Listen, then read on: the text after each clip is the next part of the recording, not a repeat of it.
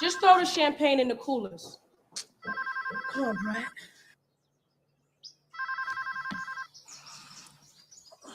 What you want, fool? Well, good morning to you too, boo. You coming to the party tonight? In like 6 hours. Don't be late. Yeah, I'm coming. B-side. Check it. So deaf. Bad boy.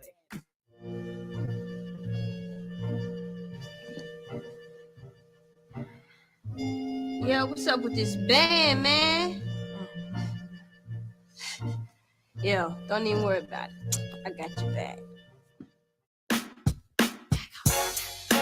1 for the money, 2 for the bank, 3 to get you going, cause the brats in the place. Yeah.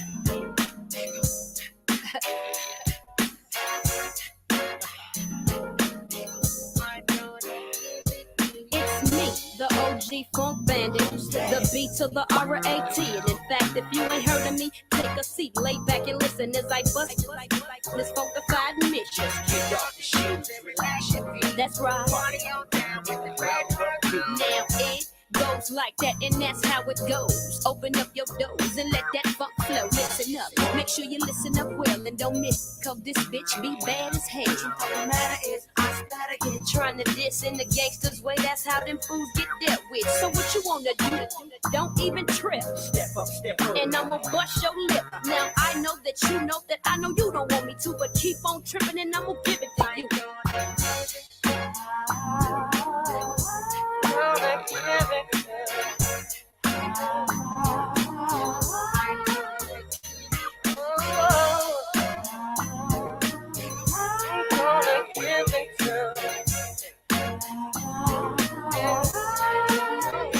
What is the romantic, single-handed, bandit, and damn it, don't get no better. It don't get no more than the flow that I flow, and those that don't know, devastating, captivating, elevating is operating, and I love to get so just say what at your request. I guess it's time for me to blaze on up. It goes from the bottom to the top to bottom I go. So now you know what I ain't and what I is. It's the baddest little pimp in this hip hop biz. OG is what I, a bright is what I, you know what I, and you can't see. So let it go, cause I'm wrapped too tight. Take it how I give it and enjoy the night, right? Yeah, it's like that, for the night. Fine, it's the break, smoke the fire, and you don't know, you better ask somebody, baby, giving it to you, yeah. JD, what you think about this right here, boy? Come on. Word up, hey, word up, hey, word up, hey, for real though. Word up, hey, word up, hey, word up, hey, for real though.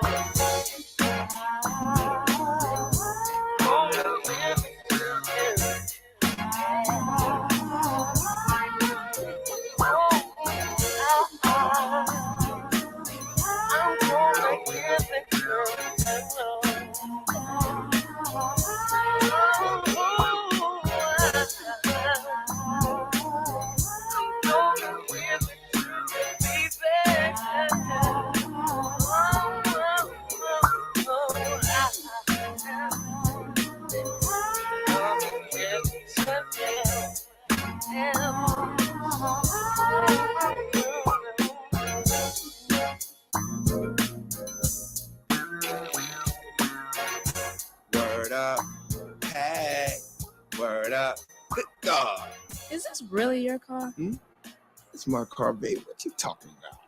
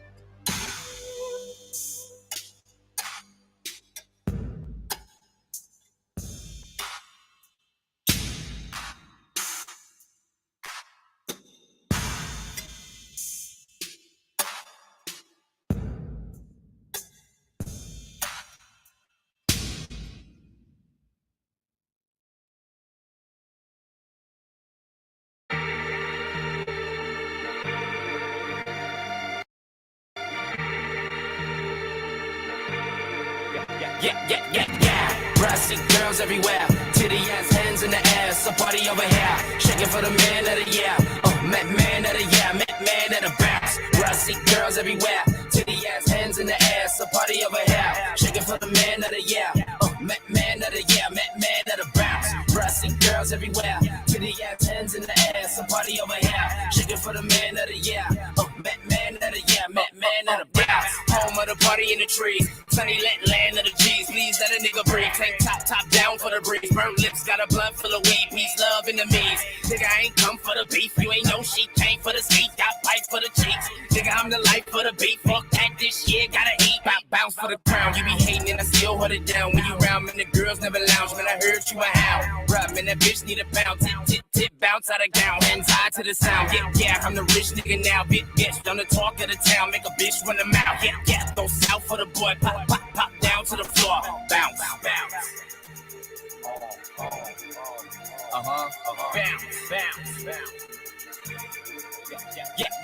Yeah. Rusty girls everywhere, titty ass hands in the air, so party over here, shaking for the man of the year.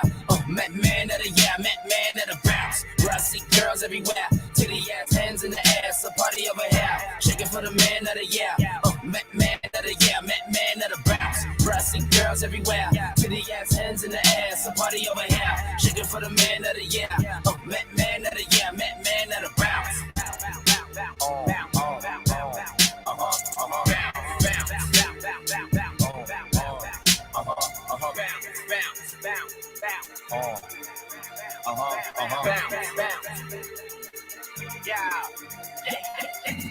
Home of the slinging on the curb, weed cards every corner sell herb. Watch you fly to a bird. Nigga, I can pitch you a curb. Let the real shit occur, make meals from a bird. Nigga, keep a crib in the birds. Nigga, you ain't said nothing but a word. Smoke something for your nerve. Home of the paid on the first day, nigga going broke by the third. Bounce for the crown. Fast forward, getting real to me now. Every dog need a cat to me out every once in a while. I see hands in the crowd, see white, black blaze in the pound, jumping around. Tits ass bump out of gown, bounce from the ground, get hype for the sound. This first straight from the morgue, down from the floor, bounce. Bounce.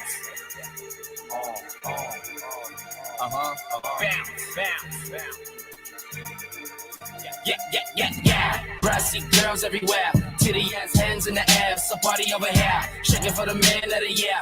Man of the year, man of the bounce. Rusty girls everywhere, titty ass hands in the air, so party over here, shaking for the man of the year. Man of the year, man of the bounce. Rusty girls everywhere, titty Titty ass hands in the air, it's a party over here. Shaking for the man of the year. Oh, man of the year, man of the bounce.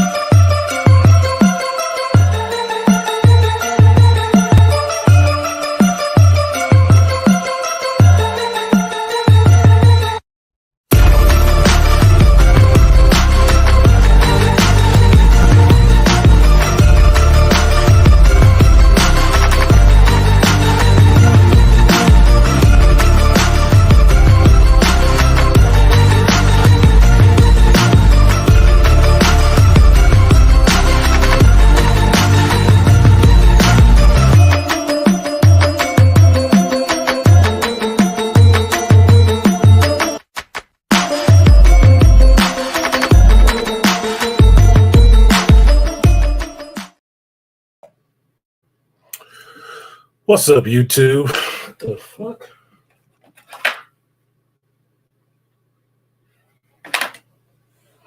Sorry about that. What's up, YouTube? It's Sunday. It's 11:14 a.m. I'm Artisan MC, and this is Shop Talk Live. Thank you guys for coming through today. And my mic is on. Imagine that shit. Like, share, subscribe, support the stream if you feel so inclined. As I see, it's a little soft in here. I guess people don't want to hear what the fuck I got to say today. That's okay. I guess talking about bitches is more fun. Well, I do a little bit of that too, but I can't make that my whole thing. It's not that damn interesting to me. It's just not. I could say this in all certainty: the best thing to come out of a bitch's mouth, and I don't fuck with a lot of bitches, was my D.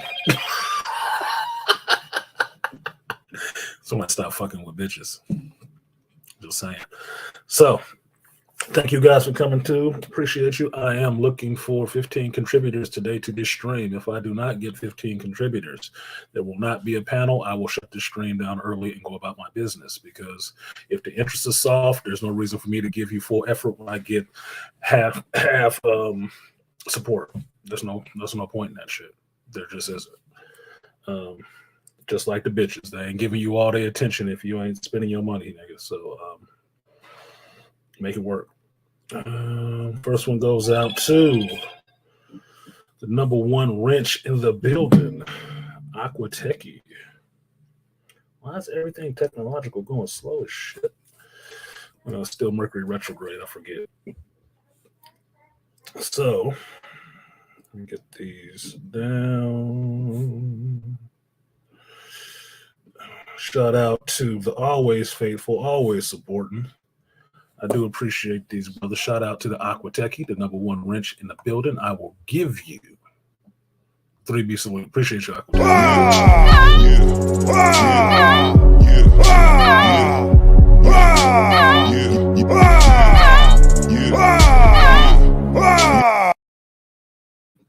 Next one goes out to No One. Appreciate you, No One, for supporting the stream. I will give you the 3B salute.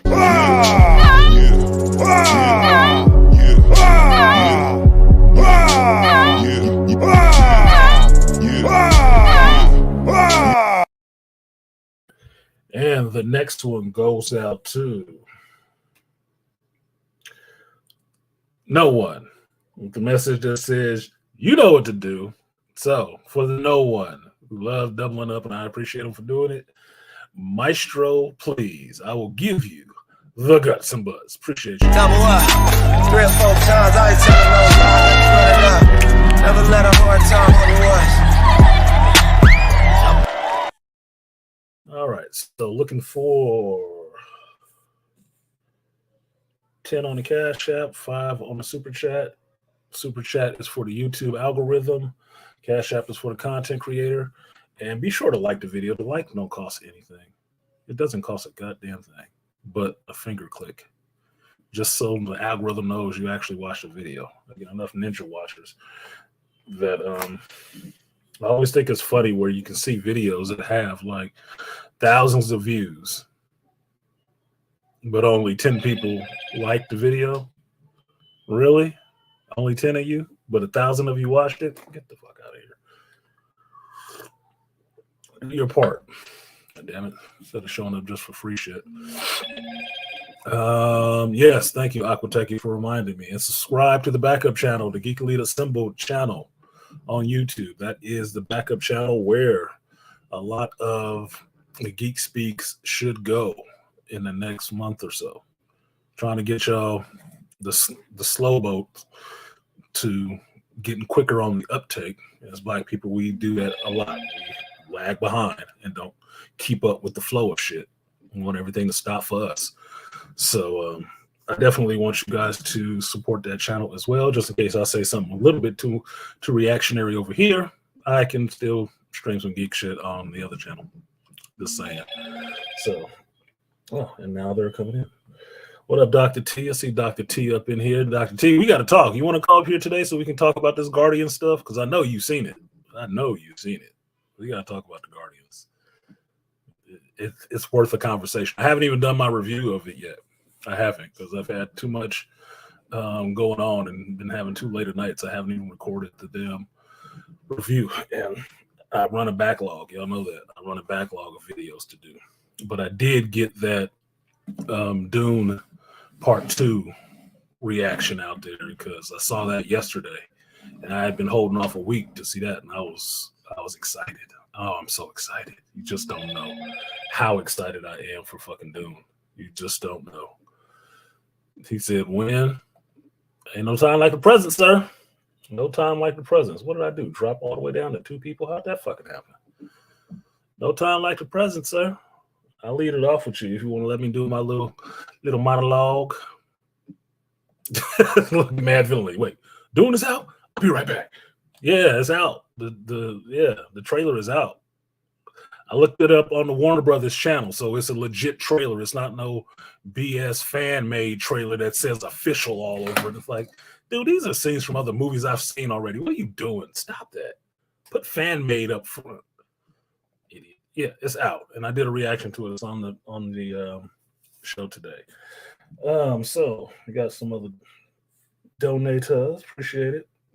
Shout out to King Parrish of the Beano Nation. Appreciate you, King. Let me get these in here so I can get those done.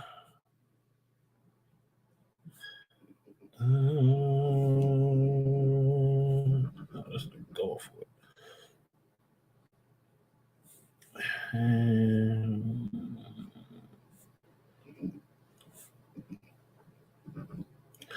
Okay, let's get these out. So shout out to King.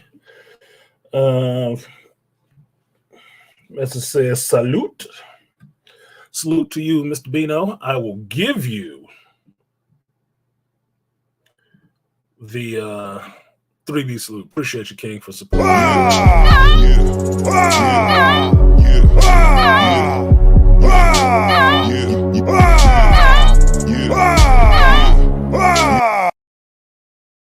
Next one also goes out to King Parrish for the double up. Appreciate you, King. I will give you the guts and butts. Appreciate you, King Parrish of the Beano Nation. Double up 3 or 4 times. I ain't telling no lies. Run it up.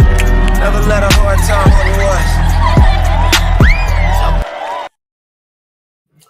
the Next one goes out to the one-eyed one. Appreciate you, Cyclops. I will give you the 3B salute. Appreciate you.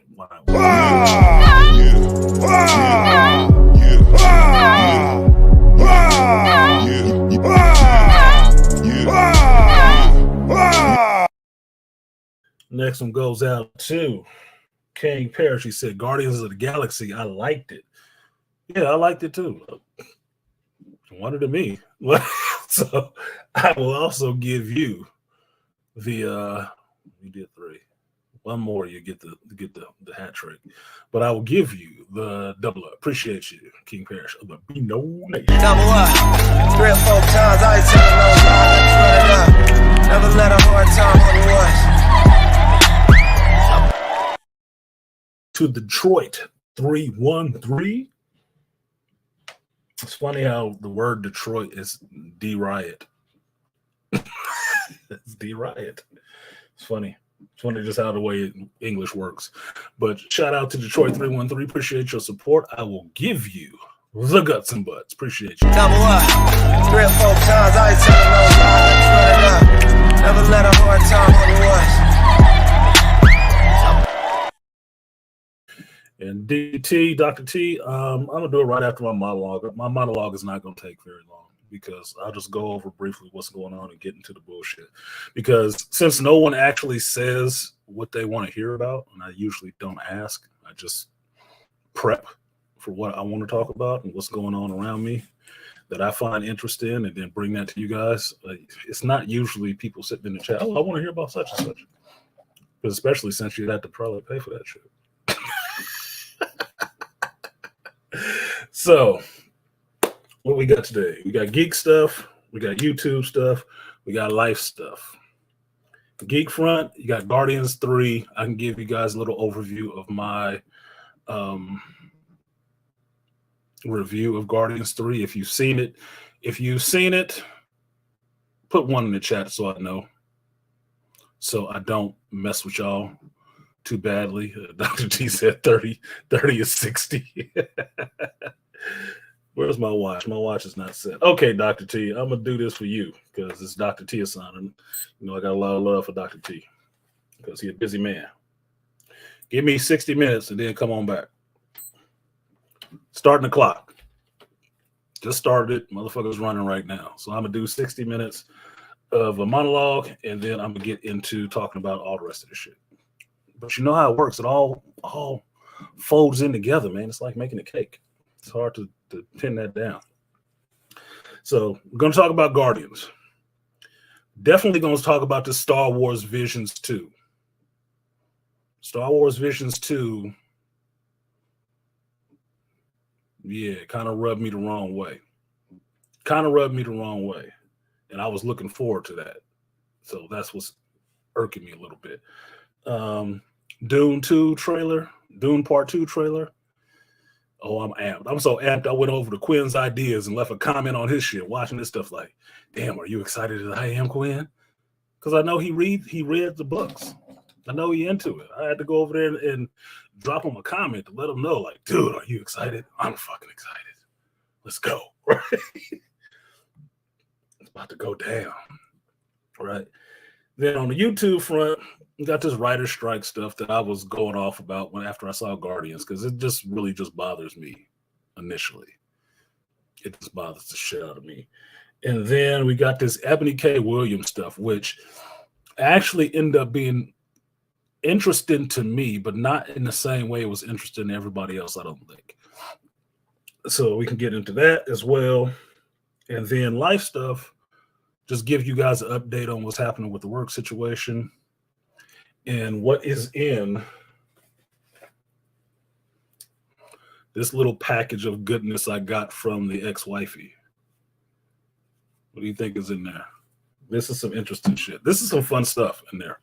That's some fun stuff. It might make everybody else, depressed or feel insecure or something like that. But no, it was actually cool for me. It was actually very interesting. Very insightful stuff. So, y'all let me know. Y'all want that geek? Number 1. You want that YouTube? That's number 2. Or you want that life stuff, which is number 3. Now, I got an hour to fill before Dr. Tia-san come back and we can talk about Guardians and stuff. So I should probably do it 3, 2, 1 and get that contact going on if y'all know what I'm talking about. So maybe I'll do that. Maybe I'll do that instead. So I gave you a choice. I took it back that quickly. You got to be quicker on the uptake, man. My brain works quickly, especially when I got my coffee and some food in me. All right, so here we go with this shit.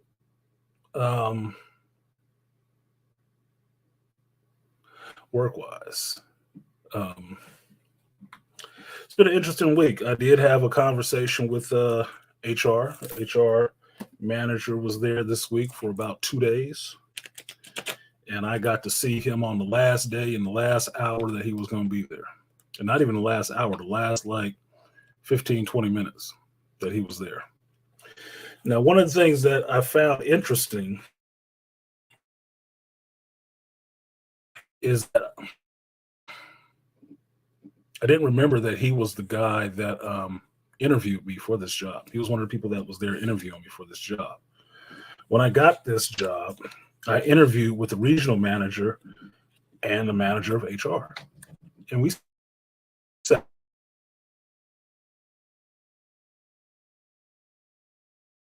there and had a good, like, 30-minute conversation because I got there and just sat. Okay. If you guys can see me, press 1 because now the internet is going to act fucking stupid. Bad enough YouTube acting dumb as fuck.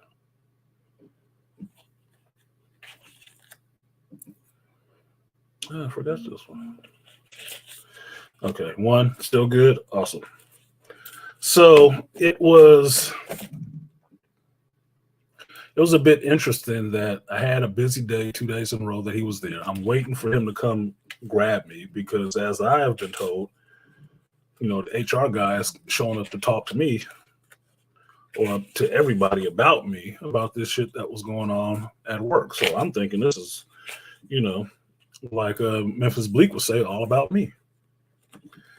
And sure enough, when I get into finally getting to talk to him, you know, he called me in or whatever and got a chance to talk to me. It was brief, like 5-10 minutes. Wasn't long at all. And what I end up finding out is that HR coming down wasn't necessarily about me, even though that's what was told to me. It's not what that shit was about. What it was about is people higher up coming to look at the person that they had just hired that was in charge of all of us and all the complaints that had been lodged against them. So when I stepped in there with the HR dude, he was asking me what he could do for me. He wasn't asking me shit about what I wrote a letter about to my regional, none of that stuff. He didn't ask me nothing about that crap. He asked me about what he can do for me, what would make it better for me. I'm like, oh, shit. Raise, world peace. Bunch of shit. But it was interesting that that's the way that the conversation had went because I was told, I had heard from someone else that was what was really going on with all this HR showing up shit. So it really made me think that some people be fucking lying their asses off and just trying to sweat down the only brother out of probably 20 or 30 people who work at this place. I'm the only brother, the only black male there, the only one. And I do the most work and probably work the most hours. Why the fuck would I be the problem for everything? I'm the negativity there? How? Since when? And who said that shit? Comes down to I told the HR guy that I don't want people's goofy ass. I didn't tell him this. I'm telling y'all goofy ass. I didn't tell him that. I know how to use professional language when I need to. I told him that I didn't like the idea that people's rumors and stuff like that would try to impugn or affect my professional reputation. I don't like that shit at all. And taking a page from the 48 Laws of Power, shout out to Angry Man for bringing that to the space. I protect my reputation. If you're going to go after my reputation, I'm coming after you. I'm going to staunchly defend my reputation.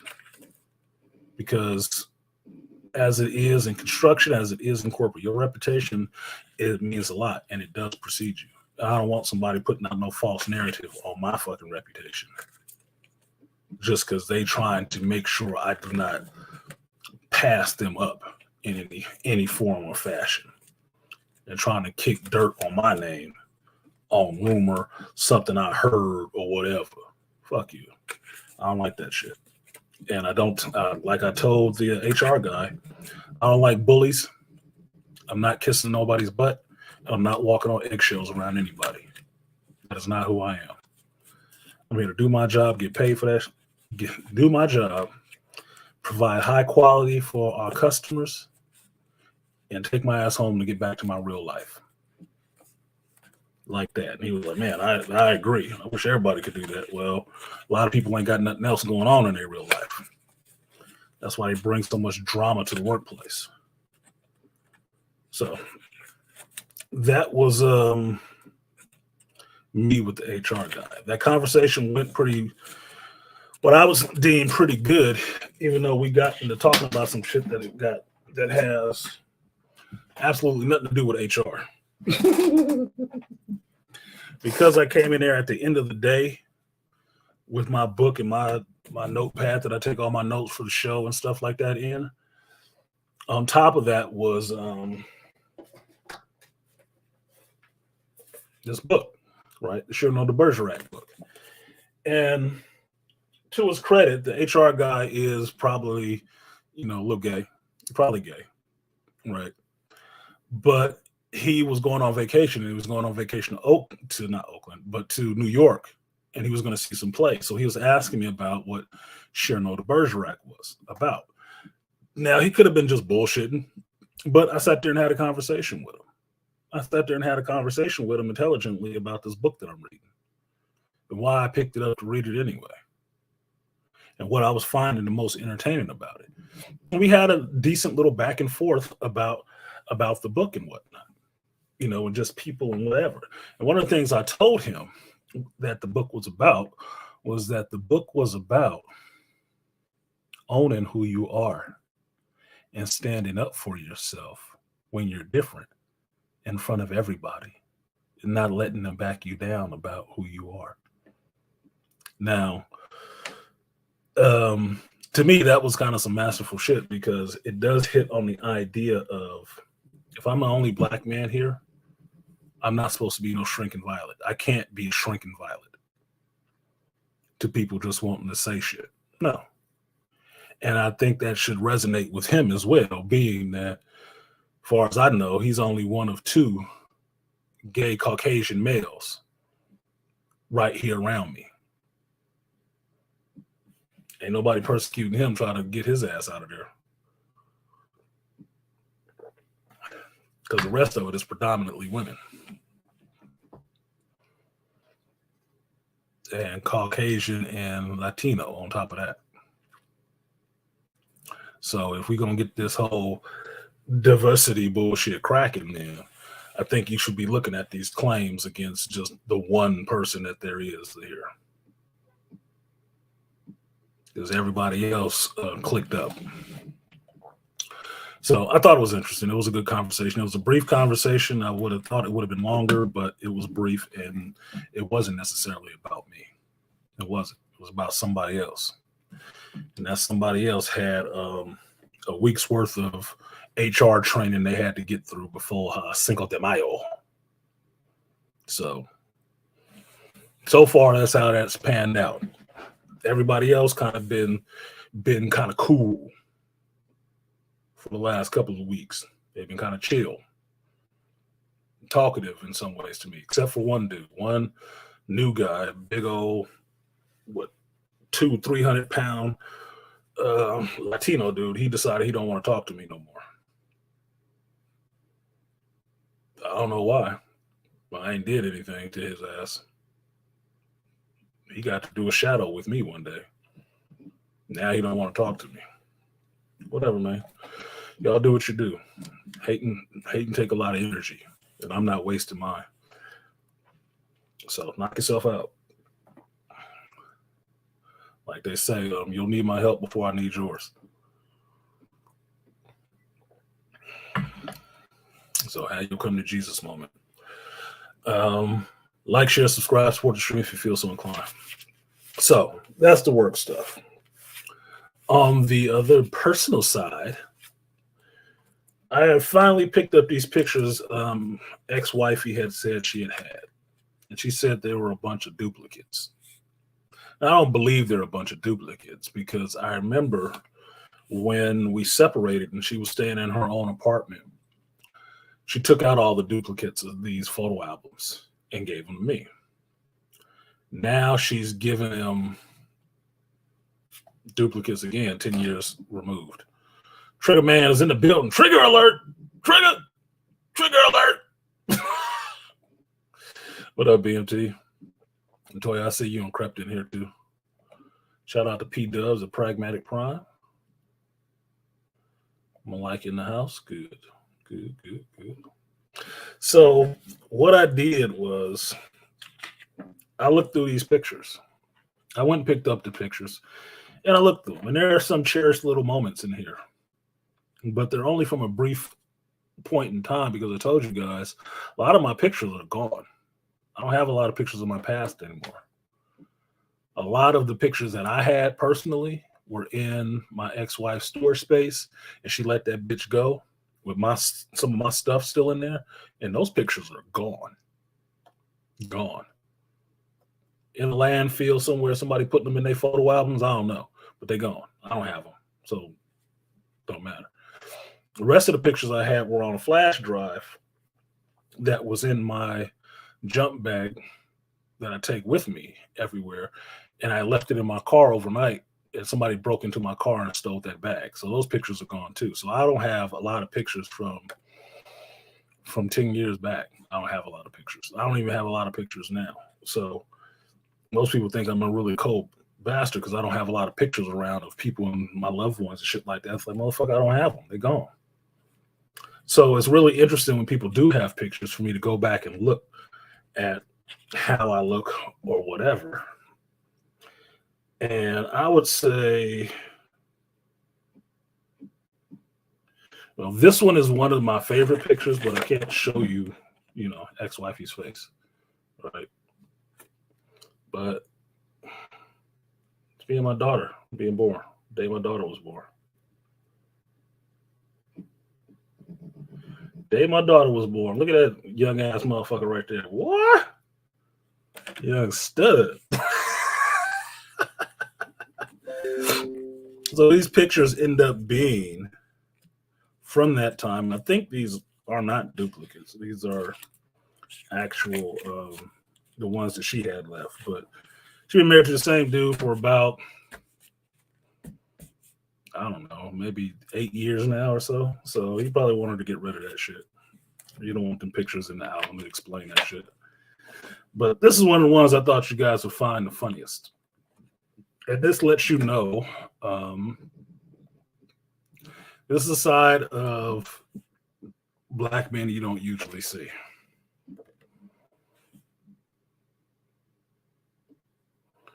No, I told you, Toya, my family must have made a pact with the devil because we age slow.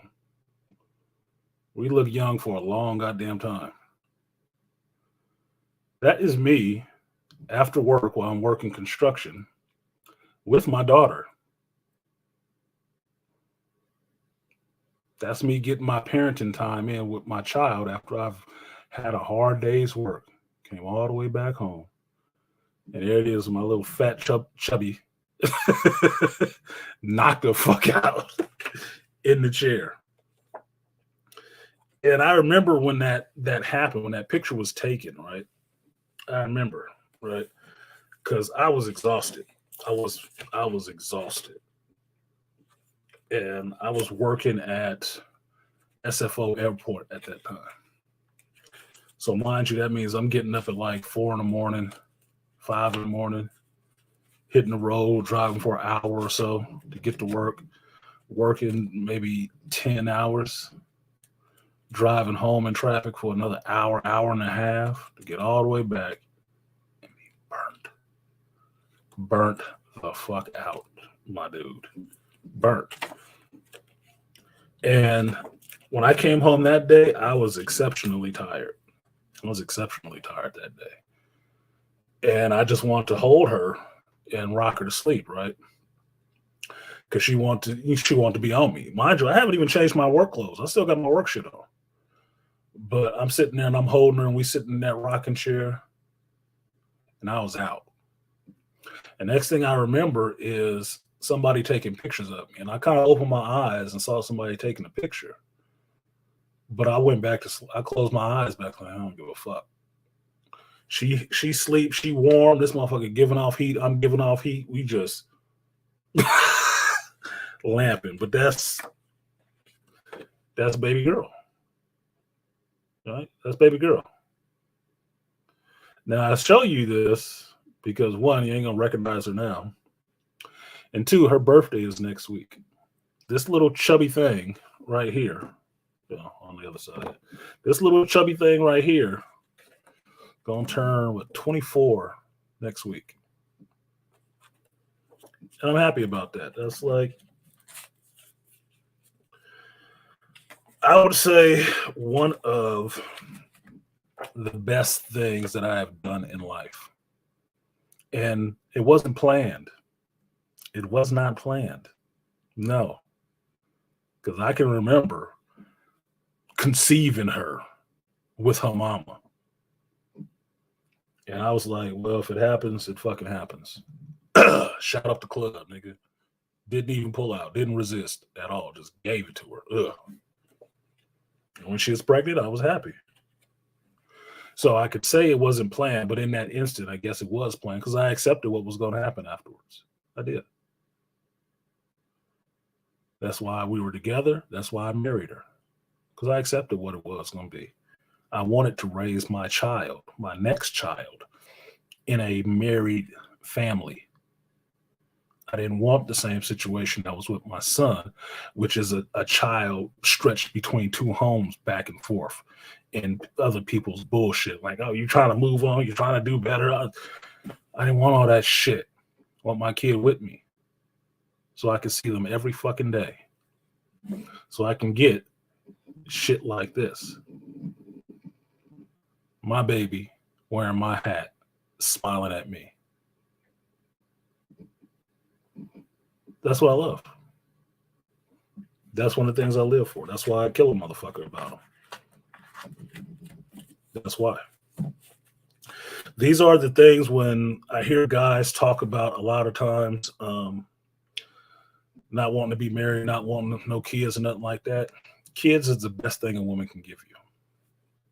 It is. That's the best thing she can give you. A lot of the other shit outside of her love can be bullshit. Can be. But that's the best thing. Especially if can't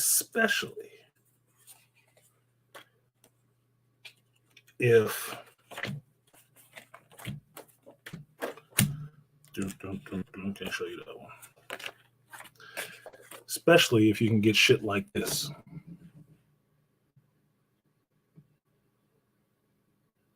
Especially if you can have moments like this.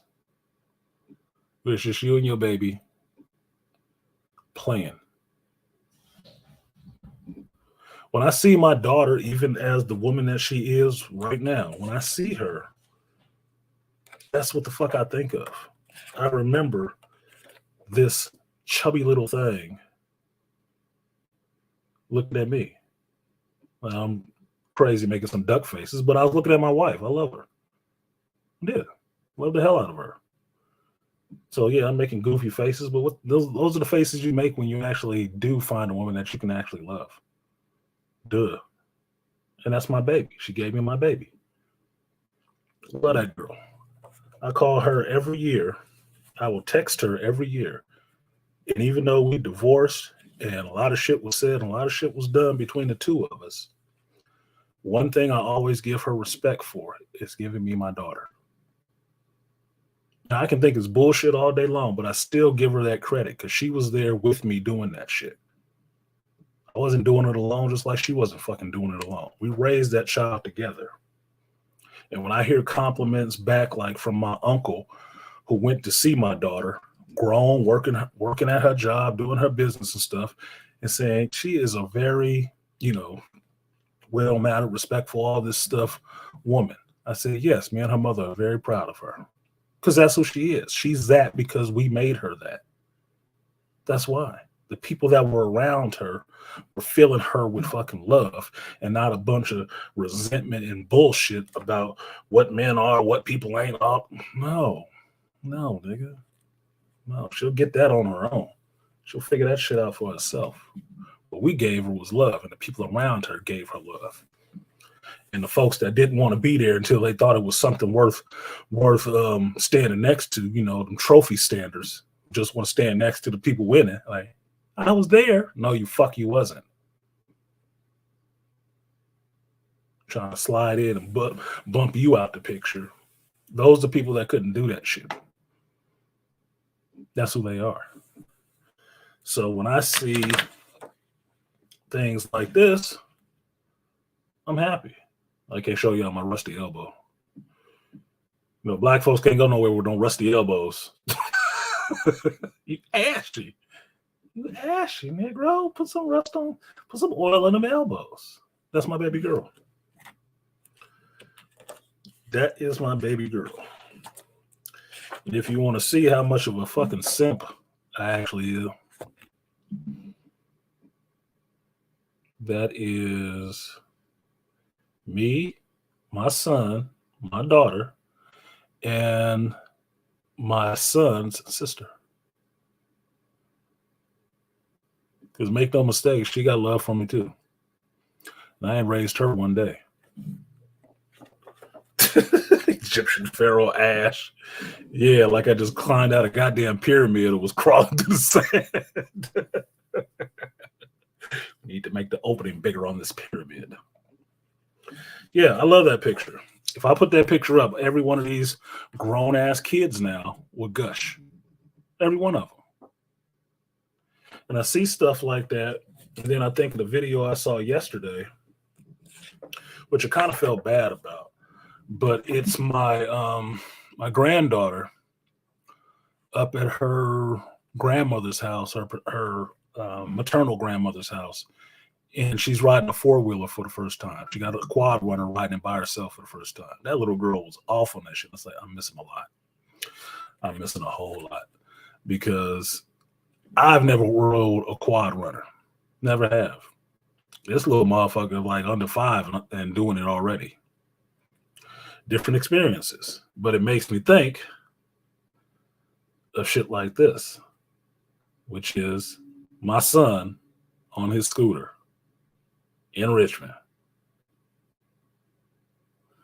My little big head boy having a good time with his friends. So those were the pictures that ex-wifey gave me copies to. Outside of shit like this to let you know.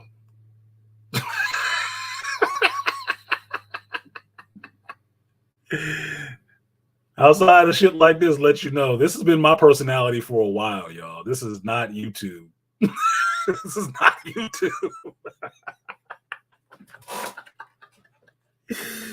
This is not YouTube. This is who the hell I am, dude. This is who I am and have been for a while. Only difference is I embraced that shit. I fully embraced it. That's just what it is. So that was it. Ex-wifey gave me those pictures. I went and got them. And I was glad I actually did go get them because, like I told you, I don't have no family pictures hanging around right now because they're all missing. They're all gone.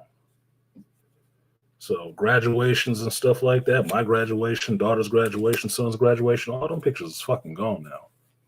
I don't have them. Maybe somebody else that was there does, but I don't. So my kids' graduations from middle school, high school, college. Well, I got my daughter's college pictures, but I don't have my son's. I don't have a lot of my son's college pictures anymore because he graduated from culinary school. So I don't have a lot of those anymore. So that, it made me feel good. And I had somebody ask me, what did I feel when I looked at those? And I told them I feel happy because even as happy as I look in those pictures happened at some of our worst times. This was at the worst times in life. Y'all don't know it, and I'll tell you guys right now. That pictures with them, with the kids and stuff like that, you're fucking homeless, nigga. We got evicted from Oakland because the fucking slumlord of a landlord I was dealing with wanted me and my wife to do work for him, but he wouldn't produce a contract that we could sign to say, hey, if you do this, you will get so much off on your rent. He wouldn't do that. And because I took a stand, it's like, well, no, we're not doing none of this work for you. You can keep asking me to do all this shit, but I'm not going to do it if we don't have a contract saying this is what the deal is. So you know what he did? Pretended like he didn't get a rent check. And the next day, there was an eviction notice on our door. And he put everybody out.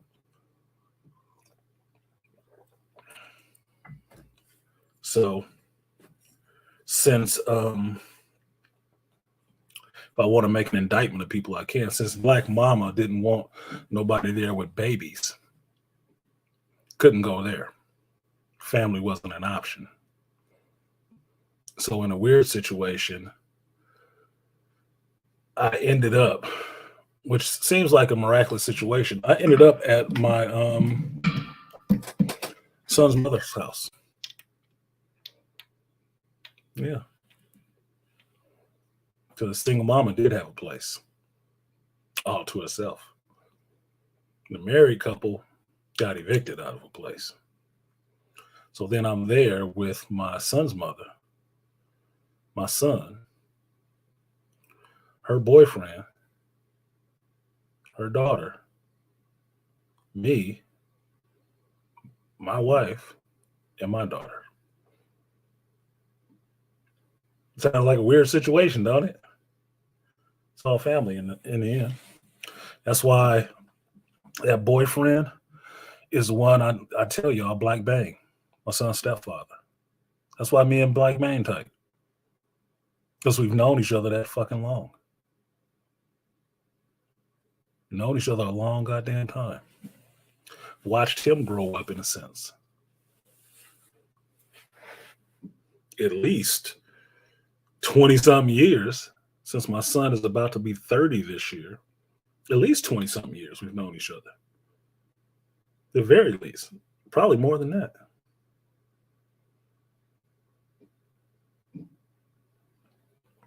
So the interesting part of that is, as bad as things were for me and my family personally at that time, you don't see it in them fucking pictures. Because there's a lot of love there in those pictures. There's a lot of love with that family being there and being together. When I talk about missing being married and shit like that and having a family, that's what I miss. It's not necessarily the person. It is that close group of people who are all there for each other. Because a lot of my happy memories are being there with my kids and my wife. That's what makes me happy. That's what I think makes a lot of men happy. Having your kids with you and getting to see them every morning, kick their ass out to bed, make them eat their cereal or some shit like that, kissing your wife in the morning, beating it up in the morning like, damn, she right here, she look cute, like she smell nice and shit like that too. I'm about to get in this. I love you, girl. Look, that's the fun stuff. Even having to yell at your kids about not taking out the garbage, not feeding the animals, or listening to them practicing their instrument upstairs that they're teaching themselves how to play. I'm like, damn, that motherfucker is smart. That is my nut. Oh my God, that came out of me. Amazing. That's what kids are to me. My kids are the hope for the world. Because otherwise, as an angry teenager, I didn't give a fuck about the rest of the world. I really didn't. I did not care. Could have gave less than a fuck about it. There was nothing in it that I cared about. Not like that.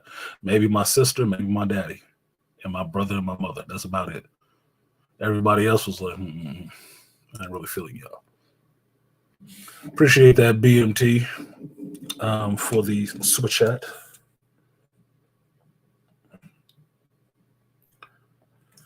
I will give you. It sounds like a good plot sitcom for Oakland. Oh, it damn sure is, because if you were on my Instagram, you saw me put up that thing that somebody got crowned Miss Oakland, and it's some white chick with tattoos. I'm like, where the fuck she from, Oakland? That's a transplant. That is not an Oakland. That is not a chick from Oakland. They don't raise white girls that look like that in Oakland. Oh no, you must be from like the west side, like on the Berkeley border. Oh no, ma'am, you are not from Oakland. So shout out to BMT. I will give you a 3B salute. Appreciate you, BMT.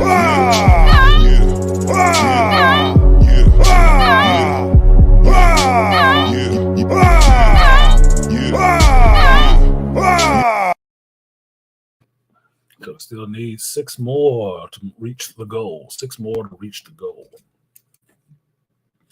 So on a personal note, that's what that was. That was, it didn't make me sad. It made me a little bit of melancholy to see those pictures. But going to get them from ex-wifey in the house she stays in with her current husband, which is, I don't like to do, because, you know, in one sense, you could say he stole my wife, right? But in another sense, you could say the situation was fucked up anyway. They can't take nothing that don't want to leave.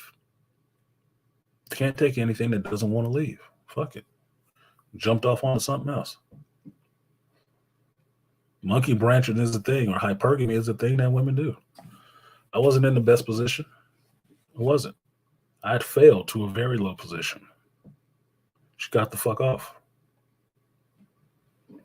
That's what women do.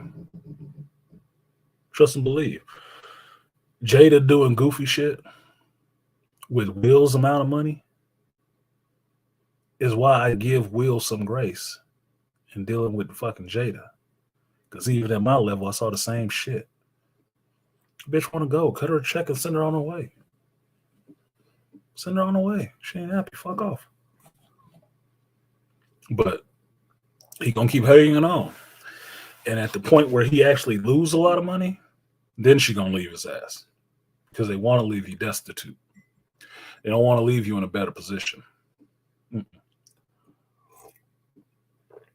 Never, nigga.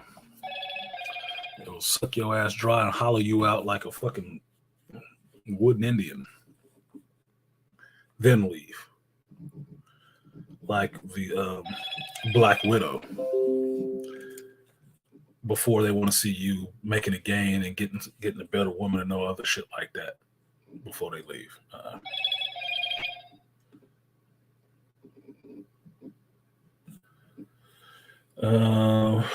You got a long name, brother. Let's just say D. Johns.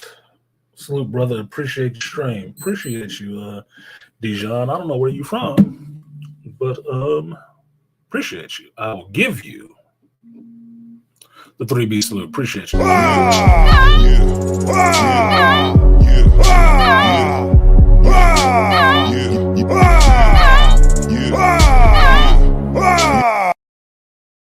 And let's just run a check real quick. Let's try something different. I'll exempt the ladies from this one. There's only one that I know of in here, because I know they don't like throwing out their numbers. It's 2 numbers you don't ever want to necessarily ask a woman. That's her age and her weight. Or no, 3 numbers: age, weight, and body count. They don't want to give you a real number on none of those, and one of them you don't want to know. Like, but let me get an age and location on everybody in here so I understand who I'm talking to and where. Because if it wasn't for Nigel and Ian letting me know that they were in the UK, I wouldn't even thought my voice was reaching the UK.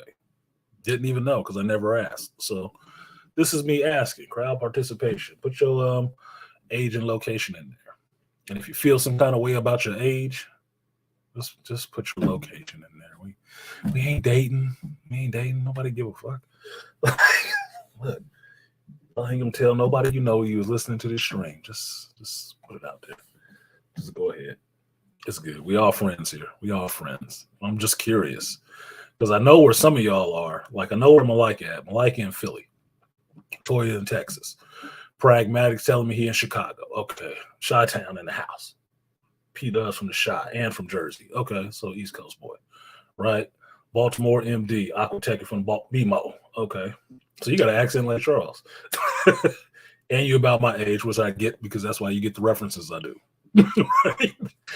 Toya, we know Toya. She put a weight in there too. Look, Toya's showing off.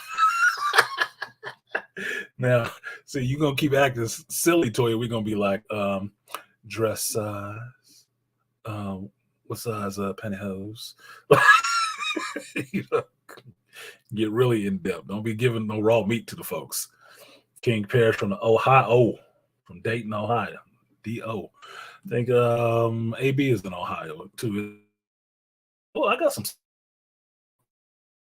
My cricket. I'm back. What up, broad love, Mississippi? The danger room is open. I know where Beasley at. Fucking Texan is in this bitch talking about the danger room open. No one is in Philly too. Oh, okay. See, I could probably fuck with y'all Philly dudes because you got Malika and you got no one in here from Philly. It's like two cool personalities. So it's like, okay, yeah, I can have a cheesesteak in Philly. Yeah, I can have a cheesesteak in Philly. It'd be cool. I'm listening. You in SoCal? Okay, what's up? I'm listening. I didn't know you was in SoCal. That's cool. I come down to SoCal. DJ Jones, Mississippi 2. That's good. Look at Malika throwing his vitals in there. 51 years old, 97.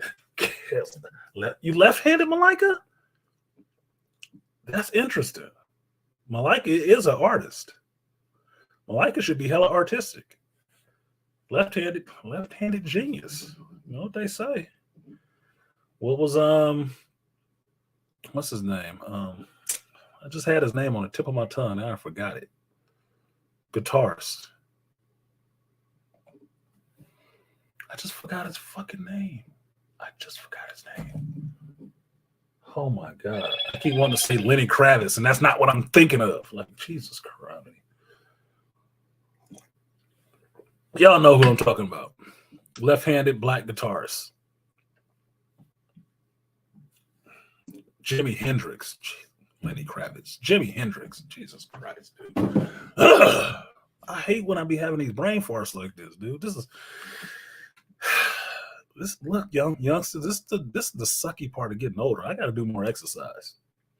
I listened to Jordan Peterson talking about how your brain turn to mush if you don't exercise because you can't focus and shit. It don't work right. I'm like, well, my fat ass need to really start working out because I can't lose my brain faculties.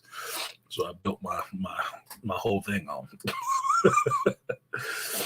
A shout out to BMT for doubling up in the super chat. Appreciate you, BMT.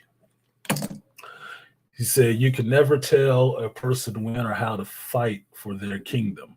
When they are tired of fighting or ready to leave the home/family, there's choice. Yeah, it's always a choice. Look, I said this a long time ago, even before I was married.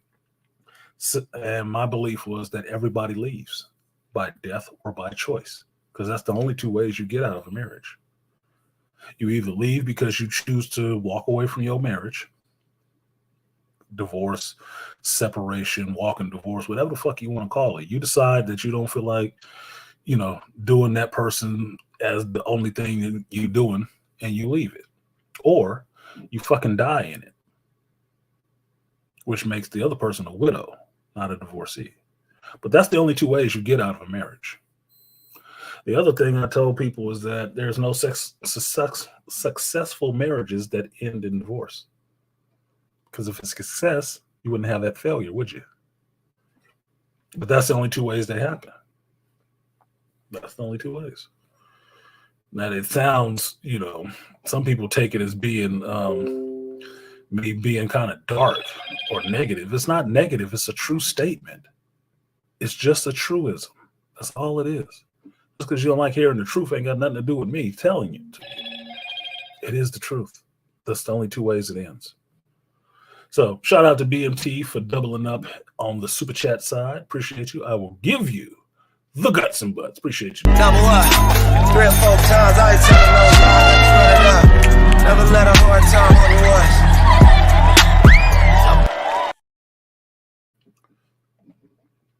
Downloaded the Elevate app. I don't even know what app that is. Miami born and raised, helps keep you sharp. Yes, it does. Us lefties are the unsung geniuses of the world. No, you're actually sung. You're actually sung geniuses, because I can name 2 people right now, and most of you guys wouldn't know what they have in common outside of music. 50 Cent and Eminem. What do they have in common other than rap music? They're both left-handers. They're left-handed. They are. A lot of people in entertainment who are really gifted are left-handed. Just how their brain works. Their brain, because they're left-handed, their brain is hardwired into that artistic side of the brain. Hardwired. There is no translation between the artisticness that they want to get out. There isn't. It's hardwired that way. So to me, I look at it, they got a little bit of an edge. That's why it helps if you are ambidextrous. I am ambidextrous. I can do a lot of things with both hands, equally as well.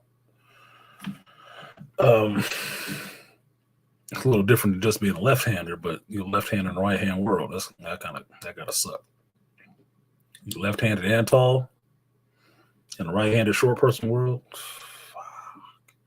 Yeah, you make life work. You make life work. Shout out to Broad Love. He says, supporting the content. Appreciate you, Broad Love. He's spreading love broad. Spread love, bro. Appreciate it, man. He got his arms open. Give you that 3B salute.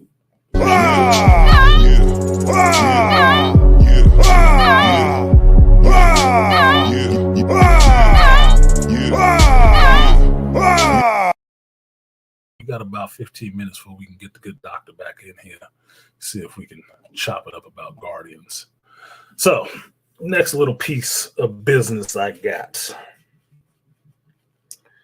I'm gonna say the Ebony stuff till later, because I really do want some of you brothers to get up here on the Ebony King stuff with the YouTube. Let's get into some of this geek stuff, because there's a lot of it, and this will lead into Dr. T coming up if you make it back in here.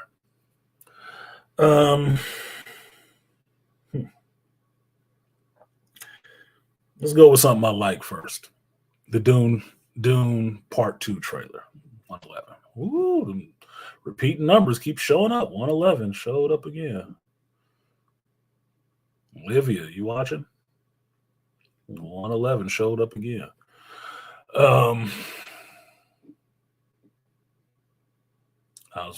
What up, Ilongo? Ilongo said, we lefties are awesome people. Every day we have to overcome right supremacy.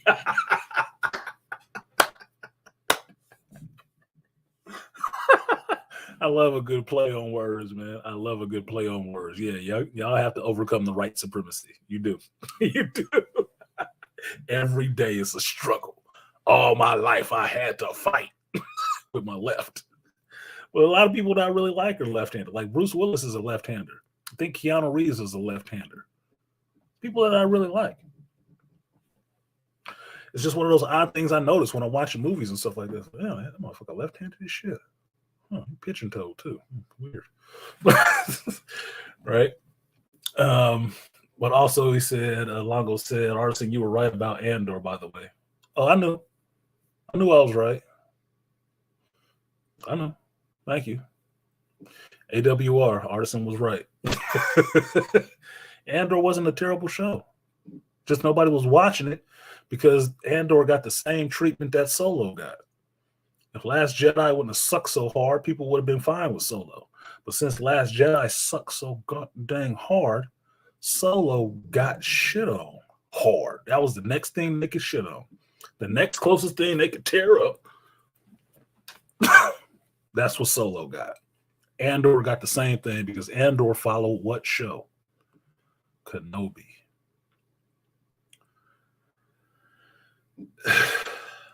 Look, Kenobi was so bad, even Disney don't want to call the sequel a sequel. They don't want to name it the same show. They want to soft reboot it in the second season. What does that tell you? They know how bad that shit was. Obi-Wan killed it for a lot of people to watch anything Star Wars related. And fucking Andor wasn't that bad. It was a different format. It was a different structure. It was a slower build.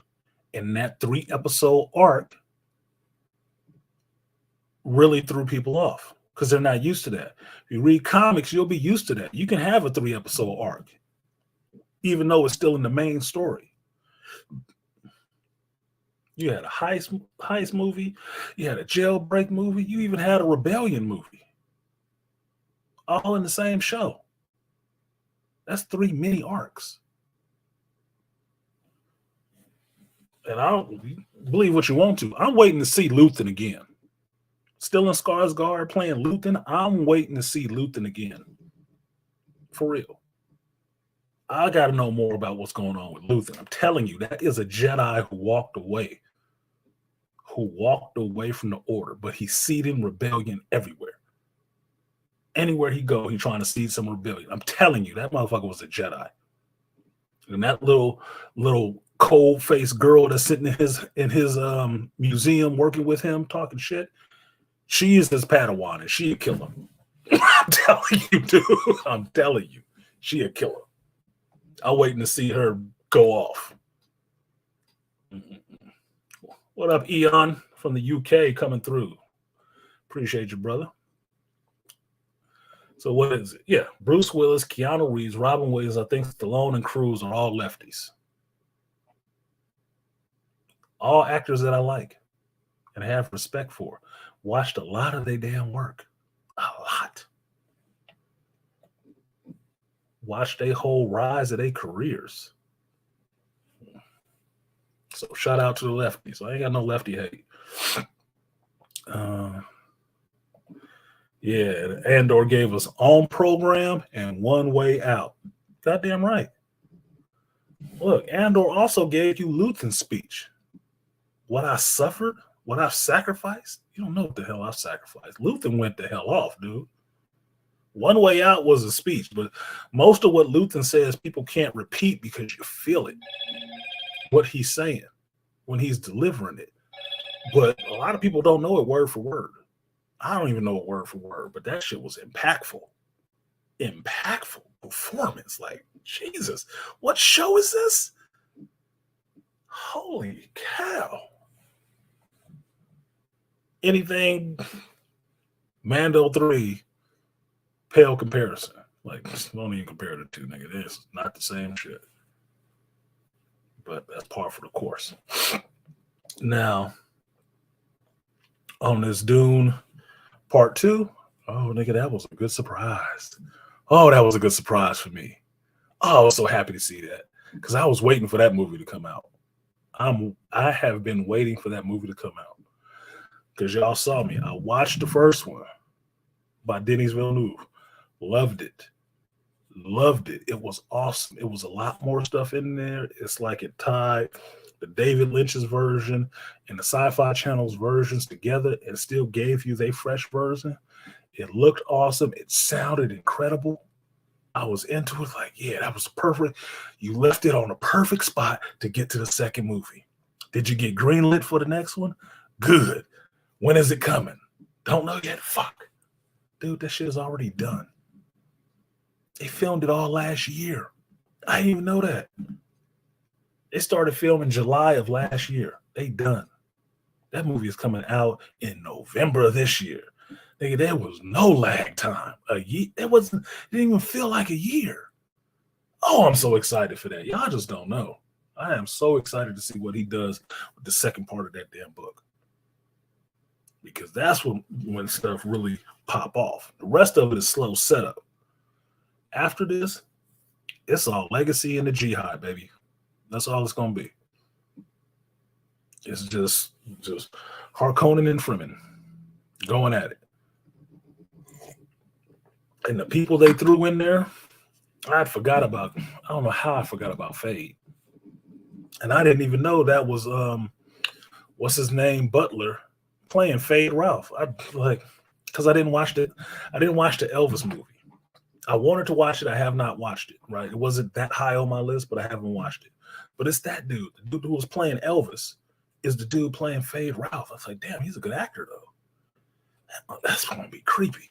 He's gonna be crazy. There's a lot of people in there that I like seeing in film. I'm just being honest. So I am a total mark for this movie. Total mark for this movie. That's why I put off watching the trailer till I could sit down and just sit there and study it and watch the trailer. It is so much happening.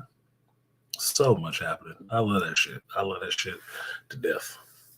So I am really amped to see that second part, what he did in the second part of that. What was it? Let's Go is what it was.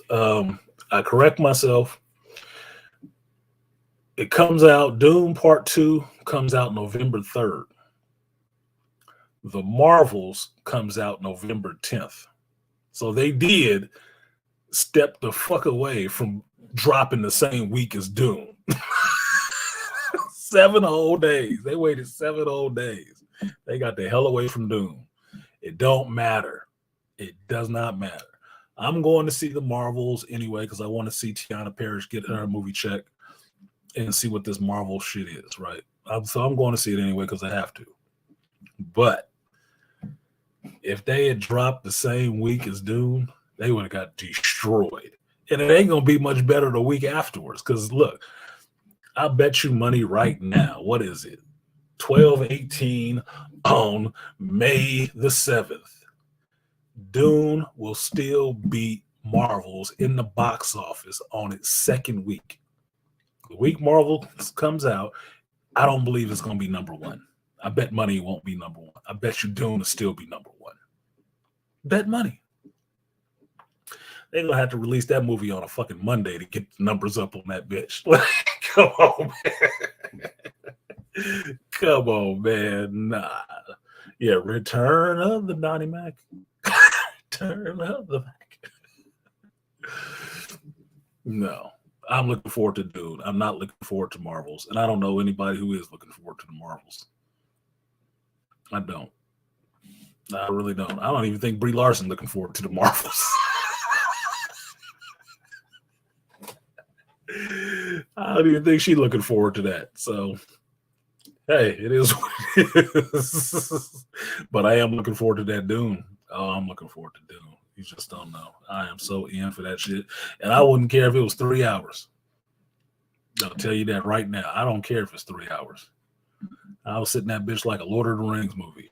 Show me what you got to show me, man. Just get the story done. Just get it done. That's it. I'm just like, let's go. Let's ride this worm, man. Let's ride this worm.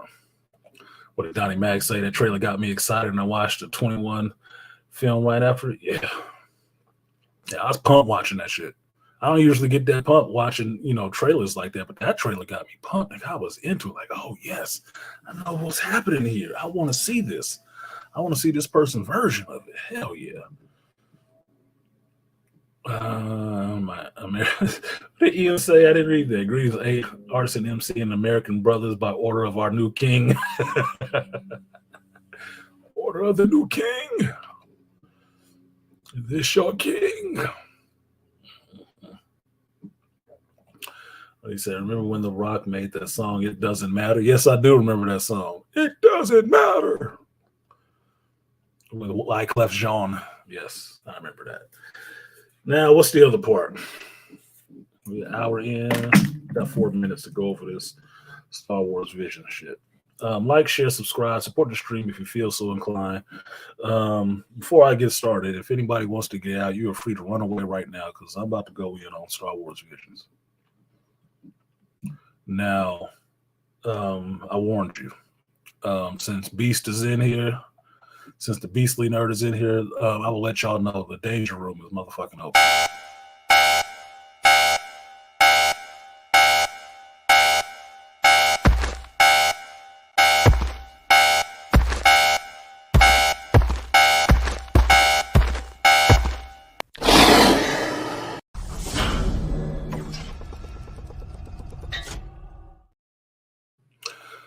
So I got the Beast, I got the Danger Room open, and I got the Trigger Man in here. Ain't nothing but funk going down now. Look. You guys remember when I did the trailer reaction for Star Wars Visions Volume 2? I was excited. I was really excited. I'm watching this trailer. It's cut together really well. I'm seeing some interesting things out of Star Wars that I've never seen before, like stop motion and puppets and stuff like that. Some really good CG animation that looks like a bit of Spider-Verse style. All that, right? And I finally got to watch it. I think it was Friday night. I finally got to sit down and watch it. Now, mind you, I've fallen asleep 2 times watching this shit. And it can't be said that it was from the show because I was really tired. So it could be the show. Probably more leaning on me being tired and having, some sangria and a big burrito on Cinco de Mayo. That might have been it too. Either way, motherfucker. I got some questions. I really have some questions about Visions 2. I really do. I had so many questions after watching Visions 2. 9 episodes of that shit. 15, 16 minutes a piece. But I had to go back and watch the whole first season again just to make sure I was not off base with what I was thinking. And after watching season 1 all over again, falling asleep on that and waking up again, tired. I came solidified my point of what I'm about to say right now, which was you talk about a bait and switch situation with Mandalorian, and I tell you, no, it wasn't bait and switch. You got hijacked. Star Wars Visions 2, yeah, you got jacked. You got straight jacked. There is not a strong male protagonist through 9 episodes of that fucking season. Not a one. Not a one.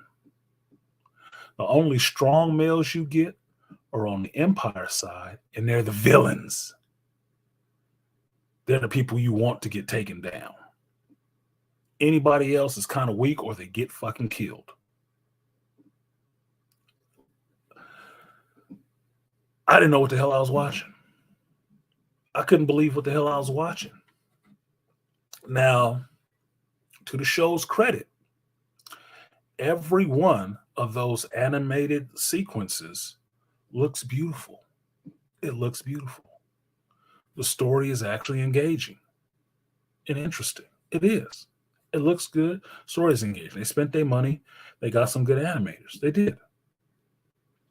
But it looks like it was animation by committee. Like they had a fucking contest, and the rules of the contest were you had to highlight women. It has to be a mother-daughter dynamic. There can be no strong males there unless they're weak and supportive of the women. And then throw in the lightsaber and some force powers. Done. Because every motherfucking one played out the same way. Every one. And that shit, the first 2 or 3, the first 2, I was like, okay, there's 2 female characters back to back. Okay, what's next? Then it was the 3rd one. I was like, oh shit, what the fuck? Then the 4th one, like, okay, maybe, but no, it's her. 5th, I'm like, what the fuck? Dude, is there no males in this? No, there wasn't. Yes, no one. The Force is female. That's what it was. That was my quote. When I texted my boy JT on Instagram and I asked him, you watch Star Wars Visions yet?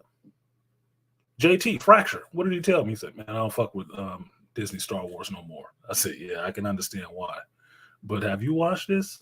He said, is it good, bad? I was like, look, the Force is motherfucking female. For real. Shout out to the AB Media beaming in. Yeah, beaning in. You throwing beans in here? Don't be farting in here, AB. Don't be farting in here, man. Don't fart in the car. Roll the windows down. Come in the room farting shit. I'm beaning in. Too close to Cinco de Mayo. You saying bean? Come on, man. Yeah, all men are forced to the outer rim, or getting killed, or just weak. Even compared to their younger sisters. There ain't a dude in this shit that got the force, really. Except for that motherfucker in the first episode who was a Sith coming after this chick who used to be a Sith, but I guess she decided to go the other way.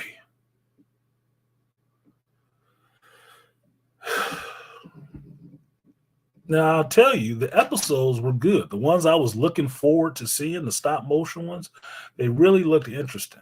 They really did look interesting. There was a couple of them, too. They weren't all the same one.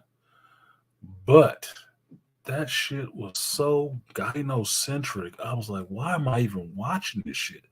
This is probably why I'm falling asleep on it. They just took this shit. Just took it. And what it made me think of, I see you, Dr. T.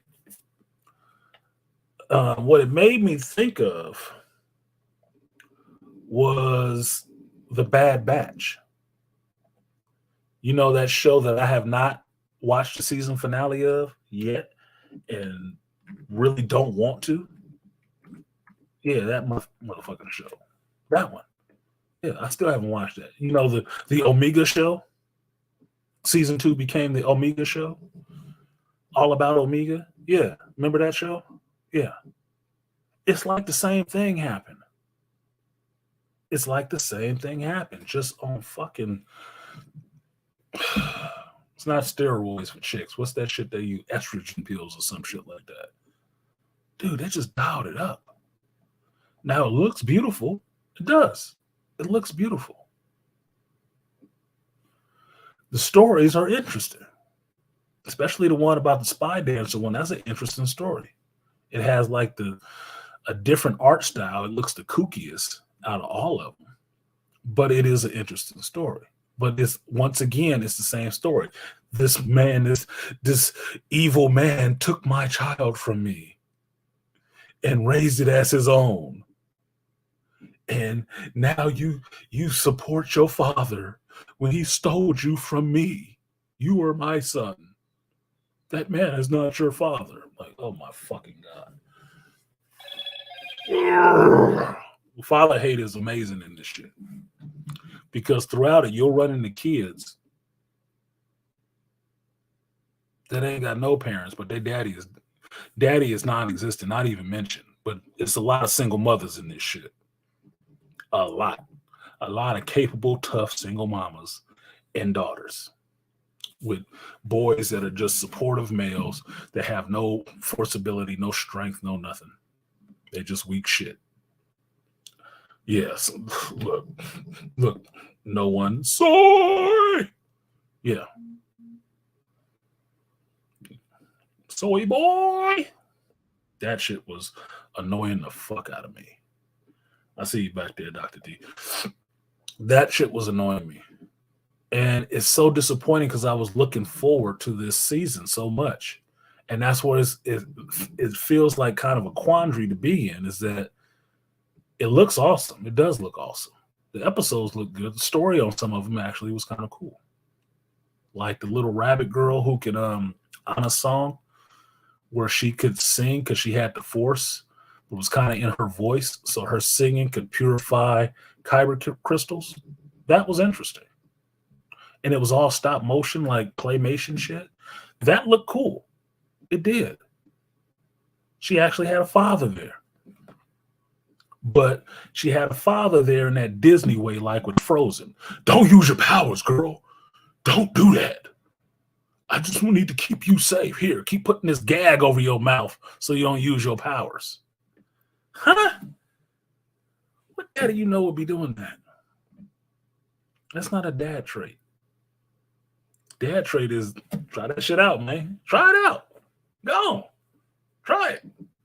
See what happens. not over nurture. Let me protect you from the harsh world and using your abilities. Just hide it. Just stuff it down and don't use it. It's not a guy trait. That's why guys are the ones that always get killed by wild animals. Because they ain't about being afraid like that. They ain't about just seeing what the fuck is out there. Let's see what's up. That shit was killing me, dude. It was killing me. I don't like dumbass dudes. I really don't. Which leads me to the next part of the conversation.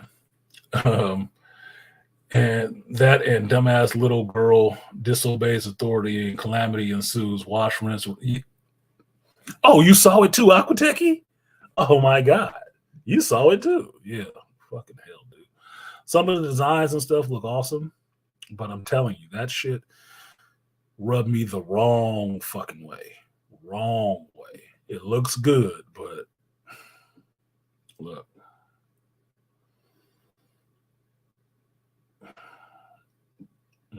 I thought of a couple of things I could say, but I'm not going to say them because they would really just trigger some people. Have some bad memories and shit. Mando didn't even do that with Grogu. No shit. He put Grogu the fuck out there.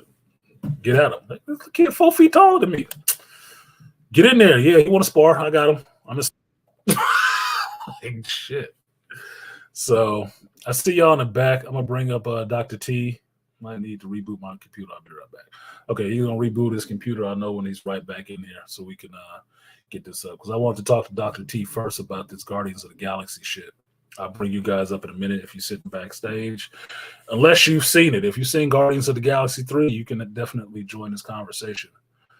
But let me get the one-on-one with the good doc first so I can get that out the way. Because he went to see it the same day I went to see it. And I didn't touch base with him that night. So I want to see what he thought of it. Because like I told you guys before, I value this man's opinion on anything that we watch movies on. We about the same age, grew up around the same places, but he got that masculine lens. I got that geek lens. Try to focus them both together to see what's what. Look at the Chocolate Witch and showed up in here. What up, Arya? With the head laid. I saw it first release. You and me both. But I actually want to see what he has to say before I open it up to everybody else, just because we can bat it back and forth. I should have sent an email to Dr. Anwar. One of y'all got Dr. Anwar. See if he wanted to come up and talk about it, because he asked me about it the week before. Knowing Dr. Anwar, he might have missed the shit this week because he thought it was coming out the week before. He might have missed it. Shout out to the Swift Battle coming through. Said the Geek Sunday Tribute. Appreciate your brother Swift for always donating to the Church of Geekdom. I will give you a 3B salute. Appreciate you.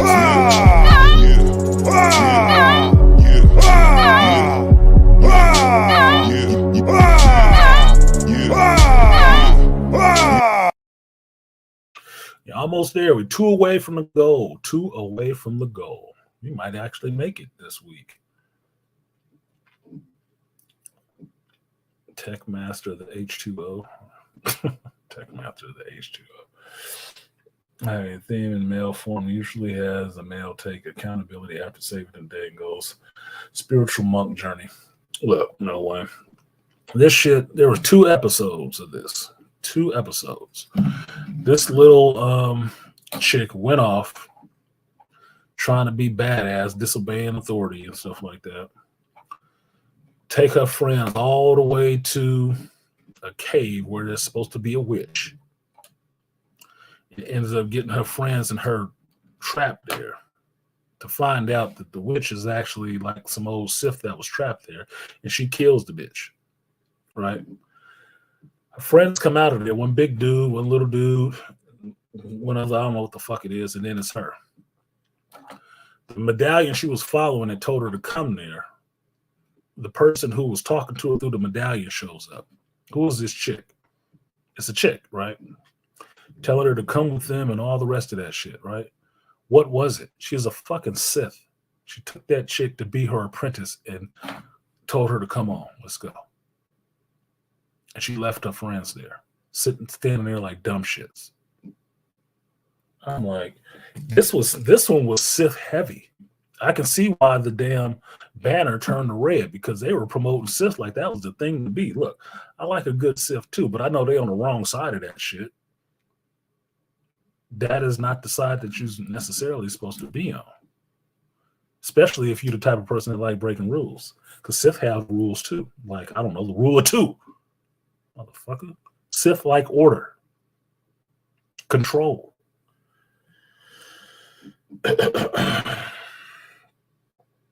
Y'all into the wrong side of this. And I think that's why you're seeing so much Sith getting pushed, because they figure they can fuck with the Sith and introduce more females. Because everything else was Sith. A lot of it was. Yeah, bad girls. No shit. Sith mother. Yep, that's another one. Now the other one that I thought was interesting, because it had more of a Pakistani feel to it, right? With the older brother and the younger sister. The younger sister got force abilities that get them into fucking trouble. But they have this Inquisitor that's chasing them. He looked badass. That motherfucker looked cool as shit. His costume was on hit. He came there and how he was gesturing and stuff like that, and moving stuff with a little bit of effort. I was like, this motherfucker look bad. I like to see him in a game. I want to play this character, right? He looked cool. What happens? Who is defeating him? All these around, she's the only one with powers. And the little girl has to go with her and leave her brother behind. You can't go. You don't have the gift. Why not? They just lost their daddy. Nope. Come with me now. I'm your mama now. She's going to go off to be a Jedi, apparently. Like, get the fuck out of here. Anyway, coming to the stage, I'm going to bring this brother up so we can bat this Guardian stuff around a little bit. I give you the one, the only, the truth of the Onyx Network, the Dr. Tiason Johnson. Oh, that's good, man. It was good with you. Look, he coming with the gravelly voice. Yeah, it was good. Man, I wasn't planning to get out of bed today. I said, oh. You ain't got a plan to get out of bed? I said, Artisan's on. I gotta get up. Yeah, okay. Appreciate that. Yeah, I laid down yesterday. I was in bed. I tried to wake up about 7 o'clock. Watch some of this TV Star Wars Visions, the rest of it. And then went back and started watching season 1. I went back to sleep until 3 p.m. I was out for the rest of the day. Dead to the world. I'm glad for the overview, because I didn't even know it was out. And I'm glad I didn't miss nothing. But look, that's what I'm here for. Watching the shit shows that y'all don't have to. Man, that's ridiculous. But we on a similar vibe today anyway, man, because as I've told people, my son is getting ready to leave for college. So I've been real nostalgic and all of that lately, and looking at baby pictures. So when I saw you earlier, I said, oh yeah, we on the same similar vibe right now. Yep. Yeah, I mean, y'all know my son is turning 30 this year. My daughter's turning 24 next week.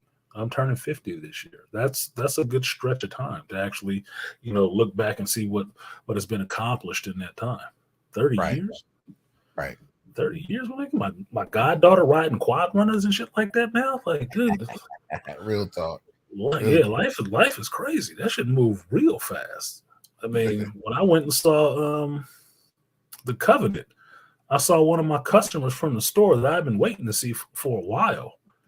And her sister had a baby. Her sister is a whole mother now. I was like, man, I remember these motherfuckers when they were like early 20s. Ain't they 30s? Got kids and shit. Oh my God. I feel you. Life moves pretty fast. Yeah, man. No, but I'm glad I'm glad to know about this vision shit, because it's, you know what you did? You're confirming for me that I'm not nuts. And every now and again I need to hear, because I see things a certain way, and most of the time it's something that makes other people uncomfortable. So I didn't have family members not talk to me anymore, all that kind of shit, because I see the world a certain way. So when this stuff happens, I'm like, am I seeing this or hallucinating? You know, so a lot of what you said about, you know, visions is happening, you know, it's been happening across the board. You know what I mean? So, Exactly. That's I look at it like this is what makes me not fun to watch certain TV shows with because I see it. Because me and Black Bang were talking about this. Once you grow up to a point where you mhm, understand what you're looking at, you can't watch mhm. some of this stuff the same way anymore. You can't No, because you no. see all these overtones and stuff like that that's happening in it. When Yeah. you were kids, you might have glanced over it because you don't have enough concept of the world to Mhm. what's being, you know, thrown out there in front of your eyes just to, you know, pacify you for the moment. When you get a little older, it's like it's a slow punch. It's a T-ball hit. It's like, nigga, Right. you keep Right. doing the same bullshit. Like, why do you keep doing that? Yeah. Like, And this is and not what this is supposed to be. and I saw the slow climb of this stuff going back to the 70s, you know, in the 80s, watching cartoons as a Yeah. kid. I saw each stage, each iteration of it, where, you know, you had this whole kind of gynocentric approach. First, it was kind of spoon fed, it was real lightweight. Oh, like Mhm. when I was a kid, you had He-Man, then they kind of developed this whole little She-Ra thing, but it was Mhm. separate. Like she had her own show, which was kind of like how me and my little sister got along. I played with Right. my toys, she played with her toys.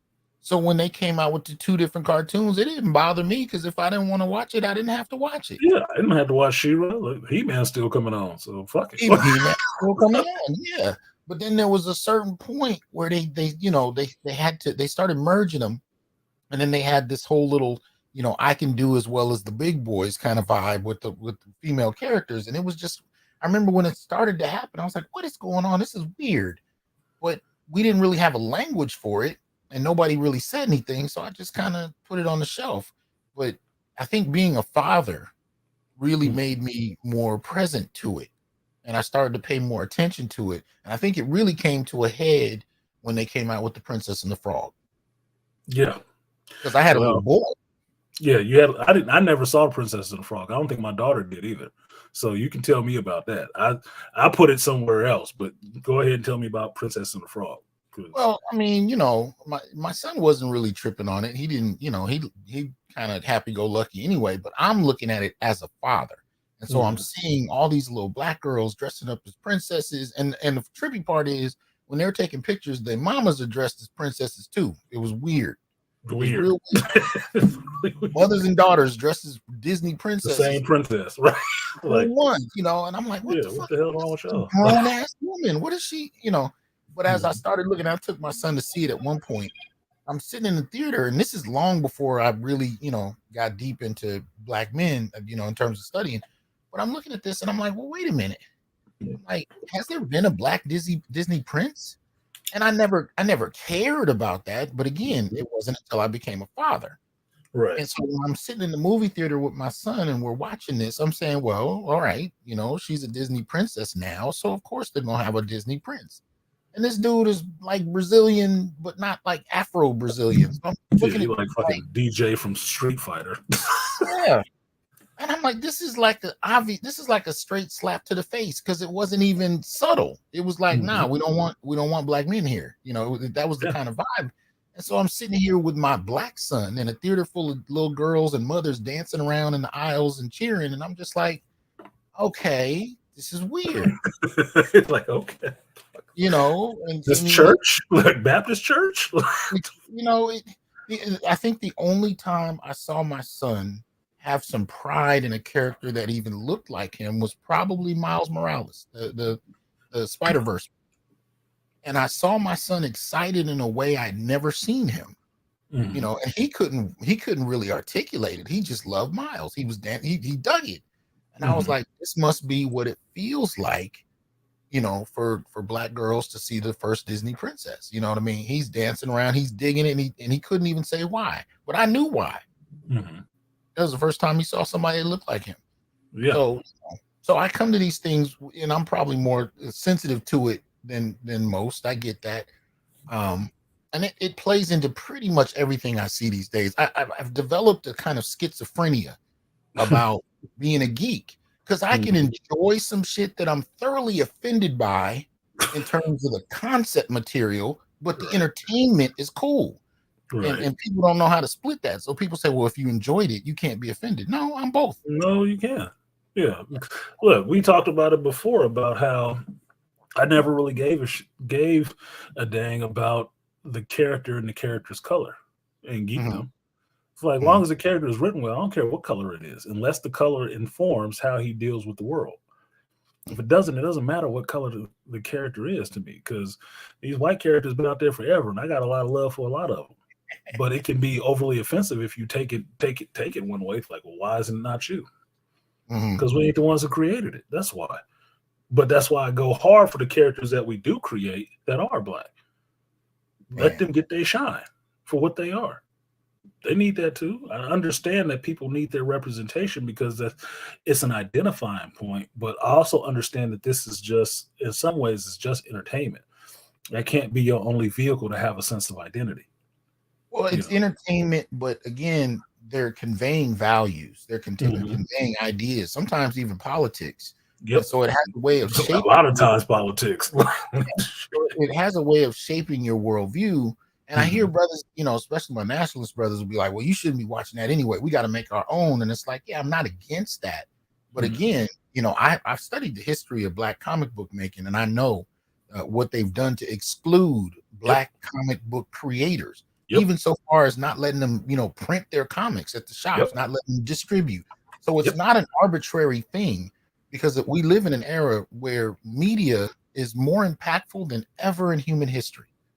There's no way in the world, especially as a parent, that unless you really just go live somewhere off the grid, you have to compete with a multi-billion-dollar industry that is selling products and ideas through images and entertainment in every medium conceivable. And you can't just dismiss that arbitrarily because your children can be affected or infected by it in ways that supersede even the values you're trying to teach as a parent. Exactly. You sit down with your kid with the time you have to convey what the values of your household, your family are. But this kid is being bombarded with ideas 24/7. And that's one of the things that I hit on a lot is that social part of how these children and stuff like that are programmed. Right. Exactly. That's the part that bothers the hell out of me, because you can have your entertainment, but when you start infecting your entertainment with that kind of social shit to try to steer children a different way than their parents are raising them, that's where it starts to be a bit bothersome to me, because then they start introducing ideas to your children that you might not have, you don't appreciate at all, but they want to kind of shout you down as a parent, like, oh, you should just let it ride, it's okay. No, the fuck, it ain't okay for my kid. Well, do that to your children. Don't do that to mine. It's also like, what do they call that when you cut by 1,000? Death by 1,000 slashes. Yeah, exactly. It can be really subtle. So a lot of times I'll have arguments with people that'll say, well, Doc, that movie was not that bad. And I'm saying, look, you don't understand. It's not about this one movie. If the one movie we're watching has a little bit of poison, you think I'm over exaggerating, but I'm looking at it in relation to the last 20 years. And 20 years is just an arbitrary number. When I'm saying you add up enough of these projects, what does it begin to do? So getting to Guardians, I can tell you I laughed. There were a couple of moments where, I got something in my eye. It must have been something. It's dusty. That filtration system in there was. It was, man. I don't know. There was a few moments where I was like, man, what is this in my eye? It's a lot of dust. Got that salt from the popcorn in there, right? Like, got butter in my eye, son. I got butter in my eye. And I can tell you, as a geek, there are things that I miss the boat on all the time, and folks don't understand. I'll tell you, and I have no problem sharing my foibles. I did not think that what's the cat's name who died? He played the Joker in the Christian Bale series. Heath Ledger. When I heard he was going to be the Joker, I thought it was going to be horrible. I mean, I just seen him when he was playing in A Knight's Tale, and I was like, he's the Joker. Missed the boat on that. I did not like the Guardians comics. I didn't give a damn about a freaking raccoon with a gun. Nobody did.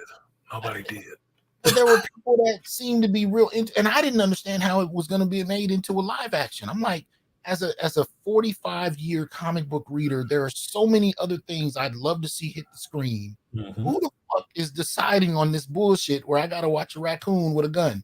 Like, I was pissed. But I gotta say, James Gunn and the crew, they made it funny. They made it interesting. The banter was ridiculous. I'm laughing my ass off in this whole series of movies. And I'm like, okay, there are things I missed the boat on. I wouldn't have voted for Guardian, but I gotta say I enjoyed the Guardian trilogy. I did. Yeah. I thought James Gunn and the crew did a good job. I mean, the characters were rounded out well enough to bounce off each other and have me crying laughing on a regular basis. Yeah. I mean, that's where with the Guardians, the first movie, that was what I was telling people about. The way at that time, the way comic book movies work the best is if the less people know about these characters, the better. Because you don't have as entrenched a fan base into what they should be, what they shouldn't be. Nobody really knew about the Guardians. I knew about the Guardians comics. I read some of the Guardians comics. It was all right. It wasn't awesome. It was just all right. Right? Know who the characters were? Yeah, okay, fine, whatever. So they had enough leeway with those characters to turn them into what they turned them into, which was completely different from the comic. I mean, if you were reading the Guardians comic, at the time they announced the Guardians movie, you saw the comic completely change. Star-Lord became completely different. That whole Walkman shit and always listen to that was all from the movie. That character was not that before. Yeah. Yeah. What he was before was more of a Flash Gordon type. Right. Womanizer Tony Stark in space. Badass he'd fight. Right. That dancing around goofy shit, that was from the movie. That was not the character beforehand. Well, but it was afterwards. Right? They made them three-dimensional. They made all the characters three-dimensional. I mean, look, you got oh man, how am I forgetting the characters' names? I wasn't expecting to do this, but Drax. Yeah. I mean, Drax is one-dimensional in one vein and pretty straightforward, but then you kind of find out, his family's been killed. Then you find out he was a good father, and there are these dimensions to him, and that's what I actually enjoyed about the series. They took the time to add these dimensions to the characters, right? And I gotta say, I even enjoyed the little, Christmas special that they did. The Christmas special was fun to me. I was glad I watched that shit. Kevin Bacon, that was a good time. That was a good time. The way they even kept working Kevin Bacon into the script had me dying. Yeah. Had me dying, man. It was from the first movie through this new one that came out. Kevin Bacon has been weaved into all of it. Yeah, he was in the credits in this one too. Kevin Bacon, like, goddamn, dude, good job, James. Boy, you followed that out, boy. You rode that horse all the way out. And I got to give it to Gunn because Suicide was okay. I never necessarily wanted to see a Suicide Squad movie, but the one he did, I found entertaining. You know what I mean? So, he's got a thing for these, what I would consider obsolete characters. So a lot of the stuff he's got slated, I'm not excited about, but I'm open to being wrong, especially after Guardians. But again, there are things I really want to see. The first thing right off the bat, somebody asked me about, the Hulk. I was like, man, I want to see Immortal Hulk. I'm sick of seeing, I never liked Professor Hulk. I always wanted to see, World War Hulk or World Breaker. Yeah, everybody wants to see World Breaker Hulk. Yeah, man. Well, I always liked that when Hulk had intelligence and he wasn't Bruce, he was like a grown man. The traditional Hulk we see is like a child. Yeah. But when you saw World War Hulk, you saw a grown man who had a reason to be pissed the fuck off. Yes. You know what I mean? That was the Hulk I liked. Yep. And Immortal just pushed that shit to another level. Yeah, shit. But I got 45, 50 years of comics that I want to see hit the screen, and it looks like the era's dying down because of all of this feminism, and I still haven't had a chance to see the stuff that I like the most. So, it's a little bittersweet. But I will tell people right off the bat, I enjoyed Guardians 3 on an entertainment level. It's fun. Just the other two were fun. I found it fun. Yeah.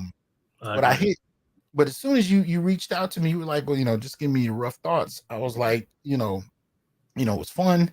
I'm a little weirded out by this kind of rash of black male villains getting chewed the fuck up.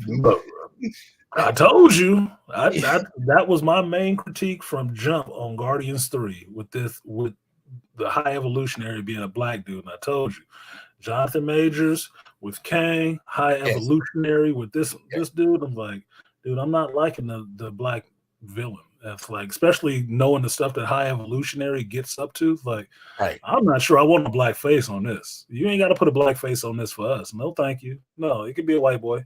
Let it be a white boy. It's fine. And I had to catch up on it because I saw my last time I saw High Evolutionary is usually X-Men comics. And he was always in the background. Yeah. He's always in the background. He was never a major player to me. So I was on the slow bus. It took me a minute to figure before I knew who he was. Because he also never looked like that. And that threw me too. He didn't look like that. He always has a helmet on. You never see his face. Yeah. And he just looked like a regular brother. I'm like, even do the Star Trek, put some prosthetics on his face, something. He's an alien, but he just looked like a regular dude. So I was, High Evolutionary to me always looked funny. He looked like his helmet and his armor is always that purple armor, right? Exactly. But his helmet has this big thing on the top of it. He looked like a goddamn teapot to me, right? So I always looked at it like his teapot head, right? Like, oh, High Evolutionary showed up, whatever. But he didn't look like the dude I'd expect to see walking around the campus or something. Like he looked like an alien or something, Right. Always into some shit, but mostly not seen, non-factor, not issue. Powerful shit, but you hardly ever see him. And the one thing that they changed in this is that High Evolutionary was a human being. He was a human. In this movie, they said he wasn't. He wasn't a human. He just visited Earth. I'm like, no, he's a human. It's a regular dude. That got really weird. You know what it partly, came together in my head when I thought about High Evolutionary in this movie. I showed my son Training Day. Just yesterday. He'd never seen Training Day. I said, well, there's certain things you can't leave this house without saying, get your seasoning done. Whether it's positive or negative, some shit I just need you to know existed. It happened. This is what it is. So we watched Training Day, and there's this thing at the end where Denzel is getting the business, and everybody is just a little too fucking excited for him to get it. Now, he was a villain, so in the story I understand why. But it's just the imagery of seeing this black man getting shot up every which way to Sunday, and everybody's happy about it. And that's kind of what I got out of High Evolutionary and Kang. Is just this. Well, Kang in the sense that I'm also looking at Jonathan Majors' real life. And this is all kind of merging together in my head in this weird kind of soup where I'm like, this is weird. Yeah, I'm not feeling this. Folks are a little too excited that Majors went to jail and what he must have done, and so I'm just seeing this and I'm like, But I think the thing that I tend to see most regularly, and me, when I watch shit, the subtle shit I always pick up is when they present the male dumb, female smart dynamic. Yep. This was just the first time I saw them include Cosmo the dog in on this shit. which I didn't go back to check, but I don't remember Cosmo being a girl in the comics because Cosmo talks in the comics. That's why I like Cosmo, because Cosmo talks. Like, I don't remember Cosmo ever stating that it was like a girl or something like that. I think that was some shit they just did for the movie. Well, was it? As far as I knew, Cosmo was always a boy. He was always a boy. Was Cosmo male in the first Guardians? Because I didn't remember him being female. No, he didn't even talk. I thought there was one moment where he might have said something, but I didn't remember anything about Cosmo being female. You're basically saying Cosmo's a boy dog. Yeah, I remember Cosmo being a boy, but I didn't go back to double check it.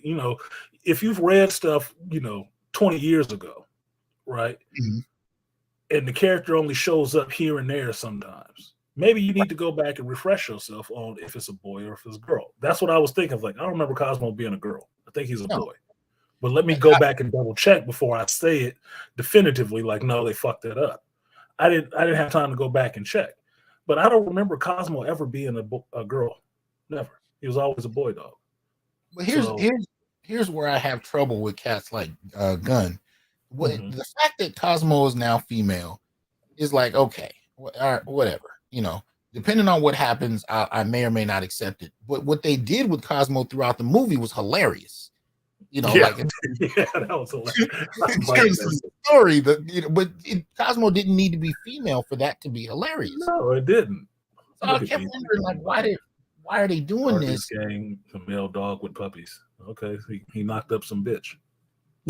What the fuck? Well, But see, that's what happens.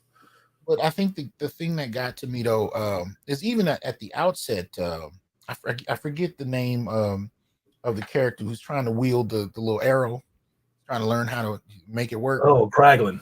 Kraglin, right. So Cosmo and Kraglin, when you first see them get down, you know, Kraglin is the idiot dude, Mm-hmm. Cosmo is the smart female, and you see it competent. but you see it play out, you know, really through the movie. And when you look at all the males in the Guardians, they're really idiots. They're hilarious, they're lovable, they're, you know, they're all of that, but they're idiots. And on one level or another, the girls are always smarter. Even Star Lord's half sister, whose name Nebula. I mean, not Nebula, Mantis. Mantis. Yeah, Well, Mantis. Mantis is hilarious. They're all hilarious in their own way. Mm-hmm. This is the first time because they kind of played her as stupid. In Yeah, the they did. one. Now Now played her and Drax like they was both on the spectrum together. and their banter is legendary. I mean, Right. every time you think they're about to get down, Drax says some cold shit to her. There are none left. That was the last one.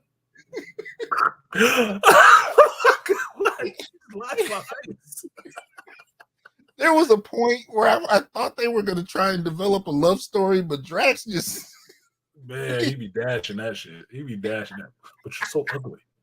You're just so ugly. Like, no, you're a good friend, despite the fact that you're hideous. Like, nigga. oh my god! Come on, man. I mean, again, I love the banter. I love all of that, but she comes out kind of like the little big sister trying to help these wayward boys mature. You know what I mean? So even her, in one vein, in one movie, she's an idiot. The next movie, she's even kind of over. So I look for these things because again, when you say cuts by 1,000 razors or whatever, 1,000 slashes, yeah. I'm like, what is this? Yeah, what do you do? What if this is what you see? So we're talking about boys in the younger generation, especially when they're raised off of the idea that girls are inherently better. They're smarter, they're physically stronger, they're more strategic, they're naturally brilliant, they're effervescent. You know, every woman is a beautiful flower. Like, oh my god. And every dude is just, and I think Bill Maher said it best years ago. He said every guy in these stories is a dumb idiot who's lucky to have her. Yeah, you know, and that would be my critique on Guardians. Where if I liked it, it was a good story. I like this one better than number 2. I told you I had issues with number 2 when it came down to Yondu, because I had issues with Yondu. I liked him as a character, but that last shit where he was claiming fatherhood and stuff like that, I raised you. Dude, you a fucking serial murderer. You a serial kidnapper that took kids to be killed for years, amassed a fortune on it. Then you found the one white boy and you found a heart all of a sudden. Right. No, fuck you. You ain't nobody daddy. Fuck you. No, one don't outweigh the rest of the body of mountain of skulls that was down there that you had brought to that dude. No. No, hell no. You got some more recompense to do. Sorry. Sorry, oh boy, that's not gonna cut it for me. But and they killed him off. So and they killed him off. But in this one, there's a lot more going on. But the one gripe that I have on it is what you're talking about. Every woman in this, all these dudes were fucking henpecked. Henpecked, and they couldn't get nothing done without the women. Exactly. Nothing. This fucking Nebula get the MVP for this stuff. Like, I was like, she the leader of the Guardians now? What the fuck happening? Wasn't this the character that was so angry you couldn't even deal with her? Yeah. Now she the one holding it together. She the one holding it down, checking everybody else. I'm like, get the fuck out of here, dude. What the hell is this? And I think the most obvious thing we got to talk about is, the gender neutrality of Nebula now. And in the previous movies, Nebula was visibly, even from the neck down, female. Yeah, in this slinky movie, and stuff like that. she's built like a teenage boy. I mean, this is, this gender neutrality thing. If you even look at the posters, people were talking about this before the film came out. They had removed her breasts, even in the posters. Yep. It was a weird kind of dynamic, going on with Nebula. That I really was like, what's the necessity of this? Yeah, who asked for that? Right. Like Nebula was playing on that little sexy robot kind of thing, right? Because that's how she walked and everything else like that. And Karen Gillan ain't an ugly chick. She's not an ugly chick. Not at all. Right? She's not an ugly chick. I knew who she was before she was ever Nebula because I watched Doctor Who. She was on Doctor Who. Like, okay, she's kind of cute. But over time, in this movie, she's like, it could have been anybody. Could have been fucking anybody under that shit. And that's the part that bothers me about a lot of this social programming is playing that androgyny, like Matt Villainy is saying, playing that androgyny gone wrong game. Yeah, they was playing that. They try to remove the femininity from women and remove the masculinity from men at the same time. Yeah. And that is a weird thing to watch happen on the screen at the same time. We're starting to see an era where it's becoming common for women to even just scoff at the idea of a guy hitting on them because no guy is good enough. They're really, when you get down to the mathematics of it, the only people at a certain point that are good enough for women in films like in movies like this are other women. That's kind of where we're going. Yeah, that's the low key. That's the low key sale. That's the low key sale. Like, none of these guys are actually good enough. Yeah, you just need your girls. Because guys aren't good enough. And even on a story level, Nebula getting with somebody could have been really interesting and funny. It could have been interesting. It could have been. It could have been interesting. It'd have been interesting if she was fucking with Kraglin. It would have been interesting to me because he's a goof. He's a goof, right? Yeah, he's a fucking goof, but he has a good heart. I thought, well, that would have been interesting. That actually would have worked because she's so fucking masculine and he's such a fucking wimp. That would have actually worked out because that's just who he was with Yondu. So it wouldn't have been like you changed him up any. Like you just found somebody else to, be with. I think that. Look, Donnie Mac know how to make a good connection. I was making that same connection, Donnie Mac. So even bus drivers in space are getting turned down. Yes, you heard. Yeah. That was a big bus. I don't know if you want me to talk about scenes or do you not want to do any of that? You can do that. It's not too much spoilers. I'll just talk briefly about one. I won't go into a whole lot of depth. But remember when they get to this organic space thing and they invade this little society, there's a point where Peter is trying to impress his what's her name? This girl that doesn't like him anymore. Gamora, thank you. He's trying to impress her by hitting on this little administrator and trying to prove that he can do his Captain Kirk. He's doing his Captain Kirk. Now we've seen him successful at that at different points, but in this instance, all the women are laughing at him, even though he kind of gets his way. But what I found interesting is that when he's hitting on this woman, it's laughable, even to her. Like she dismissed him outright the moment she finally speaks, and I just found it interesting because I'm saying, what this little impulse to replicate this idea to girls that boys are not good enough, that men are not good enough. To me, it goes hand in hand with the increase in the percentage of people who are now claiming to be some aspect of LGBT. I think part of what we have is it's such a trend that's been normalized to younger and younger kids that they see it as an option that, in past generations, it most likely would not have been. And the interesting thing is how this is going to play out as people reach adulthood and they're not forming families anymore in the same kind of way. So I'm just, putting that out there, but I see how these films contribute to that. I thought about that too, because it came up in a conversation I was having tangential with this, which was about if you are raising a group of women like this, and letting them know that all these negative things are about masculinity, what are you telling the boys at the same time? the boys in the same age group. Why do you think there's so many? It's such an increase in. Well, I'm jumping the fence. I'm bi. I'm this, that, and the other. I'm not. What do they call it now? I hate that term. Non-binary. Yeah, non-binary. It's like, motherfucker, you only come into this world two things. I'm sorry. You cannot refute science or just a biological fact like that. Now, you can decide you want to be whatever you want to after you hear. But when I heard somebody today talking about a non-binary child, I said, what child is non-binary? Right. Especially, and we won't even decided that. I thought they were children. Into making surgical decisions before puberty even hits. But I'll say this though. You know, to me, it's getting dangerous with this.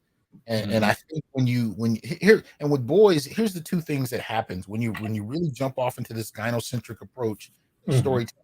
As you said, you either get boys that want to be anything but masculine, right? Because masculine is kind of taught to be inherently toxic, or you get this new epidemic that society is terrified of, where boys are listening to the manosphere. And Andrew Tate, whether it's, no matter who it is, you're starting to see people who are more and more terrified that boys are listening to men who are not going along with the programming. And I'm not saying that I agree or disagree with everything. I don't agree 100% with nobody. That's just me. I'm a Sigma like that.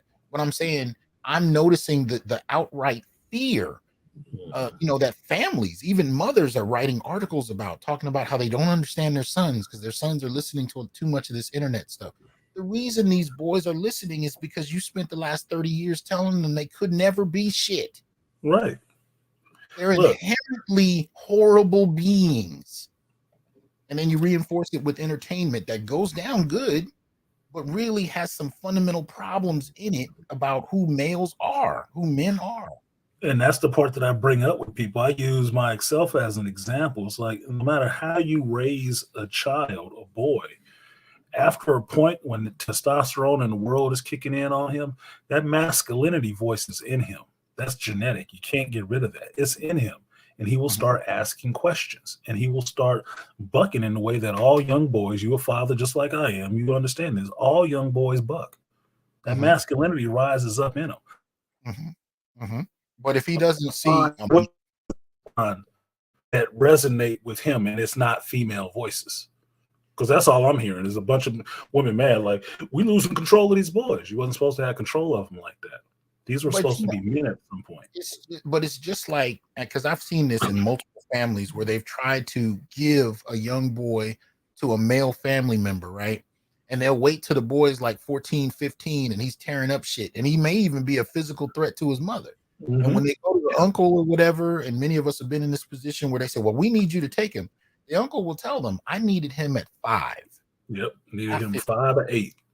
When I told you I needed him, you didn't want to give him to me because he was your cute little baby. Now he's bench pressing the couch and yelling back at you. Now you want me to come in and fight him. Yeah, no, I've listened to recently. I listened to a conversation like that where mother raising her boy, single mom raising her boy, and her boy barked on her. Her boy approaching 15 barked on her. Right. And she didn't know how to take that shit. Yes. She didn't know how to take it. I said, this is why you need a man in your house raising your son. This is why. Because a man respond to that will be able to check him and put him back in his position. You, on the other hand, you're going to either be afraid or you're going to be, throwing that motherfucker out. It's going to be a problem because that is his natural urges coming up. You cannot suppress him being a man. No, you can't do that. It's but, going to come out. But a lot of women don't understand too. It's not just these dramatic moments of confrontation. The majority of training, manhood training, is daily. Yeah. It's him seeing, like, for example, you're in a household with a functional relationship between a man and a woman, and you're the child. What you witness in a man as a boy is, it might be something as subtle as how to disagree with a woman, in a functional manner, or how to put your will in, or how to love somebody, or when just navigating and wielding your masculinity. This is the majority, I would argue, of how boys learn to be men. It's not just in the moment where there's a big argument and you're checking her or whatever. It's the more day-to-day shit where boys see how to manage their masculinity by modeling it after a functional male. Exactly. That's where a lot of it comes down to. Even something as subtle as hearing your parents fucking. Most, we don't talk about that a lot. People think it's gross, but boys learn, oh, okay. My mother is a woman. But also, my father handles business. Oh, okay. So this is a part of what my role is. These are subtle things that may not even get a full conversation from time to time, but boys are still absorbing it. They're watching how you walk across the house. My wife made this point to me one day. I tend to walk around the house when I'm on the phone. I don't even notice it. My son started doing that. When he would get the phone and people would want to talk to him, he'd start pacing around the house. And my wife is laughing, and she's saying, "You don't know where he gets that from. He gets it from you." Yeah, there's a moment, and I know you've had this experience, Artisan, where it hits you like a bat to the face that this boy is modeling everything you do, how you dress, how you speak, how you get angry, how you get sad, how you handle those emotions, how you deal with people, how you deal with the confrontation. They're studying every dimension of it, and you don't get it until you have a child and you see them emulating you. Yeah, son and daughter. That's why I'm able to. For me, that's why I'm able to talk to them when they're in their moods. When they little bit off base, I know I can see what they're doing because I've done it. Who did they see this around? They saw it from me. Yes. Me or their mama. So I know their mothers, I know myself, I know my child. That's what helps me to be able to talk to them and calm them down and talk them off edges and shit. Right. From where they go off. That's how I know my son is a loving person, but you push him past that point, that motherfucker's gonna be a whole problem. Because he wants to just be nice and friendly, but when he gets stressed under too much, this is what he's like. But I know that, and that's why I can talk to him and calm his ass down. Right. But that's part of that manhood part about being able to temper that a bit and give him that guidance, because he knows and sees that you know how to handle yourself. So he's more willing to listen to you. He's not more willing to listen to his mother trying to tell him how to be a man, because it comes off condescending, especially to somebody who's never been a man. Right. Okay. I had to just explain this to a younger person yesterday about your son growing up is going to need a man because you cannot teach him everything about being a man. And they don't understand this concept. And I said, have you ever been a man? There's a lot of subtle things that go on in the man's world that women will never be wise to, because you never lived a life as a man. But likewise, men have never lived a life as a woman. So we all got a place. There's a lot of women shit that we don't know nothing about because it only happens between women. And I pointed out some things to her, like seeing a little boy going to take a piss and he pulling his pants down around his ankles. I was like, that lets you know he got a mama at home and no daddy. That's how you know that shit. Because men don't expose their ass to take a piss. Women do. I think people drastically underestimate the importance of presence, of male presence, of manhood presence. I think they do. And shout out to Donnie. I see you, but I can tell you, my wife never had to teach my son to emulate me. My presence was something he identified with, and he began to emulate on his own. And that was an interesting thing.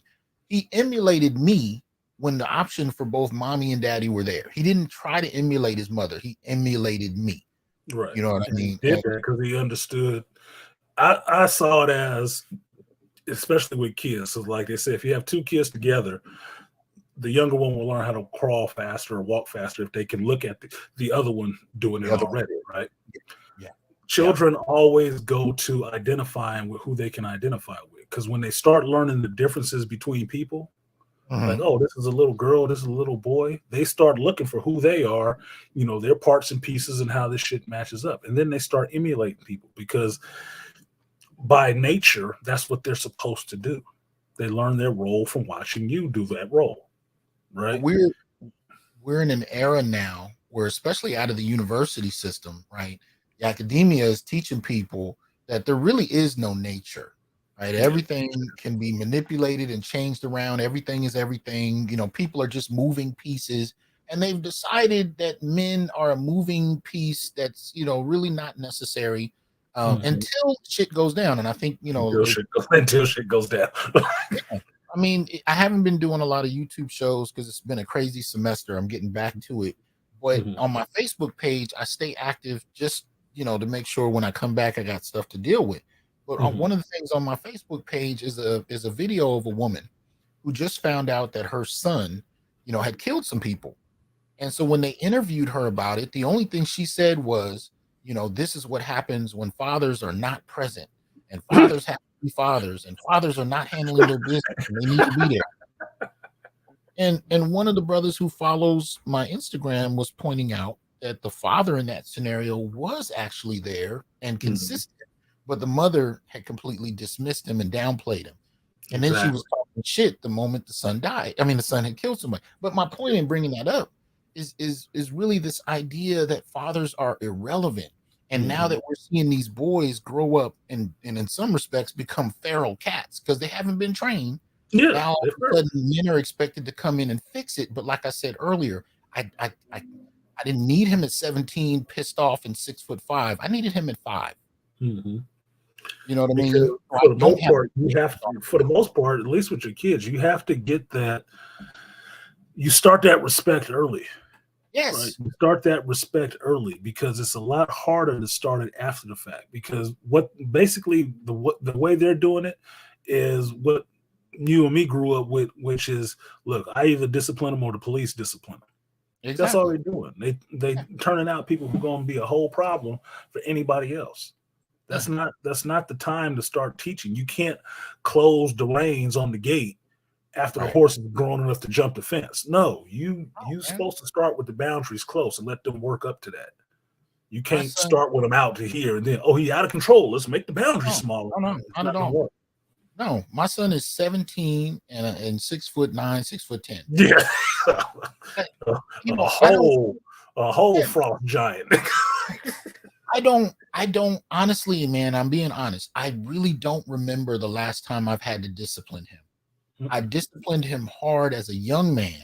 And then as he got older, you know, he began to take in what I was teaching him. And now I really don't have to say a whole lot. I mean, there's the occasional, man, you're supposed to do this. Don't forget you got chores, whatever.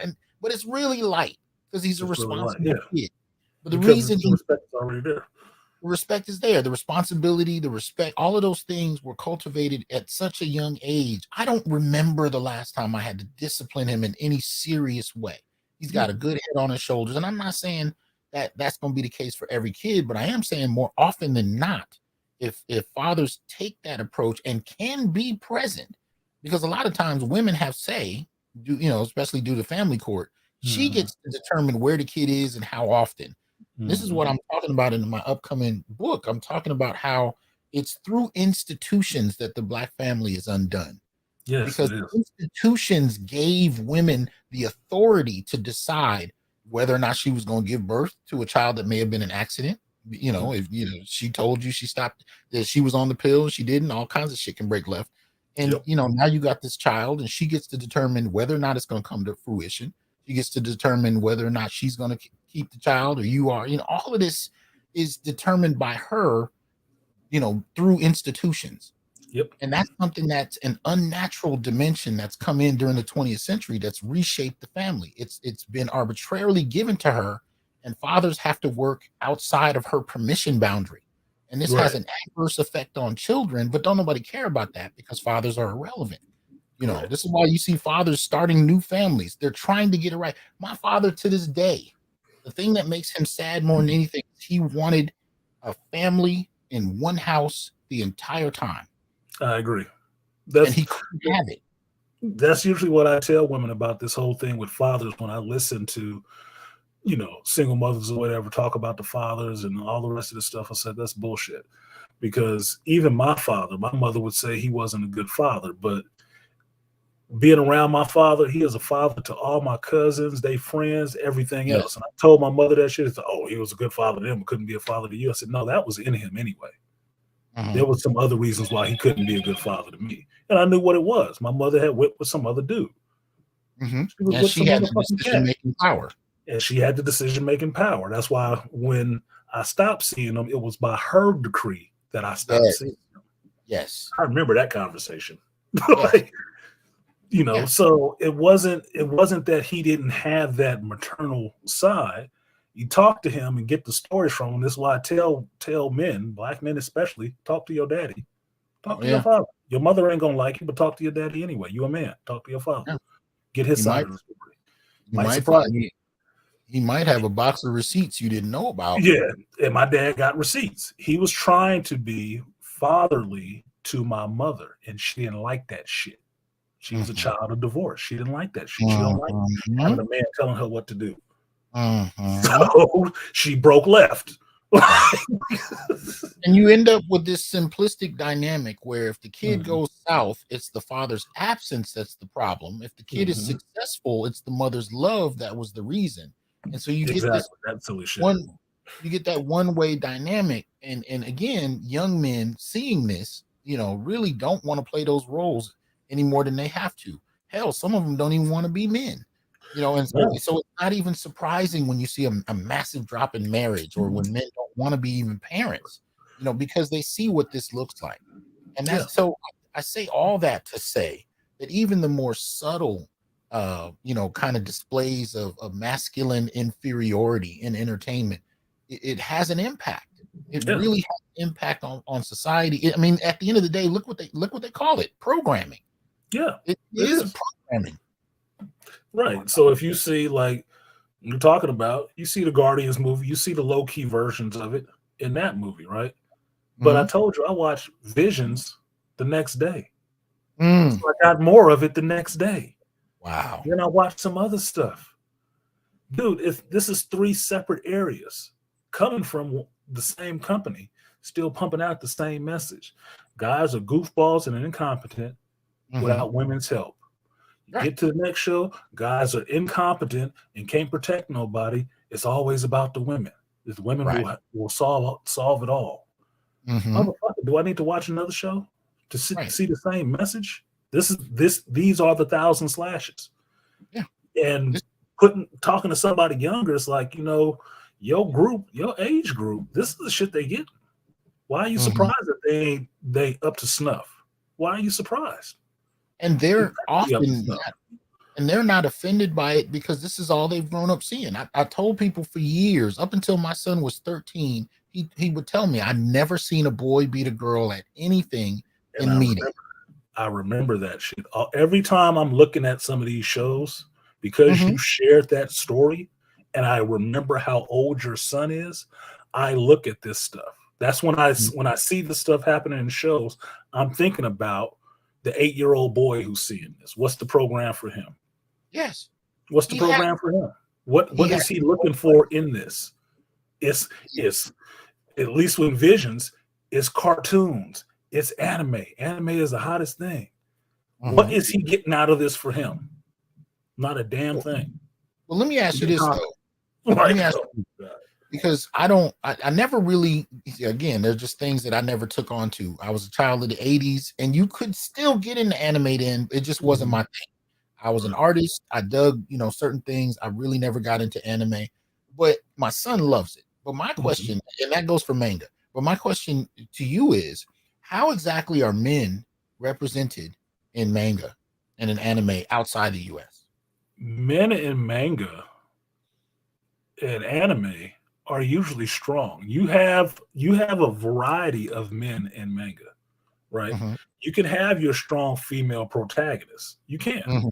But Mhm. there are equally comparable men right next to her. Like one of my favorite anime characters, right? Ghost in the Shell, Major Motoko Kusanagi, right? The Major. She is badass. Cyborg, all the rest of that. But you don't take nothing from Saito. You don't take nothing from Bato. You don't take nothing from Ishikawa. You don't even take nothing from the old man. They all badasses. All of them. She might be a little better because she's a little bit more nimble and she's a point person, but all the rest of those dudes is bosses. You're not messing with them. You see the two of them together, you got a whole problem. A whole problem. One of them is an issue. More than one of them, look, it's serious, right?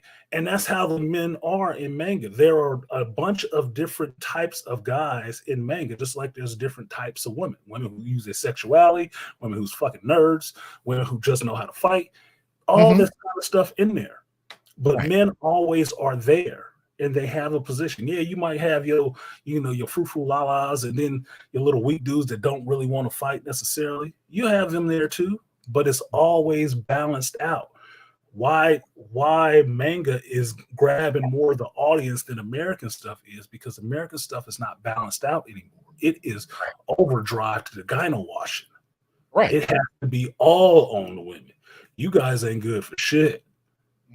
Even if you used to be a hero, you ain't no good now. You evil, you bad. It's like, this is the damn message. And you wonder why people aren't gravitating to that anymore and going the other damn way. Well, the majority of geeks is guys. So where do you think they're going? Because they can't be fucking with your shit. While you trying to pander to the women that don't even like this shit. Like, Oh, see, what I see is, at least in from what I can tell, and I'm at a distance because I'm not really into manga like that. But I think one of the reasons the sales has gone crazy is what you pointed out, that boys and men can find variations and expressions of masculinity, but also women can catch an L. They can catch an L in manga. They can catch an L in anime. And I won't say it's entirely because I'm going to get to this next. But for the most part, when it comes to American media, you can bet if it's a man against a woman, even if she loses, she doesn't really lose. No. I have to watch him hard, and you even had little moments where Worf is training this black woman character whose name escapes me at the moment, and he's beating her in her training, but she always gets the last lick. Like, it's never clear cut. No, you will take a whole L. Look, I'll point this out to you. You can ask your son about this and let him play it for you. Hinata versus Pain in Naruto. Hinata took a whole L. Now, I got love for Hinata. She is not the strongest character in that shit. She's kind of mousy. She's kind of scary, but she loved the fuck out of Naruto. Love the hell out of her, his secret admirer.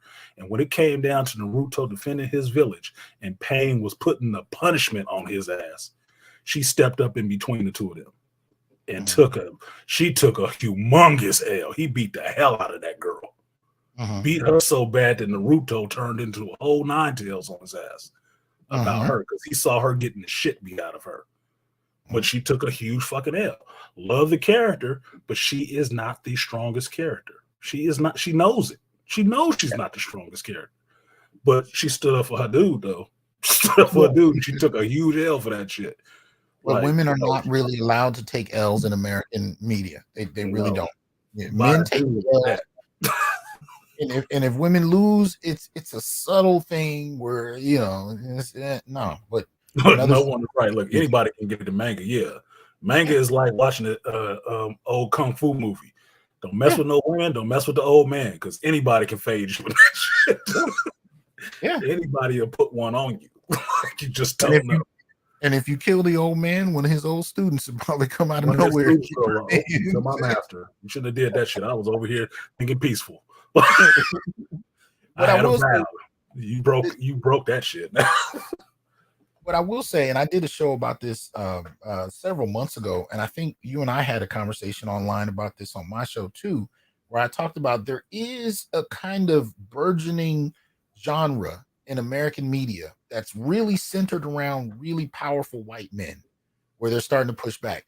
And I'll give you the two biggest examples, and I talk about this, and people really underestimate it. If you haven't seen Mark Wahlberg's Father Stu, and if you haven't seen Tom Cruise's Top Gun 2, you're missing it. You're missing it because if you saw Tom Cruise in Top Gun 2, you can see women can catch an L. They're not inherently better than everybody simply because they're there.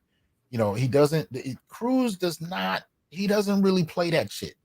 You know what I mean? But again, it's only like top level white dudes industry that get to push that. You can But push it that is, through. Yep. but it's happening though. It is happening, and they're seeing. I mean, how did Top Gun sell? Yeah. It didn't sell off of feminism, I can tell you that much. Exactly. It didn't sell off of that shit. It didn't sell off anything woke. And they didn't sell it off. Oh, it's diverse cast. They never said anything about that. They said it's Top Gun Maverick. See, And look at the cameras we got on these jets. Yeah, we trained. We really trained to get in this shit. Yeah, so you have competing genres right now where the dominant genre, of course, is this gynocentric mess. I mean, we see this evidence. I mean, look at Northman was good. Northman was good too. I finally saw that. Yeah. Scars of the Sun. Yeah, that shit was good. Weird, but good. But look at the new, so you look at the new Indiana Jones shit that's coming out. Very reflective of what we've been seeing. This is this KK on crack, you know, and everybody with a bullwhip. Yeah, with a bullwhip and a fedora. All of a sudden he doesn't have a son anymore to take up his name. Now it's this random chick that came out of nowhere, and she's, you know, all of that is this has become the norm. But you know, again, when you look at, you know, the sales on Top Gun 2, I think that's a statement to the industry that Cruise was making. Like, y'all are losing money behind this, and there's opportunities because you've underestimated the male dollar. And men have been looking for something that reflects, like you said with manga, the variations on manhood, but also that men can be strong. They can be brilliant, strong, and productive. And those are ideas that have really been removed out of popular entertainment. Yeah. Well, that's the thing, because they have such a hard on for tearing down the patriarchy and males and male leadership and stuff like that. They go on so hard in the paint for this stuff with no real end game in point or understanding of what they're doing, like, you know, an emotional fucking chick. Well, You're just doing shit. You're throwing things all over the place and don't realize you just threw your mama's ashes against the wall. Crazy bitch. but it's also hypocritical though, because really what we're seeing is this idea of quote unquote tearing down the patriarchy, but it's bullshit, because the feminists in question are not trying to tear down the patriarchy. They're trying to replace who gets to sit on the throne. Exactly. And that's the bullshit that they put. Oh, we're tearing down the patriarchy. No, you just want to sit on the throne. That's all. You want to sit on the throne. You want to be regarded as high profile, powerful white men. That's ultimately what white women want in particular. Exactly. They just want to replace who's on the throne, but they don't want to dismantle the system of it necessarily, unless in some fashion that still leaves them in a position of authority. And most of the time, it's still a patriarchal system that they're invoking. They just change the face of it. And this is one of the difficulties between black men and women, because black women have a closer proximity to being able to work with white women. Black men and white men don't get down like that. We have a clear line of delineation in many ways on and I'm talking about a macro level. There's a line of delineation between black men and white men. We know how far that works and how far it don't. There's not a lot of illusions about that. But since the 60s, white women really were able to seduce black women with the possibility of social advancement. So their relationship to white women is fundamentally different than how black men and white men get down. You know, if black men and white men agree on something, we can agree on it, but we know we ain't gonna be skipping through the meadow holding hands. No, it's not gonna be that shit. It's not gonna happen. We agree on what they call it. They call it is detente. Like, yeah, we both agree that this shit could work. Yeah, okay. But we might vote on it together, but we're not really friends. And when the shit goes down, I know who you gunning at, you know, but it's a different relationship. Black women and white women don't like each other, but there's a political kind of affinity there that people want to act like ain't there. And so it's a different fundamental relationship. So at the end of the day, you know, this kind of denouncement of masculinity is applauded by black women in the industry and black feminists in particular. And they're very much with the idea of replacing the patriarchy with a female face, you know, especially in the black community. I mean, I heard one of the brothers on the Lapeef network said something that I had never heard. He said BET1 is the first television channel he's ever seen where the women referred to the men as a helpmeet. What? Yes. I've been saying this for years. TV1, BET, these channels are heavily gynocentric. They Yeah, I don't prioritize. watch that shit. That's probably why. But apparently, he was saying BET got to the point where they went so far as men were the help me. This is the dynamic. So they Yeah, so- understand what a help meet is, just not for them. Yeah, it's for you. Yeah, You know, exactly. they got to replace. They got to replace us, and that's what a lot of this media is doing. Mhm. And that, you know, and you find that the sisterhoods, both white and black, are on board with it. You know, black men and white men are starting to see this, and we're starting to not like it. You know, so again, it's, as you put it, it's a detente agreement. Yeah. And we don't support it, but we ain't skipping through the tulips. Oh, we ain't gonna hold hands. Man. You taking long walks in the moonlight. Nah, No. we fucking It's each a other on text this. But it's, It's a text message. Hey, we ain't voting on this. All right, yeah, agree. we'll vote on this, yeah. But You anyway, agree with this? No, I don't agree. Okay, so we in agreement on this? Oh, on this? Yes, we are in agreement. on this, We're yeah, in agreement on this. The exactly. other shit, we'll talk about that some other time. And if you don't believe me, look at the manospheres. The black Mhm. manosphere and the white manosphere are separate for a reason. You know, no shit. you know, Yeah, you insert had man one. here. Donnie Mac, I've been fighting insert man here since I first found out a woman was pregnant with my child. I've been fighting that shit since then for 30 goddamn years. Oh, Because I yeah. saw it coming in. And I'm like, that's not how men work.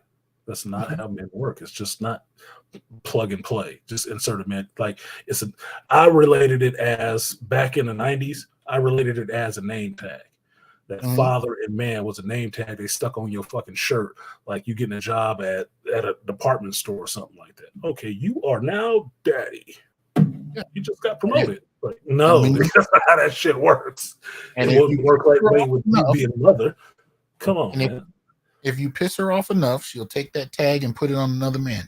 She'll put it on another man as quick as she can. Okay, well, you just been demoted, and this is his new daddy. Yeah, No. put you out, put you on child support, find a new daddy. Mm-hmm. I mean, and If he don't work, he gets the same deal. He gets the same deal. Look, me and Black Bane laugh about the same shit. Black Bane is my son's stepfather. His ex-wife fuck with some other dude. Now I got a whole nother baby. And what do you think me and Black Bane talked about before? Like, he told me he remembered what I told him about. I didn't want to say anything in his situation because I'm not with that woman. That's on you. But I can't tell you to watch out for the bear trap. You got to learn for yourself. Well, he got free of the bear trap, and now he's looking at the next dude. He said, "Yeah, I'm just watching and waiting for him to come over here with us." This is both necessary. Wait for him to come over here with us. It's like, yeah, This is yeah, both you got some time. necessary. This is how cold the game is becoming. Men are finally starting to make each other aware of the bear traps. Mhm. We're finally, Exactly. and the young men are listening. They're Yeah. finally, we're starting to compare notes, and this has been, the last decade especially. In my lifetime, I've never seen this, where Mm-hmm. men are finally starting to say, "Hey, player, don't go over there. This is what I experienced." We don't say don't go over there. We say this is what I experienced. Why? This is what I experienced. This is why you probably shouldn't. Like, you Yeah. do what you want to, but look, man, you need What to you watch want. out for this. You don't know about that. Talk to Craig over there about what happened with her. Yeah. But that's what I think women get more pissed off about than anything, because the one thing a lot of these women get over on is the anonymity and people not knowing they damn business. When men compare notes, Yes. Yes. that shuts down their options. Yes. It does. Because why would you necessarily want to mess with some chick, big booty, big breastises, big bone Quisha all the way around, and find out that she got 3 other dudes on child support and tried to stab one and accuse one of a grape and some other shit? Why would you want to fuck her? Why would you want to take your penis over there towards her? You'd be like, oh, hell no, man, that's too much trouble. Exactly. And it lowers her food options. She's going to have to live on what she actually make for a while. So Hey, and man. I've told this story before. Hey, what's up, Spain man? Aquateki was good. No one, Malika. Anybody at Lion 917. Anybody I didn't greet, I apologize. Shout out to y'all. I told this story before, right? It's real brief, but I remember I was dating this about 8 years ago. Dating a woman. She was also a professor. She also a single mother. So she came to stay the weekend with me. I'm long distance. Don't nobody want to come to Fresno, so everything is long distance. It is It's what hot it out in that bitch. I came past there, but I didn't stop. You don't leave the house when they get like that, right? No, you don't. So she's chilling for the weekend. You know, we enjoy each other the first night. So the next day, she's in the living room. She's on the couch and talking to her lawyer. So I'm coming down the hallway, listening to this woman talk to her lawyer about whatever she can do to her ex, what she can get, what she can, what she's pissed about, where he might be hiding something. And I'm listening to this, and I hear this voice in my head say, that could be you in 2 years. Right? Exactly. That's the right thought to have. That could be you. That's the masculine part of you kicking in. Like, that'll be you too, right? Yeah. And That's and really, I never got a chance to meet dude, but I know she's told me every story under the sun. And I'm thinking, this is probably how my exes talk about me. But the thing about it is, for every story I've heard my exes say, I'm like, that's about 50% of the story, if not 30. But that's just we all know that. That's how that goes down. Yep. But when we really start to realize how widespread this shit is, it changes how you look at this. And now that you have the internet, now that you have brothers sharing their stories here, it's changing it on a mass level. Yes. And then one thing I keep hearing is, well, what are the solutions? You're already doing them from monkhood. That is the solution. That's the whole. I love women talking about what's the solution when all they got is problems. No, we don't want to listen to men who know it all, because that's mansplaining, right? If a man tells you what the solution is, that's mansplaining. But I'm saying, I get dudes who come in and say, well, y'all, what are the solutions? I'm like, you're already doing it. Like I said, women. From monkhood, but from monkhood to passport bros to even just being very slow about getting with a new woman and how far you commit. Because I know when I was younger, I would jump into some shit with both feet. Let's do it. Let's be together. Slingshot. It could have been that night. Yeah. Now guys are putting a toe in the water, and that is pissing a lot of women off, because historically, part of how women were able to find husbands and married and find men to take care of them was that men would get caught up in their beauty and how they carried themselves very early on. This has been the natural, but there's been such distrust because of how women have options, that men don't have. Men are moving very slowly now. Yeah, very slowly, and it's changing the game. You know what I mean? A lot of women, when I hear women talk about this stuff, what I hear is frustration. And a lot of the frustration is with time. How long things are going to take. Is it going to get here? Them trying to forecast the future. And I'm like, look, none of y'all got crystal balls. You don't.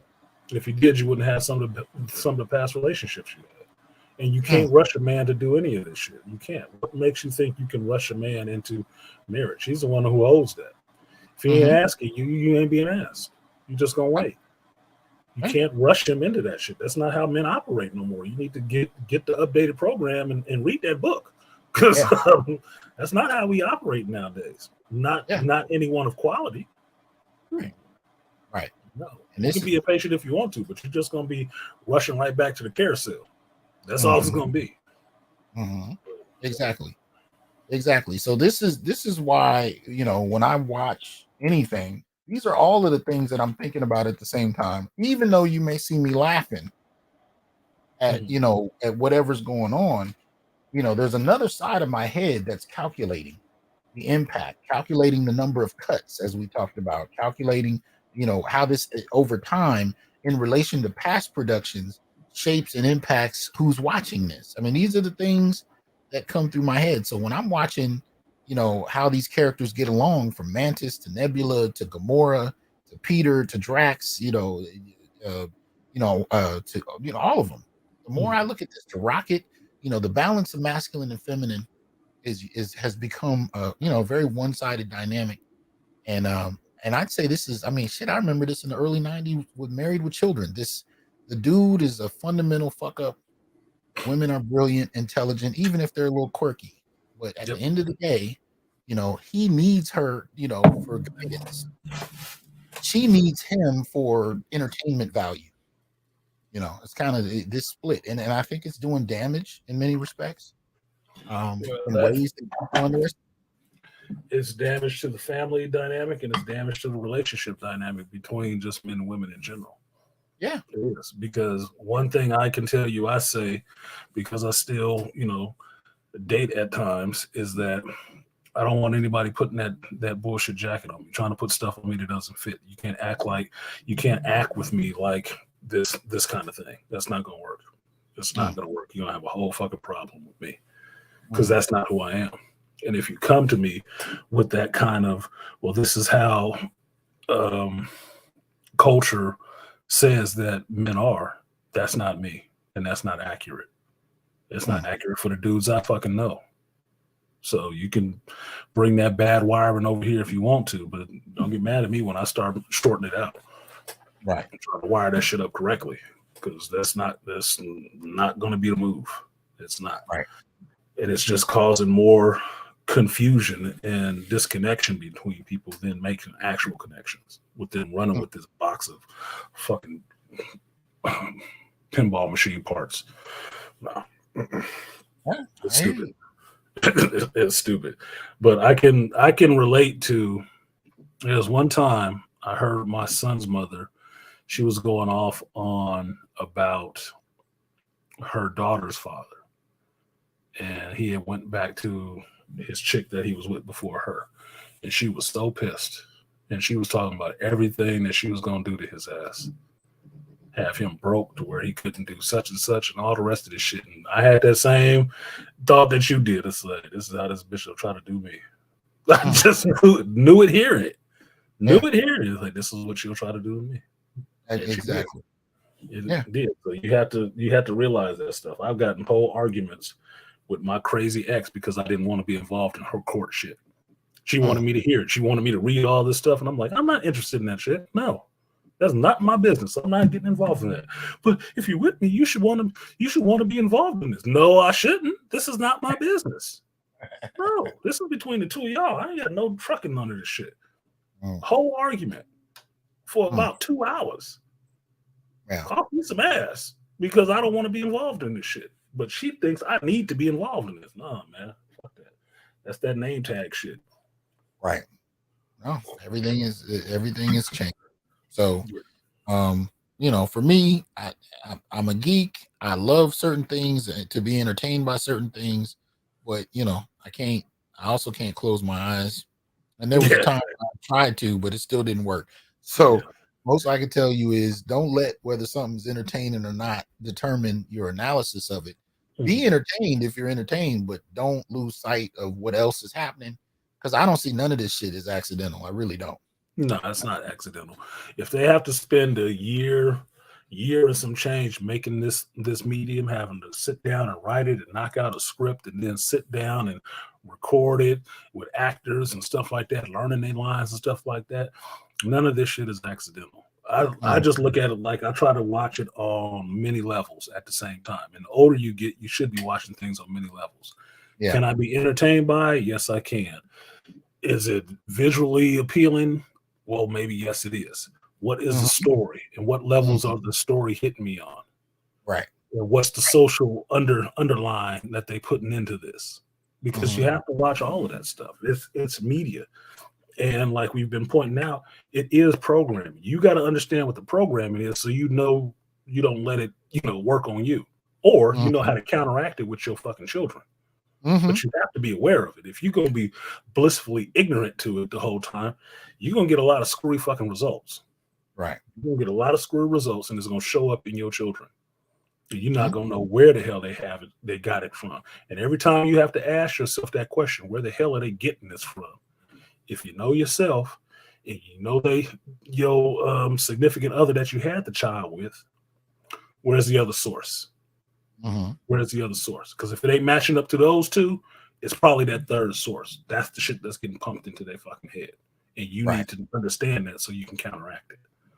Otherwise, they are, like you were saying earlier, I agree, they are infecting your child. It is an opportunistic infection. It is. Right. Which is why I take the opportunity to watch stuff with him and we talk about it. Because there's going to be plenty of times where I can't be there anymore. He's a grown man now. Yep. And I told him this for yourself. Yeah, you got to do this for yourself. And this is really how manhood is kind of passed on.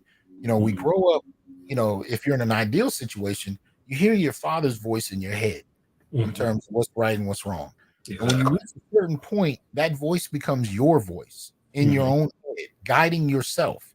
And then you pass that on to your son or your mentee, whoever that is. But that guidance, you know, that you pass on, that masculine paternal energy in you. That to me, when I was a kid, I heard my father's voice. It became mine. I passed my voice to my son. He's starting to hear his own voice. That's what it's supposed to be. Exactly.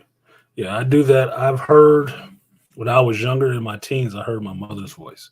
There was another voice in there that I was hearing a lot of the time. And to me, that was my masculine voice. That's what it was. Because it ran a bit counter to what the mother's voice in me was saying, because I heard the mother's voice the most. Yeah. And it ran a bit counter, and it caused some friction. When I listened to that voice, it caused some friction with my mother. But it didn't cause friction with other men. That was the thing. It didn't cause friction with them. Right. It caused friction with the mother, though. Right. That was the masculine voice. That was the true voice.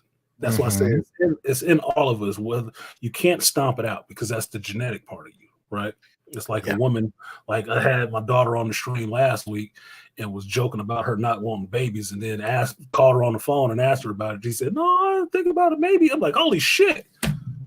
It did take 3 years. Hormones have actually kicked in, and now you're coming back around to what Dad said where you would be in 5 years. So it's like, oh shit. Well, okay. We grew up. You know, we grew up as Generation X, so we were the first generation to really grow up without our fathers on a large scale. And so a lot of that masculine voice for me came through very short periods with my father. It came through everything from Richard Pryor to Eddie Murphy to Malcolm X. I mean, literally, I had to piecemeal that masculine side of me together, and that's what you heard a lot of in hip hop. You heard a lot of young dudes piecemealing together their manhood, from 70s movies to Godfather flicks. You saw young men, trying to figure out this masculine idea without fathers. Yep. And notice, though, we became some of the best fathers because we didn't have it. I mean, if you look at the data, we were more present, you know, than any other group of men as far as our children. Yeah, I thought that was weird for a time. Like in my 20s, I thought it was weird because once I had my son, I was thinking about that fact that me being a man, I had to build myself as a man from all these other influence and stuff like that. That's why I hold on to Furious Styles, Lawrence Fishburne, and Boys in the Hood and stuff like that, because Furious was a dad to me. Right. I hold on to my mentors in construction that taught me shit, my cousins and stuff, my grandfather, you know, all these other men in different places that I had to pull on to create what was not there for me. And I have to really ask myself, was I the right person to be teaching a child? That's why I never really wanted kids, because I thought I would just totally fuck them up. It's like, I didn't have this. I don't know how to do this. I've never seen this done correctly. You know, I'm gonna fuck these kids up. That was the fear. But it's so cold. If you look at it, Lawrence Fishburne himself didn't know. He had another friend, an actor friend, who had to pull him aside, and he said, "Man, you don't know what just happened, do you?" And Lawrence was like, "What are you talking about?" He said, "You just became a father to a whole generation." Yes. Through the portrayal of Furious Styles. Lawrence did not know what was going on. When he had young men coming up to him, you know, extending damn near military level respect, he didn't understand. You became a father because we were piecemealing our manhood together from media. That's one of the reasons I'm so sensitive to what these ideas convey. I was a latchkey kid. So was I. I didn't even have that term anymore, but my sister and I grew up, we were latchkey kids from 4th grade. You walked home by yourself, you did your homework, your chores, and we watched TV until we went to bed. That was all we did. Yeah. So my manhood, aside from choice opportunities to spend time with my father, which for a while was like once a year, we piecemealed it together from the shit we saw. Yep. And so things like Furious Styles, man, please. Just that strong masculine presence. The best examples that I could find that were around me. The best examples that I could find that were around me. That were around you. Yeah. But the thing about Furious that threw us into a curious space is his strength was not in his physical prowess. He didn't threaten anybody. He wasn't the biggest dude in the room. He didn't beat up anybody, but his masculine presence was strong. and I talked about this a couple weeks ago online as well on Facebook. I was honoring the brother that played Shaka Zulu. Okay, yeah. I know what you're talking about. You remember watching Shaka Zulu in the 80s, right? Right. His presence was just like, God damn. About business. You know, he's a skinny dude. He wasn't the biggest, you know, we were used to that Arnold Schwarzenegger. Everybody had to be masculine, muscle. He was a relatively skinny dude, but his masculine presence was just, and so we were fascinated by that. Mhm. Where does that power Nothing come will be as it was ever. Yeah. Like Yeah. he meant that shit. Like, I believe him. I don't know what he's talking about, but I believe him. You know, and I realized after years, that's why I was so disappointed in Black Panther. No disrespect to Chadwick Boseman. I got nothing but respect for Chadwick.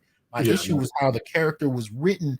I think I was waiting for that Shaka Zulu feel, Zulu Panther, yeah.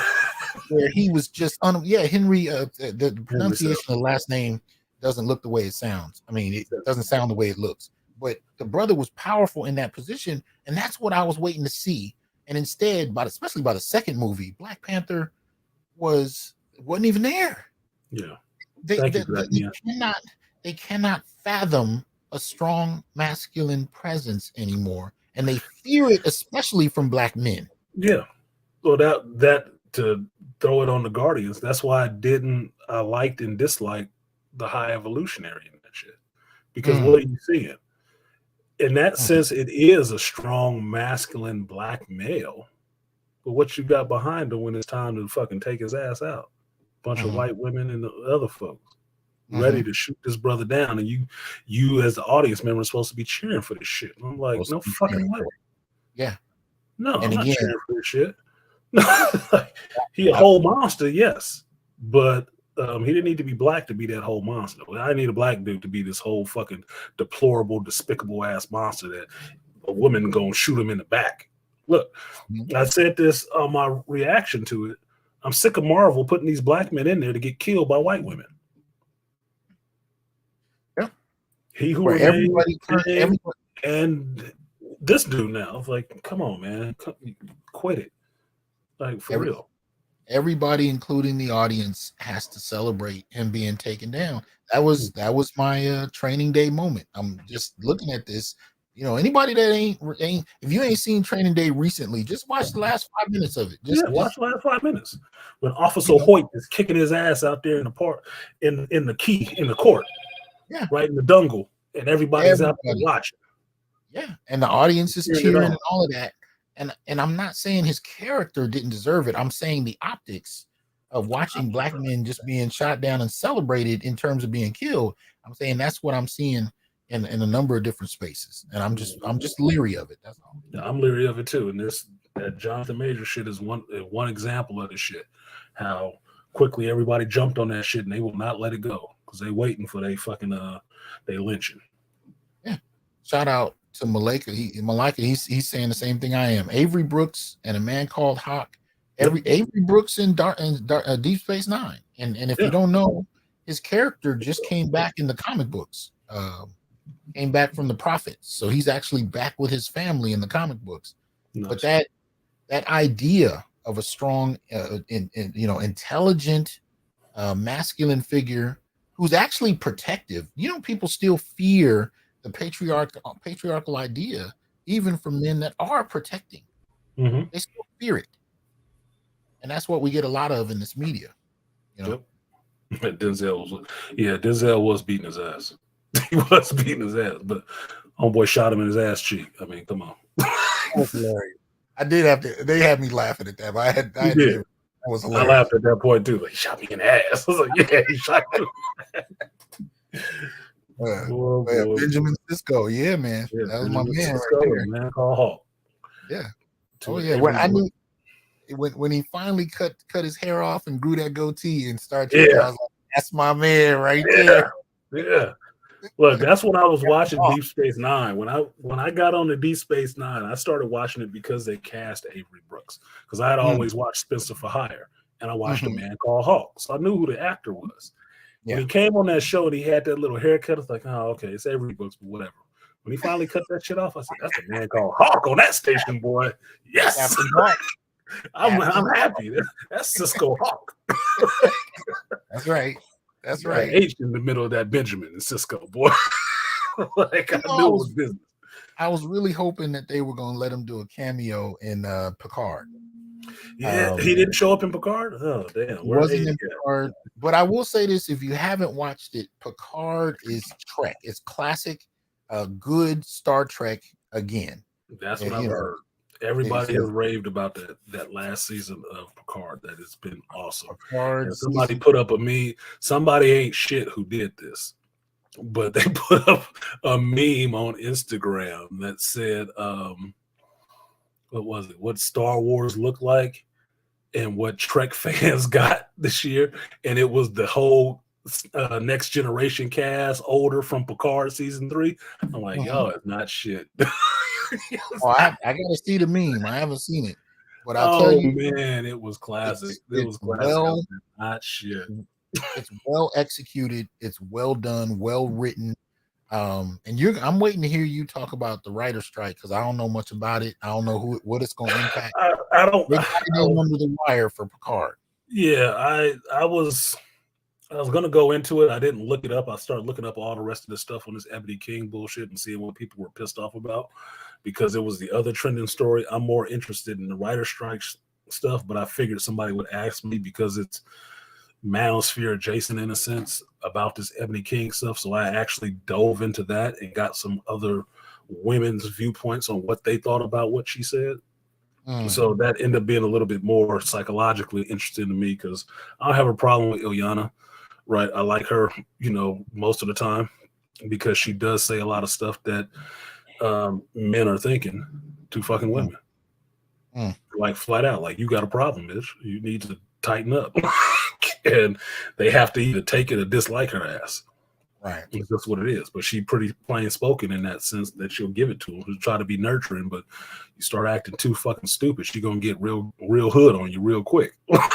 Well, and with Iyanla, the thing with her that gets you is yeah, she's lived it. I mean, I think one of her husbands at least was broke brothers. So she's lived it. She's walked it and talked it.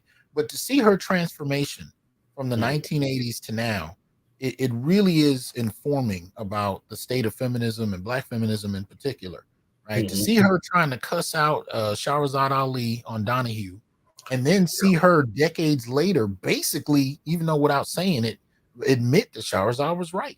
Yeah. She's like, these women are out of pocket. I mean, that's when I knew her show was going down because it got to a point where there were too many episodes where she was checking women, and I knew women were not going to be happy with that. Yeah, Sisterhood was not going to take that. They was going to revoke your charter. But she couldn't lie about it. I mean, it was so clear to her. She was like, no, the problem in this scenario is the mother. Like, she just, it got to a point where she couldn't tap dance around it anymore. And lately that's the lane she's been in. And you could tell her career is not where it once was because she's not telling women what they want to hear. No. But, she finally reached that Shahrazad point where she was like, no, this is what it is. Well, that's what I find the most interesting is that seeing these women who've been in this for a while and how at this point in their life you see them coming out against some of this feminism shit. You see them speaking about kind of the ills of modern feminism, whereas not Sherzad, but Iyanla did it an interesting way in that interview with Ebony King. She phrased it in an interesting way to where she separated the struggle for women to be seen as equal from this political party stuff. And that political stuff she wasn't feeling is what she wasn't feeling. And this other part of, women can be equal and all the rest of this stuff she was on. But she's making a delineation between the two because she understands there's some negative shit in there. And she's trying to cut away the negative to try to hold on to the other part. It's just really interesting to see her explain that part of it to her, because a lot of the stuff that she's talking about, even in the conversation with Ebony, is that negative part. Well, it's a negative part that you're a problem. Y'all have become a problem. It's a misframed fight, even on the justice end of it, where you're talking about equality. that's a conversation that can be had as far as white men are concerned, but not with black men. Black men have not been in a position of authority or superiority over women. It's not. I mean, at the end of the day, if there's an argument to be made about working class white men, and there actually is, as far as feminism, there is more than a reason to have that argument for black men. But part of the problem is you had black feminists assuming this posture from white feminists, in that the method was to attack the men in your immediate space, but black men have never been in that position of dominance. Right. So the attack was misframed. It's a paradigm that doesn't fit the scenario, but this is what our women going to college get. And I witness it. I've witnessed it. I've participated in it before I began to really see this stuff. I see how this machine churns out this misandric hate of men. And I've watched it, and I'm now seeing it happening with Latinas. Yeah. I'm now seeing it happening with Latinas. And it's the same method, even though the question is not raised whether or not the men in your space occupy the same role that you think they do. Yeah. See, I've seen it in Latinas, Asians, Caucasians, black women. I've seen it in them for a while. That's why I usually call it that the problem with them is having this male ego, right? Mm-hmm. But the conversation I was having last night with a younger female was about, if you're only this age, where do you get all these ideas of all this hatred against men, that they're so negative? Where do you get that from? Because technically you don't have any experience with no men. You only know boys. Right. You don't know any men unless you were being molested or something like that. You don't know any men. So where are you getting this from? Because if it's not in your mother, it's not your grandmother, where is this coming from? But they're also not studying statistics either. They're getting anecdotes that are passed down from movies and individual women. Right? Yes. They're watching Color Purple. They're hearing stories from friends of friends of friends. I mean, the only data they come across are the scant stats that come from feminists, just to kind of, but they don't delve into anything substantive, and that's what they pass on, and that's what they come to you with. Because they're still women. Yeah, they're still women. They still want to date. They still want to have relationships, but they're coming to you with the very stuff that's repelling you. Yeah, exactly. And that's what I was having a conversation about. Like, a couple of the women I asked to watch this thing thought Ebony K. Smith was hot as shit. I'm like, really? I was like, no. I said, look, attitude for me is a lot. Attitude to make a 10 look like a 7. Oh, yeah, I hear you. And if you're going by Kevin's scale, she ain't on 7. She's a 6. It'll fuck it up for me, because that attitude, that voice, that is not attractive to me. I don't give a fuck what her hair and her skin look like. That don't matter. How she talks to me, how she respects me is what's the most important. And that motherfucker sound like a bitch. I'm sorry. I said, you take that woman and put her in a man's body, what would you say? Oh, that's a prick. Okay, so what's the fucking difference? You wouldn't accept it from a man. Why are you accepted from a woman because she got good hair? It's the same attitude. It's the same repulsive fucking attitude. Y'all was calling her on that shit.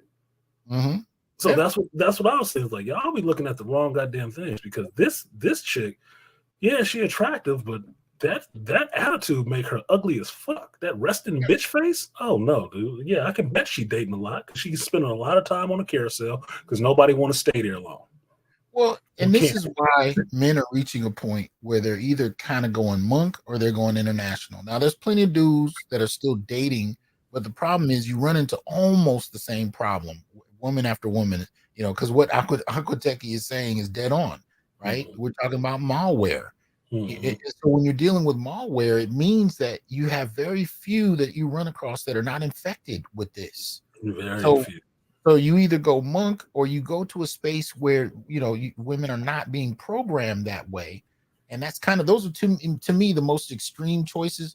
I think most brothers are in the middle trying to find a good one that isn't crazy and that ain't going to divorce you and take half what, we're trying to do that. And I've even tried dating older women, who are in that Ayanla kind of space. And I can tell you, it's what ends up happening a lot of the time. You have some great conversation. You'll find that the malware is still there, I mean, even with Ayanla, there's a point where she says, "Well, I would still get a prenup if I had to marry a bus driver." Yeah. She still threw the bullshit in there. Like It's it still ain't there. totally gone. It ain't totally gone. It ain't totally gone. She's more reasonable, but it's not totally gone. And the reality too is because, especially if you're a younger man dating an older woman, you get to a point where you can only go so far. And I mean that in terms of relationship, family formation, and sex. You know, we talk a lot about ED in men, erectile dysfunction in men. We don't talk about vaginal lining thinning, and we don't look. There is a point where old they ain't trying to have that conversation either, but that's okay. I know women are comfortable with the idea that men are the ones that can only have sex to a certain age, and women can go on forever. It's bullshit. That's not the truth. No, it's not true. It's not true. They will reach a point, and this is the thing with women. You know, especially with all this makeup and stuff we have, women can look gorgeous until you know their elder years. But I'm telling you, women have a half-life where they reach a certain point and they cannot do it. You'll be lucky to get one session, and then she can't be bothered for a week. Now, can't be bothered for a week. I'm telling you, it is what it is. It'll finally die off. Yeah, they get that 40, that last push when they hit 40. Oh man, you know, when the factory shut down, they get that teenage boy testosterone boost, but then they level off.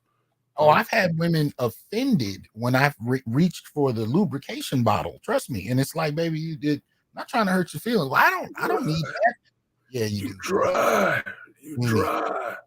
If you don't mind, I'm gonna bring up some of these brothers because I know they wanted to get in at one time, so I put the link back in there. Bring up Lion. He wanted to say some words. What's up, Lion? Good afternoon, gentlemen. How are you? What's going on? How are you? What you got on this? Well, to the I'll get to the Ebony K. Williams. That I knew somebody wanted to talk about that shit. I seriously wasn't gonna bring it up because in my mind she's just another failed divester. Well, she is. She said it. She said as much in that interview that she's did everybody she knows. I was like, oh, okay, so you sample. I mean, you're a failed divester. You're 39 years old. It's not men's fault you squandered your sexual market value. It's not our fault, not our problem. At the end of the day. To speak to Guardians of the Galaxy, another thing I noticed about it, and I noticed it in the first 5 freaking minutes of watching the movie. Star-Lord, you crying already? Right. 5 minutes into the movie, I'm like, you crying already? Yeah, he crying. Yeah. And I'm like, no, for a second, it almost sold me because I'm like, hold on, is she dead? I'm like, is she? The one he liked is. Yeah, I'm like, man, stop. Look, the one he liked is. Look, you probably thinking like me, Lion, that he shouldn't have been crying over the one that was gone. He should have just reassessed his Mackin and tried to get at the one that was there. Exactly. You know what? Recalibrated. Cold. I got to warm it back up again, boy. I got to get this game on again. If I can't get you, I get the sister. If I stay within the framework of the story, I'll tell you what I think Peter's biggest problem was. Even though he's raised by aliens, he didn't get with his father or his grandfather. Now you notice at the end, that a whole different dynamic, but he didn't get that manhood training. He got aliens. He got aliens. But I would argue he really never, because he's really a grown child. He is. Peter's, remember when he got the powers from his father and he was talking about, I'm gonna build a statue with Skeletor, and he's a grown child. He never really became a man. Peter Pan. Peter Pan in space. He's Peter Pan in space. He needed to sit with his grandfather. That's what he needed. That's what he needed. But anyway, that's saw what the Ravagers was doing. The Ravagers was hitting whole houses and stuff. So apparently it was taking a kid with him. When you look back at the first one, when I look back to Star-Lord, the first one, that was the closest that you got to like the suave wannabe Han Solo, right? Before the team came together, that was the closest you got. Then the second one, he was just, we'll just leave that at that. I'm like, I would say in this one they brought each character a little bit closer back to their comic book roots, who they were in the comic books. Like you got to see Drax doing some destroying. You got Gamora being, the fierce lady in the universe. Okay, not this sappy one that was all in love and crying and shit like that. That's not Gamora. And that's what I think why this one is such a switch for some people is that the original Guardians movie, the biggest complaint about it is that none of these Guardians were how they were in the comic books. None of them were. Drax was goofy. He wasn't serious. He wasn't there to take on Thanos. He was serious a little bit, and then from then on, he was goofy. Right? Gamora was the heart and soul of the team. Gamora was never the heart and soul of the team. Gamora was a killer. That's what the fuck Gamora was. And she didn't like Quill like that. No, not really. Okay. Quill was that suave, Han Solo trying to be person, but Quill can get down. Right? Wasn't that silly shit. All those characters were kind of switched up. Right. A bit.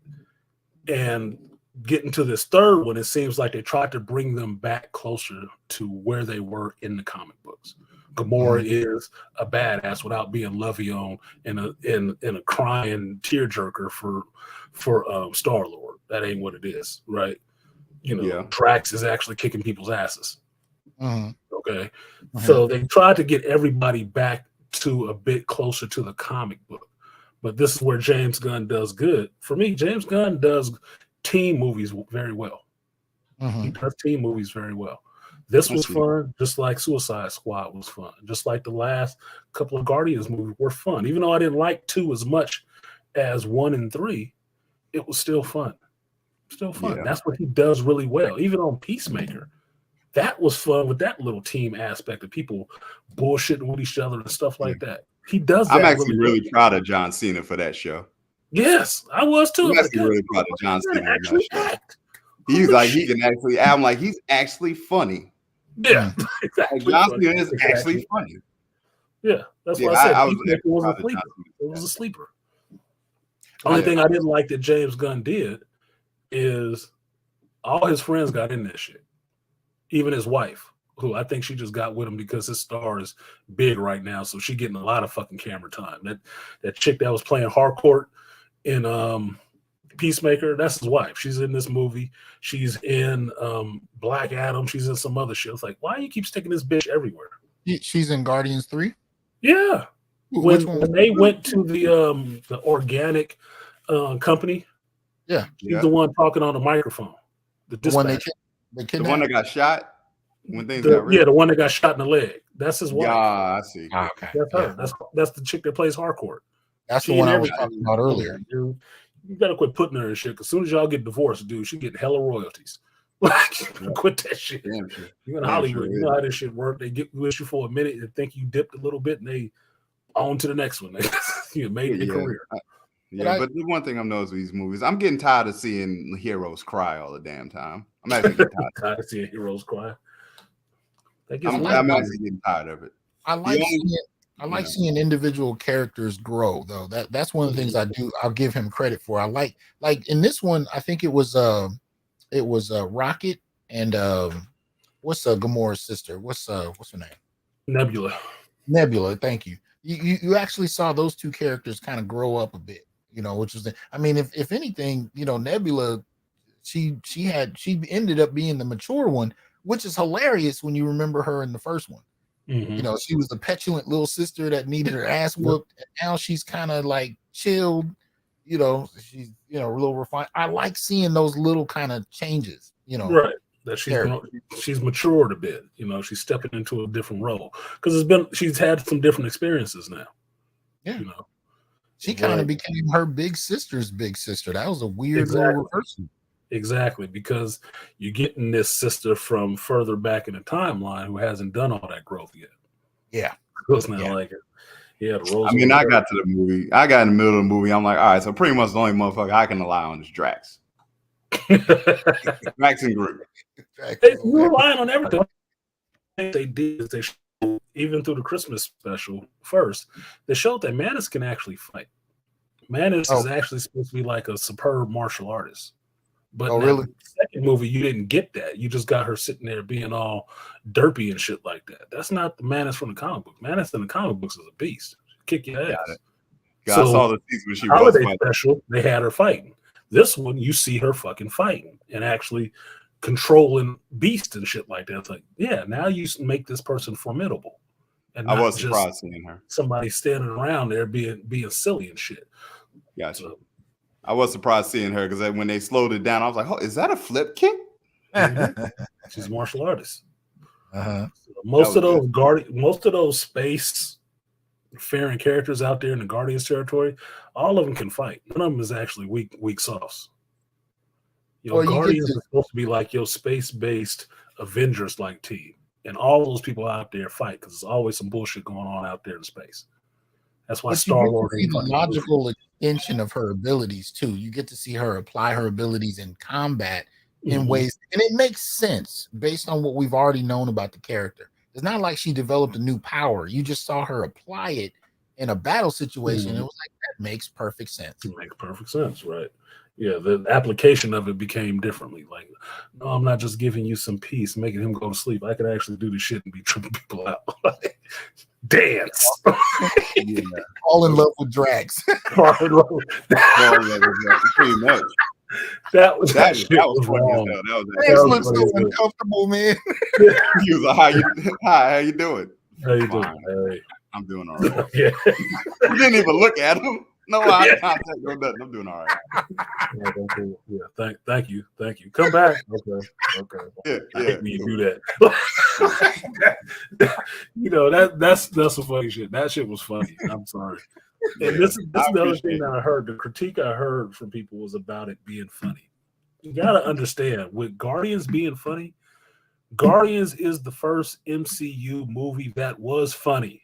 Yes. This is the one that they emulated the rest of the MCU on after this one. So Guardians is supposed to be funny. That's James Gunn's sense of humor.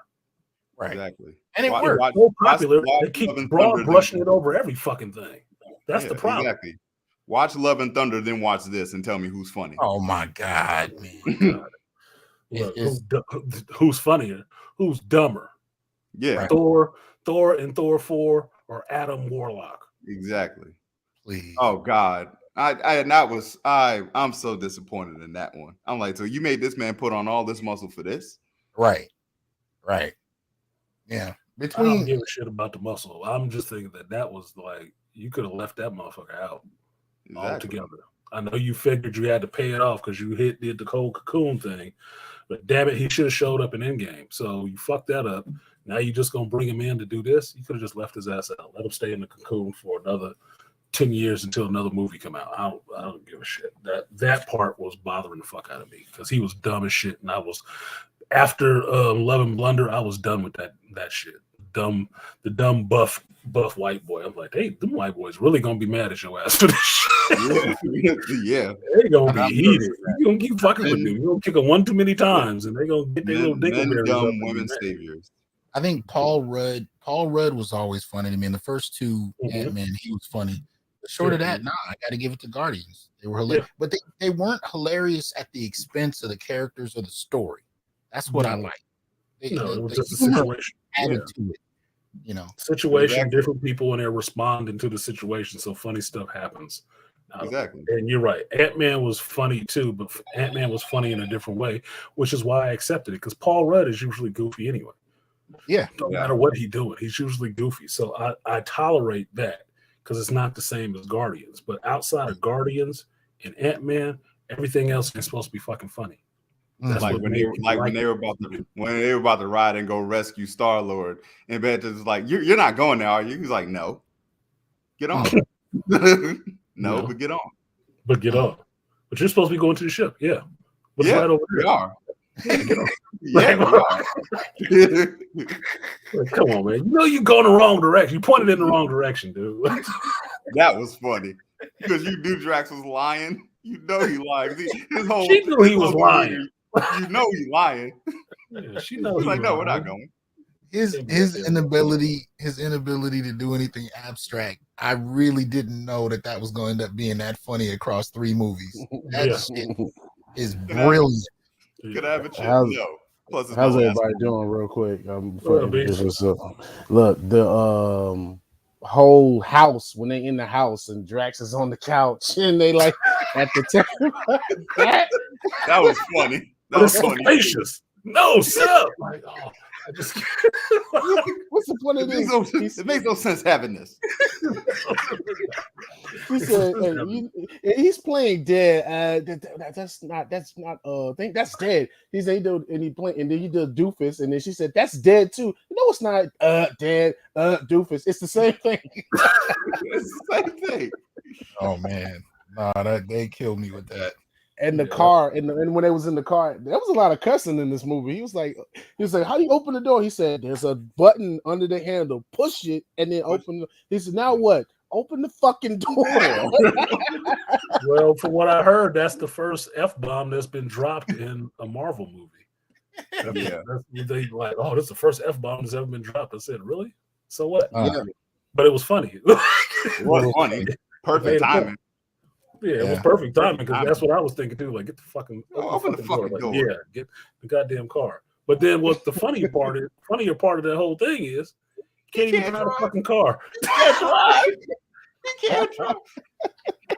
He's driving. I left Earth when I was 8. Why are you jumping in the driver's seat? He said, "You want me to drive?" No.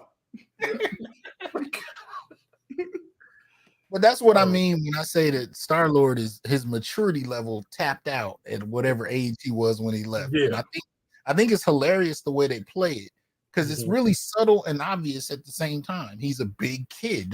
He has not been socialized around human beings past that point. That's why when he met Iron Man and Spider-Man, the exchange was fucking hilarious because he's still a kid stuck in the 1980s. Yes, it was. He was like, Footloose is still the greatest movie ever. It never was.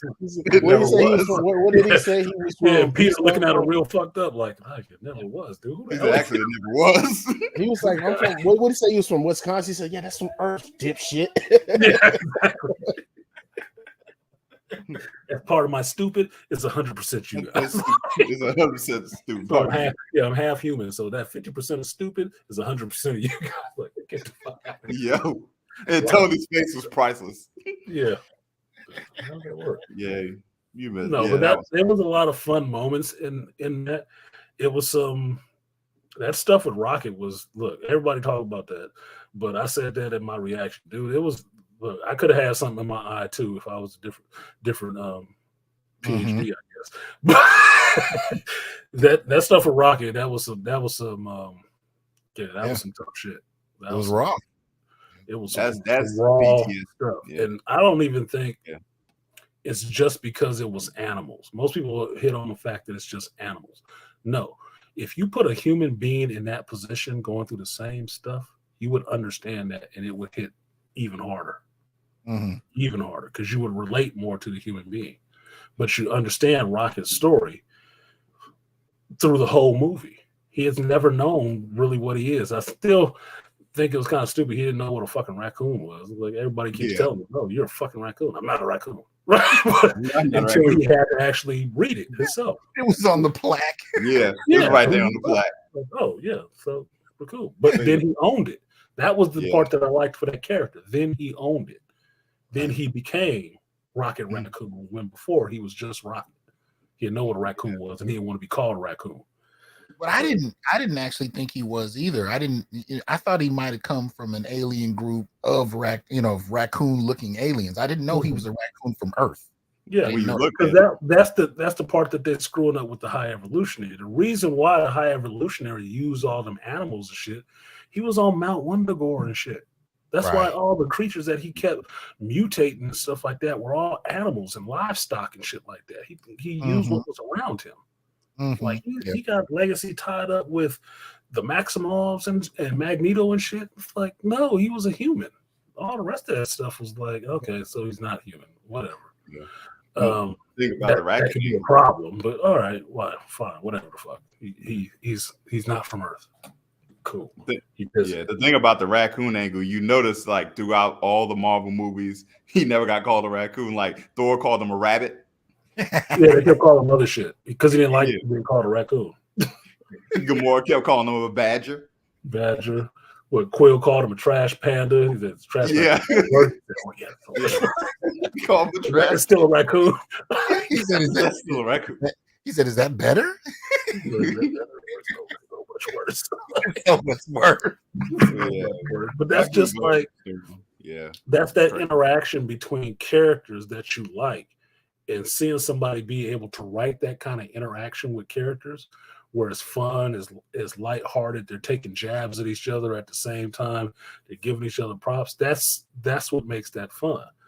I can tell you my favorite scene that I saw in the movie that I'm seeing that a lot of other people have hit on was that hallway scene. That shit was shot. The hallway scene where when they fought together. Yeah, that shit looked awesome. That was shit very looked really good. I like the camera angles. I like the CG. I like the mixing between the CG and the live action. What's going on in the scene? Everybody is moving. Everything is pretty fluid, and you see them working together as a team. For as much as they're individual people getting on each other's individual fucking nerves, came down to that, they was on one accord getting it done. Well, except for leading up to it, Gamora was like, "All right, fuck it, whatever." Yeah, these motherfuckers is nuts. Whatever, man. Whatever. She gained a respect for their relationships, even though she didn't understand it and she wasn't a part of it. She saw the value of it by the end. This is that kind of subtle stuff. I got to give it to Gunn. I'm excited about what because here's the thing. That's the interaction we never saw with the Justice League. The internal banter, the back and forth. I mean, we've seen that in the comics. Batman considering dating Wonder Woman, all these interactions within the team that are human. We never really got to see that play out well with groups like Justice League. I mean, you see it. They might. I'm thinking, looking at the trailer from the Flash, the latest trailer, it looks like they might try like the conversation that like Ben Affleck's Bruce and what's his name has, like that when he's talking about like the scars of what makes people real. It seems like they're trying to anyway, at least in that trailer. I think they are, but my thing with that whole it looks like something they're trying to repair and make a little bit of money out of because it's so fucked up.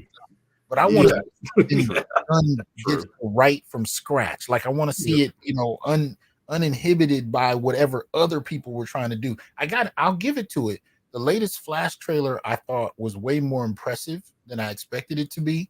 But at the end of the day, it looks like a shit show that they're trying to make a few dollars off of, and they can only go so far with it. Yeah, it is. However, this Flash movie turns out, it's going to be the end. So it has to turn some kind of profit, but it has been a shit show trying to get this movie done.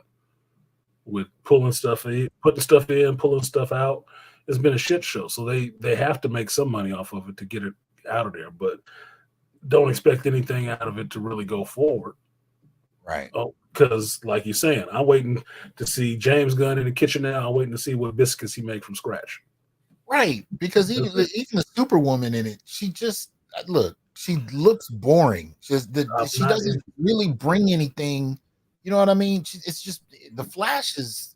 His version of the Flash is uninteresting to me.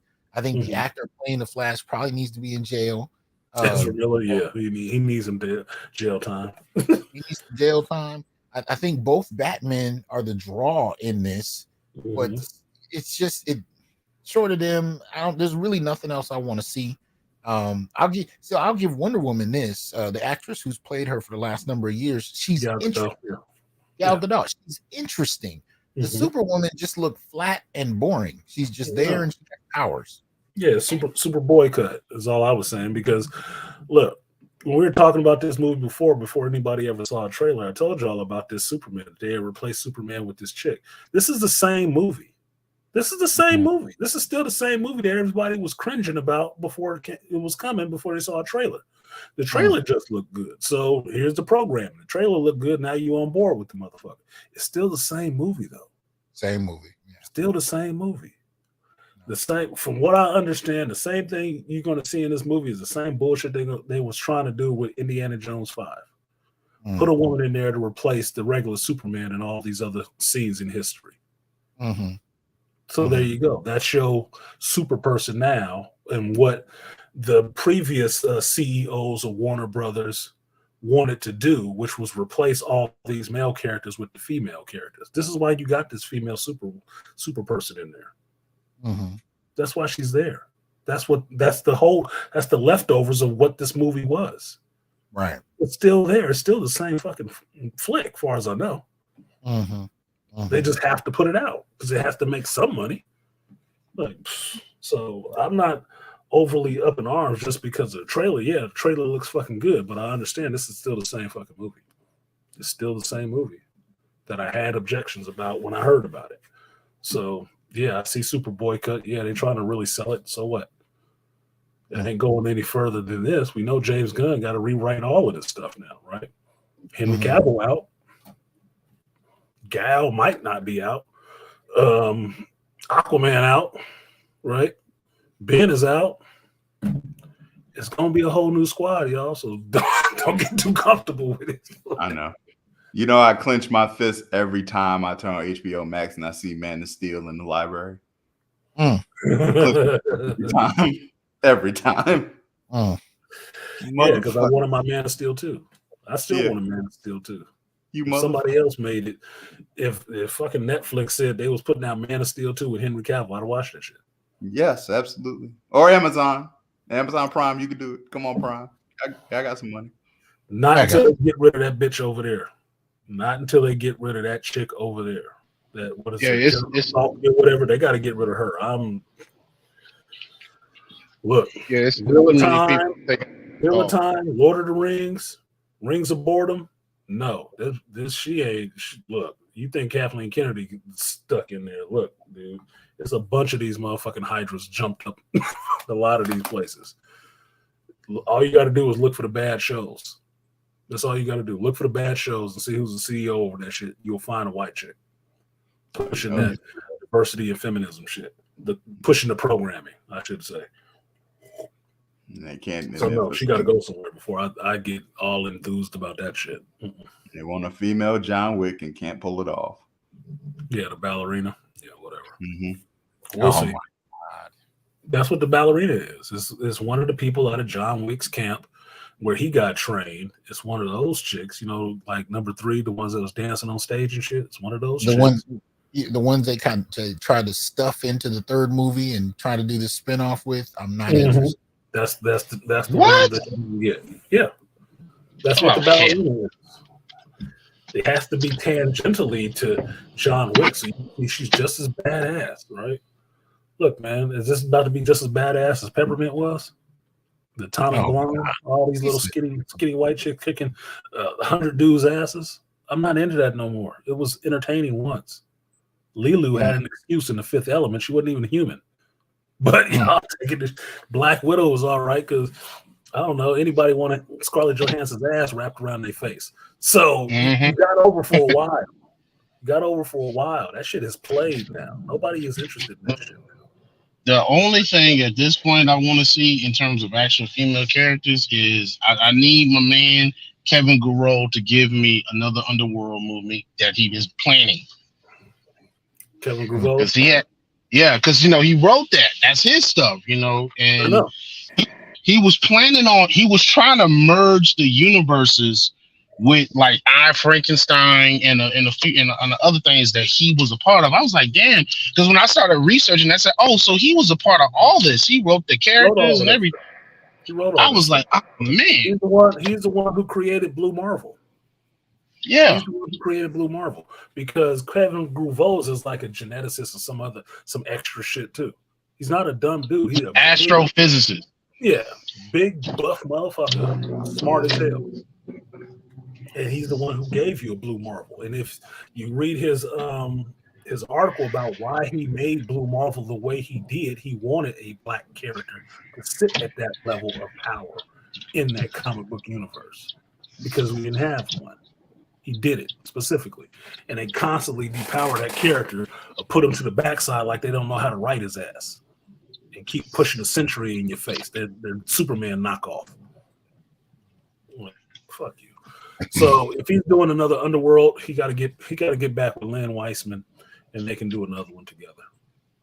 But the story-wise, as far as I was concerned, I Frankenstein and Underworld did happen in the same world.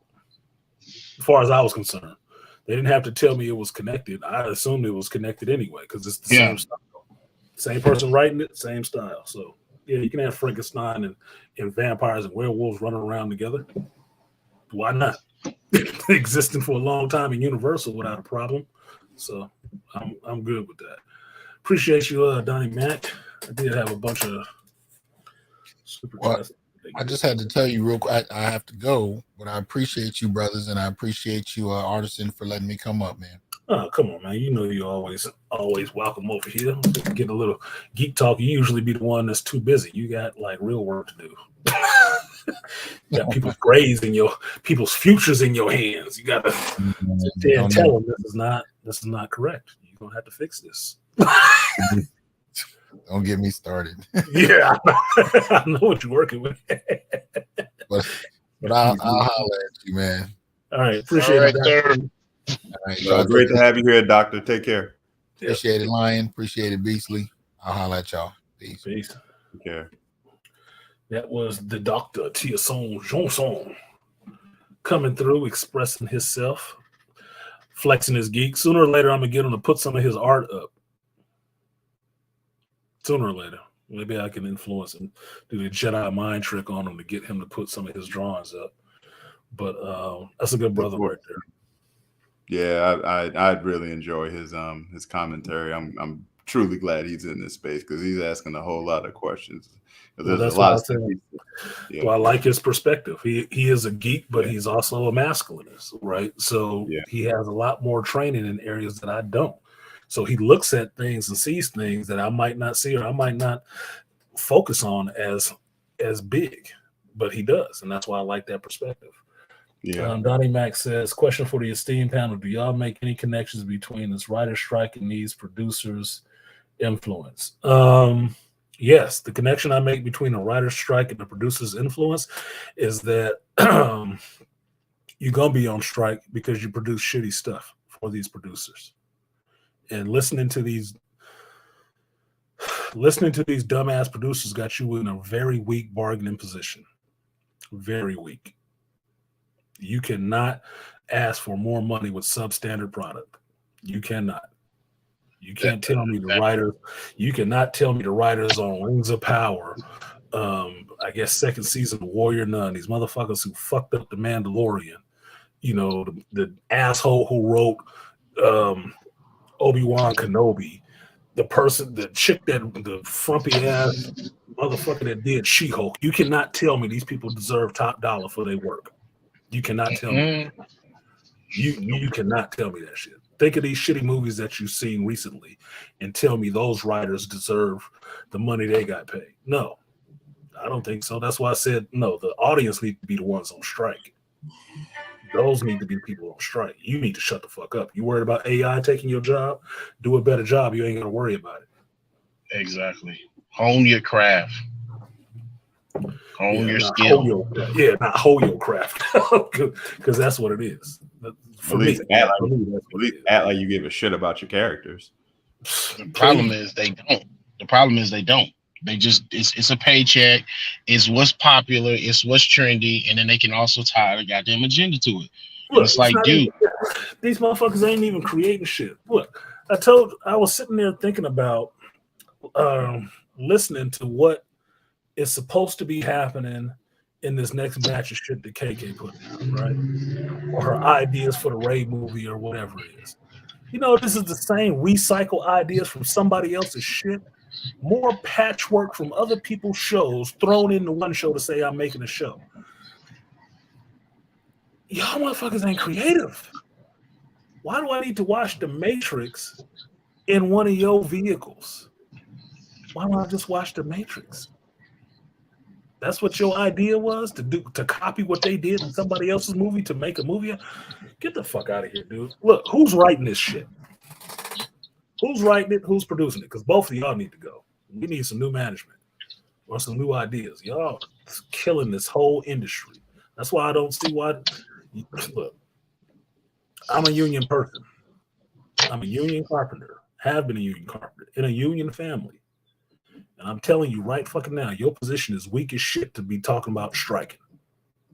If I was owners or anything like that, whoever you striking against, I'd leave y'all asses sitting out there for a year till you produce me some good work. and I would hire anybody else other than you to get in here and write some of this shit. Plain and simple. Because you're producing crap. Look at the movies that have the number of, don't even look at the number of movies that failed. Look at the number of movies that have been successes this year. Handful out of how many movies that have been produced? And all of y'all was writing on them bitches, them failures. Very few of you were writing on the ones that were successes. So what does that mean? You probably don't deserve the money. That's what it means to me. You probably don't deserve the money. If there's a bunch of carpenters out here who do substandard work, buildings always over budget, they falling down as soon as they put up, why would you come to the table? Well, it's contract negotiation time. We need a raise. For what? For buildings that fall down? Workers that don't know how to do their craft? No, you're not getting this shit. Get the fuck out of my face. No. Nope. Not my thing. I'm sorry. I didn't mean to cut y'all off, but that it's funny how that rises something out of me. Gets me on a tear. It's the fans that actually suffer. Yeah, it is, because we're the ones paying for this shit.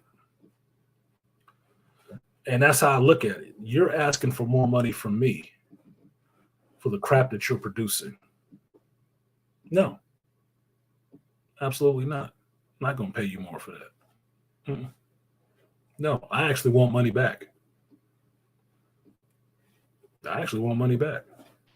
And if they need a lesson in writing, man, like I'm gonna go back to, I'm not keep going back because I don't know if you talked about it, but like I said, that Once a Ranger shit, that was a well-produced, well-written little mini movie that they did. Especially, look, I don't know if Walter Jones is aware of the Black Manosphere or some shit like that, but with that, what he did with that character, you saw him as a father figure / mentor that was kind of guiding the girl and kind of having to teach her, because he kind of took on her once the Trini died. He kind of like adopted her and moved into the house and everything and was kind of raising her. And when she was like, I tell you, that girl, she had to earn that damn power, because like at one point she was fighting putties in the juice bar and she was getting her ass whooped. Like at one point, 2 putties picked up and like reverse power bombed her ass on the counter, on the juice counter, and threw her ass off. And then Zach and Rocky putty bomb. Reverse yeah. Yeah. Look, and Zach and Rocky had to show up to save her ass. It was hilarious, but she had to earn it. And like with that character, they didn't just give her the goddamn Yellow Ranger power. She had to actually earn it through actual self-sacrifice. She had to basically sacrifice her life to save Billy at one point, and that's when she got the power. And that's what Zach was trying to tell her. He said, he was like, Zordon didn't pick it. He said, what you want is revenge. He said, that's not what being a Power Ranger is all about. And you got to understand that. He said, why not? She killed my mom. He said, that doesn't matter. I understand you mad, but this is not how we do it. This ain't the way. And so when she finally did it, and she jumped in front of that blast, it activated the morpher and it protected her. And that's when she got everything. But they had to earn it. She had to earn it. I liked how they did Walter Jones with that character. You saw a black man. He wasn't no goofball.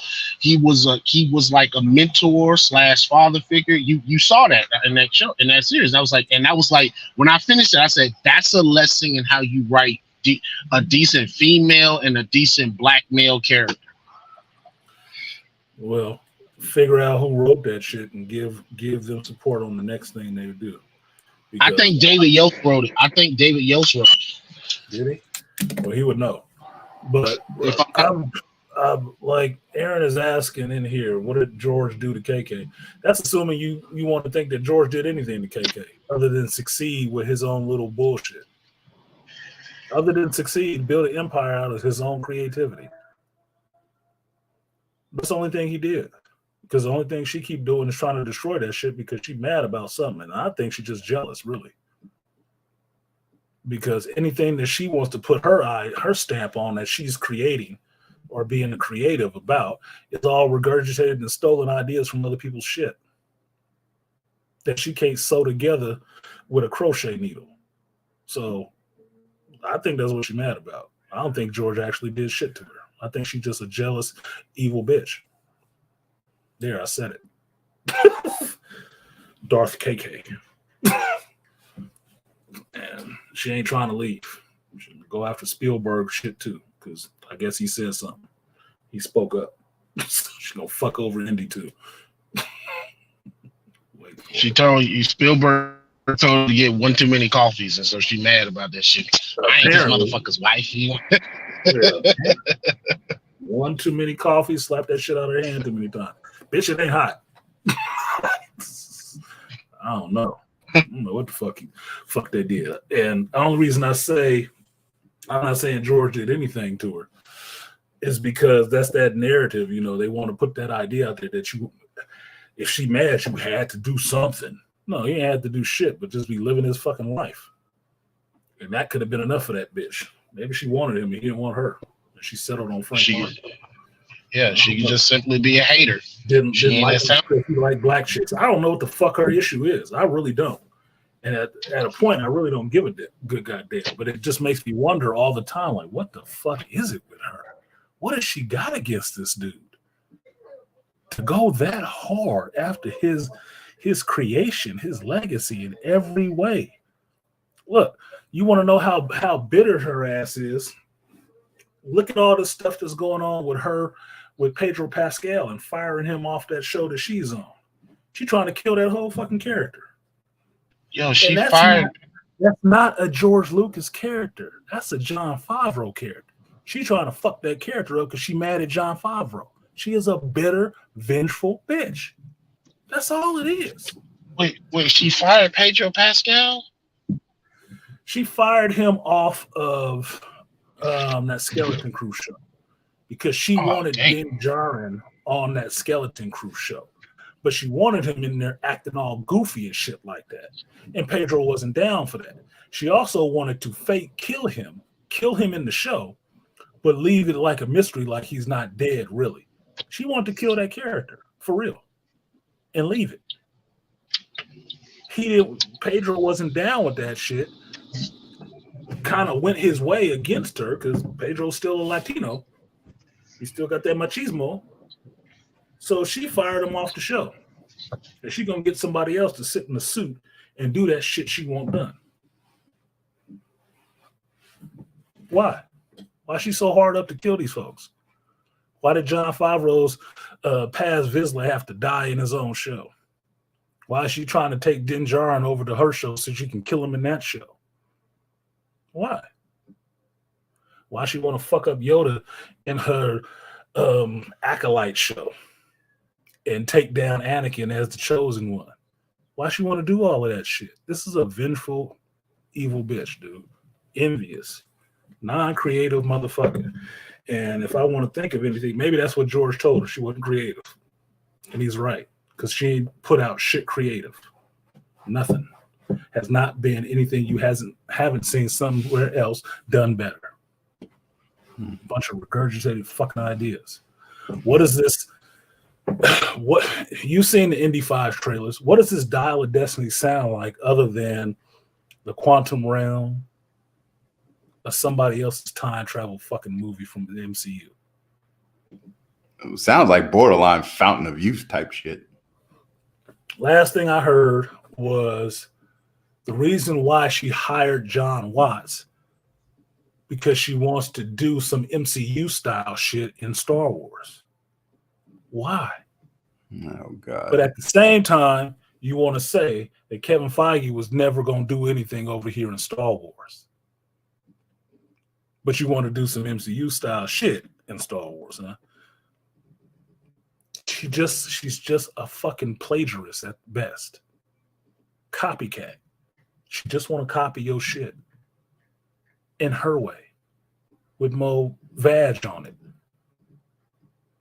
That's it. That's why she's saying that shit, because that would have been Kevin pissing in her pool, coming to show out in her arena. She resented that shit. So no, he ain't gonna be here, but we gonna hire your people and make them do the idea the way I want to, your style. That's an evil bitch, dude. She's just a musty ass hater. I don't even know if she's musty, motherfucker. She look like she baby powdered up, but she's a fucking hater, dude. She is like, there is no better example of a hateful ass woman. Because if I found more about this Visions and how much Visions 2 sucked to me for all the feminine stuff, if I say who was in charge of it was her, that she was guiding some of this shit, it's gonna make perfect sense why the Bad Batch sucked too, and suck the same way. One awesome season, next season it's like it's all about Omega, and it sucked. I don't even want to watch the finale. It sucked so bad. I was hating 14 episodes of that shit. 2.5 of them might have been okay, but I haven't watched the finale. And that's just the last episode. It ain't even long. I still can't bring myself to fucking watch the shit because I had such a shitty experience watching the other episodes. That bitch is a scuttlebutt. She is a scuttlebutt. She's trying to bring this motherfucker down. Plagiarist at best. Shout out to Kevin Samuels. Yeah, plagiarist at best. He is not a creative. She is not a creative. I don't know who gave her that word to put in her fucking mouth, but she needs to stop using it because she is not creative. She is not. I mean, your claim to fame is producing other people's original shit. I mean, Jurassic Park, that wasn't your shit. That was fucking Michael Crichton shit.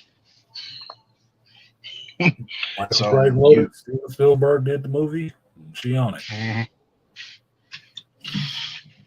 So I'm sorry, but Dial of Destiny sound like Endgame to me. Are we gonna go through time and change shit? Interesting. I'm trying. When I was watching the trailer, because I was watching the new trailer during the Guardians, and I said, okay, this is a new trailer. This movie looks like a movie that I've seen before, but I cannot think of it like an actual, this shit was actually taken from another movie. I said, this shit looks mad familiar. And I can't think of the movie, but I said some of the shit looks familiar. I don't know what movie. The whole fact that you have that inkling in your head that is familiar to something else means that it's not original. The only reason you can't place it yet because you haven't seen a full scene of what's going on. You haven't seen a full scene of it yet. But best believe when you sit down into that movie theater and watch it, it'll kick in for you like, oh shit, this is just like motherfucking this. Oh my God, this is this. They just copied this whole scene from that. Because that's all she sits there and does. Cherry pick scenes from other fucking movies. Go back to Obi-Wan and think of how much shit you saw. Even that epic ending, what did they do? They stole that shit from Dave Filoni right out of Clone Wars. Flat out. At whose direction? Why do you have an Andor scene in Mandalorian season 3? Why do you have an Andor scene in that? Now that you know that she was overseeing all this shit in the writing process, why do you have that?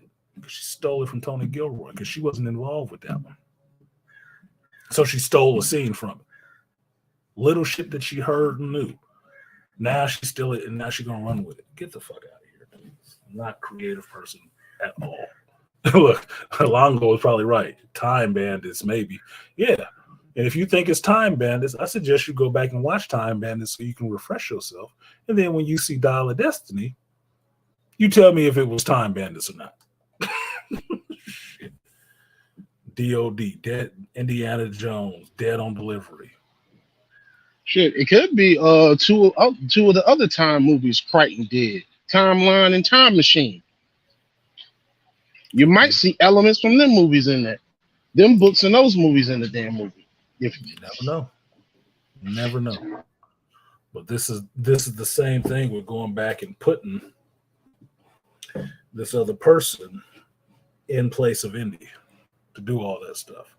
And they've been going through so many reshoots with that movie because what's his name? Fucking Doomcock had been giving up the goods on that shit from inside the camp, spoiling that shit, that they keep having to go back and actually reshoot and change shit because the stuff that came out was so objectionable to people that they can't sell that fucking movie that way.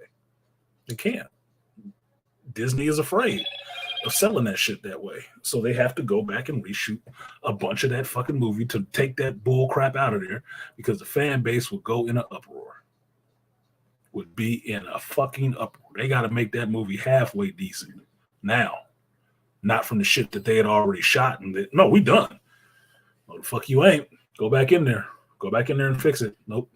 Go back in there and fix it. I don't give a fuck about your original vision. Get the fuck back in there. You're going to fix this. We are not about to take that hit for this. Because it was spoiled. It was put out there. So she got to fix that shit.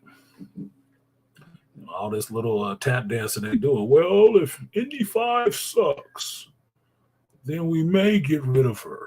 We don't want to upset the fan base. Nigga, you're going to upset the fan base if you don't fire her. I don't give a fuck what that movie do. If she hang around after this movie, your fan base is going to be pissed. Nobody gives a shit about, there is no media backlash about her getting fired. It won't be. Trust me. It won't be. I told you, your stock will probably go up 5 points. Better put that banana peel out and open the door. Only thing I've been excited to see in theaters so far this year was Creed 3. I was excited to see a lot of stuff in the movies. And some of them have been good and bad, but critical acceptance and stuff like that is just based on the fucking critics. Like, I don't have a problem with a black dude in a movie being a villain. I don't. I really don't. I might have a problem seeing so many black men just as villains. But if they're good actors, they're good fucking actors. I don't know what to tell you. The movie could be shit, but their performances can be good. But it's not the stuff that everybody is all hyped about. Like Aquatech is in here mentioning The Rise of the Beast. Yeah, I want to see the Rise of the Beast movie. I still call it the Beast Machines movie. Yeah, I want to see that. I want to see the Beast Wars movie. I do, because I do want to see Optimus Primal. And I see some. I'm looking for action figures, man. Of course they are, dude. They're about to sell so many action figures off this fucking movie. That's what the trailer was for, to let you know we got toys coming out of these, and they look awesome. And they better have Megatron as a fucking Tyrannosaurus Rex too. I would really hope they do, but I don't know if they will. I don't know if they because they just did that dragon in that last one, like the last night shit. They just did that dragon look at Tyrannosaurus thing. So maybe they won't do that one. It'll be too repetitive. I don't know. I'll go see the shit though. I will go see it because, for one, they put RC in there. I don't have a problem with RC, but that's more that 80s feminine push. They had to put one female robot in there. But I like RC. RC was cool in the cartoon, so I'll see RC on screen. The rest of these people, yeah. Well, I want to see the Predacons. And I want to see the Maximals. That's what I'm showing up for. So Prime is there. I'm cool with Prime, but I need Optimus Primal. That's the whole point. Like, don't need two leaders there at the same time, nigga. Let's pick one and run with it. Look at Dr. Anwar. You showing up late as fuck, dude. What up, Doctor? Dr. Goodbar. I texted you a while ago, dude. When we was up there, you could have came up. At the doctors, telling the two docs. Peace, Artisan, got your email. I'm going to see Guard. You haven't seen it yet. Then why didn't you respond back? God damn. You're a smart motherfucker not to email me back. Yeah, go see the Guardians now. Go see the Guardians now. And make no mistake, Guardians was fun. It was fun. Listening to some of these white boys talking about it, they hated that shit. Like, really? Why did you hate it? For what? I think it's just about Disney. They had their political leanings, and they just want to see Disney, burn down in a sense. I don't think the movie was that bad. There was some dumb shit in it, like Adam Warlock, but it was fun for the most part. It left me with a good feeling when I left the theater, right? That I thought James Gunn did a good job closing out his series of movies in Marvel. I think he did a good job. The characters are in a good place, and they can go forward with stories, or they can stop right there. It's good. He Gucci. I look forward to seeing what he do at Warner Brothers. But that movie being bad, I don't think it was a terrible movie. It was funny, the way Guardians has always been funny. Funny and that influenced the whole MCU. That made the rest of the MCU movies follow suit and try to copy what the Guardians did, which was be fucking funny. They didn't need to do that. That's just prime. Every time I watch Andor, that movie with Sylvester Stallone and Arnold Schwarzenegger, Escape pops up into my head. Yeah, escape route, escape plan pops into my head where they're stuck in this ship at sea and had to break out. Yeah, that was Escape Plan. The ship at sea, though, I think was Face Off with Nicolas Cage and John Travolta. I think his prison was at sea. But I did see Escape Plan with Stallone and Schwarzenegger and 50 Cent. 50 Cent, too. That was good. You got to see 50 as a tech guy. That character broke out of shit. I'm waiting for them to drop Expendables 4, man. I was watching behind the scenes shooting. I was like, yo, when is Expendables 4 dropping? Come on, man. I'll wait for it. I mean, they old. They can take their time doing it. No, like, we can take their time. And I thought 4, it came out. It's not out yet. Cause 50's in it. 50's like one of the main dudes in it. You know, they got He ain't no 80s action star. What the fuck is you in it for? Look, he in it. He got his 2000s action star. What? He got his. Look, he got his vest on, his gun, his tack gear. He ready, man. But he looking swole. He looking like Get Rich or Die Trying. Terry Crews, because you know it can only be one black dude in the shit. Like one they got to. This ain't no 2x2 situation. This ain't the Noah's Ark. Like, look, you have a lot of white boys in there, but we get one Negro. Yeah, I saw it too. I saw 50 put it on his IG. I saw it. Did he? I gotta check his IG. He put it was a while ago. He put it up. Yeah, it was like around the same time Stallone and Statham had put the Stallone was, I mean, Statham's last day of shooting was when they did like a club fight scene in a bar, and they had the stunt doubles and everybody there. And he said, "Okay, this is how the fight gonna start. We're gonna do X, Y, and Z." He said, "Yeah, but we ain't gonna show y'all. Just gotta wait, see the movies and Expendables 4." Then I'm like, "Okay, obviously." Okay. Yeah. So I still got time because I thought they had already did 4. And I just hadn't missed it. I had just missed it, but 3 is the one I didn't watch yet. And that's the one with Mel Gibson. Mm-hmm. That 3 was like, it was okay. It was meh. They didn't really need a young Expendables team. I can say that. Yeah, pretty much. So pretty much there's nothing left to look forward to except for Deadpool. It depends on what you're looking for. I'm looking forward to Dune. I'm looking forward to this Oppenheimer movie. It's Christopher Nolan, because I like Christopher Nolan movies. Yeah. I want to see that about the dude who made the atomic bomb. Yeah. With what's his name? The guy who was playing Scarecrow in the Batman Begins movies. No, Cillian Murphy. Yeah, you got to be a cold motherfucker name your son Killian. For real. Woo, Killian. That sounds like a serial killer. Like that's a chill. Killian Murphy. Killian. Either way, it don't sound good. Or Killian was being bad. Killian was being bad school today. Killian who? Who is he killing? Killian being bad school today. Yeah, everyone's alive, right? Oppenheimer. I still want to see that Cavalieri or whatever, however you say his name, about that black composer. I want to see that one. Still, what else? Somebody Black Bang was telling me, excuse me, I shouldn't go see Dungeons and Dragons because it's stupid. And I'm like, it's Dungeons and Dragons. Should be a little stupid. They're just fucking gamers, dude. Geniuses. They're just gamers. There's a they just released the trailers for the Gran Turismo game. I saw that. I want to see that movie. I was playing Gran Turismo before I started the stream. Actually looks. I saw that trailer. I said, "Is this bullshit?" I mean, I watched it. It looked good. Oh my god, damn! Sony poured some money into this bitch. Yeah, a homie put me on. Like that's it really is a true story. It's a true story. I'm like, what? I was like, what? Let me get this right. They actually took a gamer. He was like, yes, they actually took a gamer and made a training team and trained him. And he's the only one that actually made it. That's the actual true story. It actually happened. He said he's actually still racing to this day.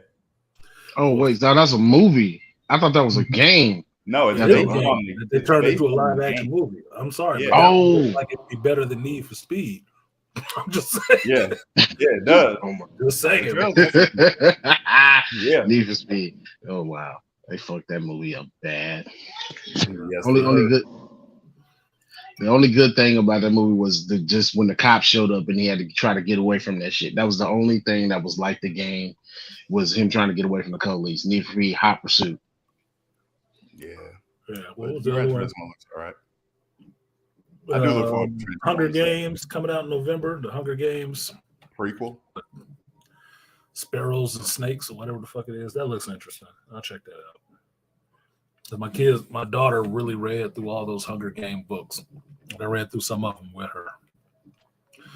So visiting that world again would be interesting. Some other shit that's coming out, I'm forgetting. I'm looking at my list from the movies because there's my notes for Guardians. I always take my notes in my movies, but I usually write down the trailers that I see. It's my list for the Covenant because the Covenant was so good. I was in that motherfucker like stuck. Like what? Couldn't even write notes. Oh yeah, Secret Invasion next month. Yeah, that's on TV. The TV side, yeah, Secret Invasion. It'll be good. It might be something. I mean, at least be Samuel Jackson. Yes. And Amelia Clark. I sat through comments explain. I sat through comments explain to that whole storyline. I was like, damn, I actually kind of want to read it. Yeah, Secret Invasion. Yeah, it was good. Yeah, a good story. To me, that was one of the major. To me, that was something that could have been more of a major arc in the films that you could have did. But I mean, I guess they wanted to make it to a series. But all right, go ahead. I mean, that could have been like one of your in between. You know, from your next big bad. You know, as far as in between Kang and Thanos, like, okay, let's give you like a medium level threat, not to that same level, but something that could like hold you over until you get to the next time you see Kang or something like that. King Paris said, "Do you think they're going to do Kraven the Animal Hunter justice in the movie theater?" No. Kraven is one of those characters. He's a Spider-Man villain. He works better with hunting Spider-Man. I don't know what fucking story they're gonna pull out their ass for this one. I believe it was supposed to be Kraven's last hunt or something like that when he was dying or some shit. Yeah. I like the actor was Aaron Taylor Johnson or whatever. I like him, the kick-ass dude. But I'm not expecting that much from this movie. I know Sony is trying to build out their Spider-Man universe with these other characters. They didn't really stick it with Morbius. They're gonna move on to Kraven. Knock yourself out. Morbius was fine. Morbius was just a movie. It was just the first movie. Most people don't even know that fucking character. Everybody was shitting on it like so fucking hard. Like, dude, what do you know about even Morbius? I mean, for real. I mean, I like what I saw. He was floating on air. He had his senses. He had his strength and shit like that. Special effects looked decent enough. It was a comic book accurate looking Morbius, and in terms of the actor and like how he looked in design, and that's what I get sad about. Is like Jared Leto has really been trying in this comic book industry to have a successful fucking movie. Jared Leto is a great actor. He's a great actor. Every time they put him in a movie, a comic book movie, it's usually shit. They usually shit on that movie left, right, and center. So he can't get a good one under his belt. Because mind you, Morbius is his movie. He's the lead actor in that shit. So nobody will dispute that he's a good actor. So why is the movie shit? Morbius, Joker. What else he been in? Any other movie he could win awards for. Getting this shit, the movie can't do dog with it. So I don't know what the fuck it is. I really don't. I feel bad for him though. Yeah, he was actually really good in that movie with Denzel. All the Little Things. Yeah, the detective movie. Yeah, he's really a really good actor. Look, I liked his Joker in Suicide Squad. His Joker was unsettling. I didn't like all the tattoos, but that's not his choice. Yeah, that's a director's choice, right? Yeah, but his Joker was scary. His Joker was very unsettling. And his Joker was down for his fucking Harley Quinn. yeah, he was. That's supposed to be. If he didn't have the tattoos on him, what would you have actually had to shit on about that Joker? That Joker was creepy as fuck. Mm-hmm. Yeah, I'm sorry. I like Heath Ledger and I like his version of Joker. And it's tragic that he died. But Heath Ledger's Joker wasn't nothing but Brandon Lee's Crow. That's all it was. Same shit. Everybody has known this forever. Jared Leto's version of the Joker was Jared Leto's version of the Joker because it ain't similar to nobody else's. He gave you an original Joker. So what? You didn't like that he had tattoos? I didn't like that shit either. I didn't like that Machine Gun Kelly look. But they didn't ask me about that shit. They didn't ask me. They just did it. And thankfully, he had his clothes on most of the fucking time, so I couldn't see the shit. But how they did the origin of Harley Quinn and showed that shit, that was actually really cool. Mm-hmm. Really fucking cool. So that's why I got a purple Lamborghini on Gran Turismo. That's called the Joker. Because I didn't mind that version of Joker. I really didn't. He was about his shit. Oh, that's the other thing they could have took out. The chrome fronts. Yeah. They put it in the story. They didn't show you in the show why he had all those, chromed over teeth because Batman broke his shit out. Pow! Broke his fucking teeth out, punching him in the face. So because you didn't see that, it's something that's off-putting and not traditionally Joker. Imagine seeing Joker's X-rays from his one-on-ones with Batman. Run-ins with Batman. That motherfucker probably got more nuts and bolts than a hardware store. Probably. Mm-hmm. Probably had a ruptured spleen and everything. But here's the funny part. Batman over all those years of running through Gotham, you probably got the same amount. Yes, I do too. You probably do too. Burns, cuts, bullet wounds. You like I mean, how many metal detectors in the Batcave? Okay? Yeah.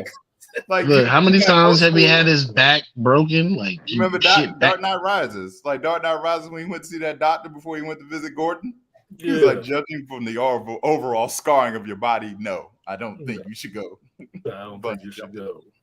I do not. Hell, even the side stories where they I don't know if the non-canon shit. Like when I remember reading Batman versus the fucking Predator, Predator fucked his ass. I was like, God damn, he had to do what he did when he fought Bane. Go build a mech suit. That's why he got. Look, this is why I always like Batman Beyond, because what you saw was Bruce Wayne at the end. He was fucked up. He was so beat up, he had to have a bat mech suit. And then he couldn't even wear that bitch anymore. Like, you know what? I can't do this. And still need to shoot this motherfucker. Hit my ass. I can't do this no more. Can't do this no more. I almost popped the motherfucker. I gotta quit. I know the picking up the pistol to get him off my ass. For real. I would really love for Batman Beyond, but I refuse. If it's not Michael Keaton, I absolutely refuse. I don't. Look, if James Gunn wants to do another Batman movie, all he would have to do is give me a Batman Beyond. He can use Jason Gordon-Levitt. I wouldn't give a fuck. I wouldn't care. I'm at the point now. I'm tired of seeing stuff go backwards and start from scratch all over again. I'm sick of seeing that shit. At this rate, I'll be fucking dead before they get to anything that's modern to right now. To right now, I never see it. So I'm tired of constantly going backwards with this shit. Catch up. Fuck, move it ahead. Jump the timeline. You're starting it over anyway. Pick up somewhere else. You said it before, like Batman Beyond or a goddamn Nightwing movie. Thank you. That's the only two I need. I don't need actually need another Batman movie. Let Glitterbat keep running around doing his Batman shit. Give me a Nightwing movie in regular continuity, or give me a Batman Beyond in future continuity. Either way, you writers, right? Creative people, right? Write this shit. No, I don't want to keep going backwards. Take forever. What up, Ray? Yo, what's up, man? Yeah, I kind of feel you. On that, man. Yeah. Well, no, not kind of, but I never wholeheartedly feel you on that going backwards, because that shows signs of, lack of creativity. Yeah, they constantly keep going back to the well because they ain't got no new water. Nigga, you ain't fixed the problem yet. If you got to keep going back to the well this soon. Man, a while ago, I was done with Superman and Batman reboots anyway out of DC. I didn't want to see another one. I'm good. Every time you've done it, it's been another reboot. I've seen all of them. If you can't move this goddamn story on, stop using these characters. Just stop using them. I mean, but you'll see it though, man. Be honest, you'll still go see if they put in there a black Superman. Yo, you trying to start a fight, huh? Yes, I would go see it because I'm a geek and I'm a completionist. That's my geekdom OCD kicking in. Yes, I would go see this shit. Do I want to see it? Absolutely not. No, I'm not interested in seeing a black Superman. Look, you want to give me something? Give me fucking Icon. That's a DC owned property. Give me an Icon. I don't want a black Superman. Give a fuck about Val Zod. Not like that. Not in front of an Icon. No, give me an Icon. Give me the Dakotaverse. You can start that shit up right now. You got comics you're putting out right now with this stuff you're trying to sell. Hurry the fuck up. You already know Static is a seller. What's the problem? They've been using Rocket in the fucking Young Justice show. Look, Michael B. Jordan just made a successful movie. His first one directing, Creed 3. Why don't you give him an Icon to do? You don't think that he can come in there holding his nuts a little bit when he come negotiating with Warner Discovery about, yeah, I want to do a movie over here with some of these DC characters. Now they're kicking him Val Zod. You don't think he can turn around and say, no, I don't want that. Give me that Icon. What about that Static? You don't think he can do that? Look, excuse me. I don't know, though. I don't know. Mahershala Ali walked into Marvel Studios with his fucking Oscar and said he wanted to do a Blade movie. They wasn't having no plans for no Blade. What they doing? A fucking Blade movie to his standards. Hold your nuts. You want to do something for the culture? Give them an Icon movie. Tell them go fuck themselves.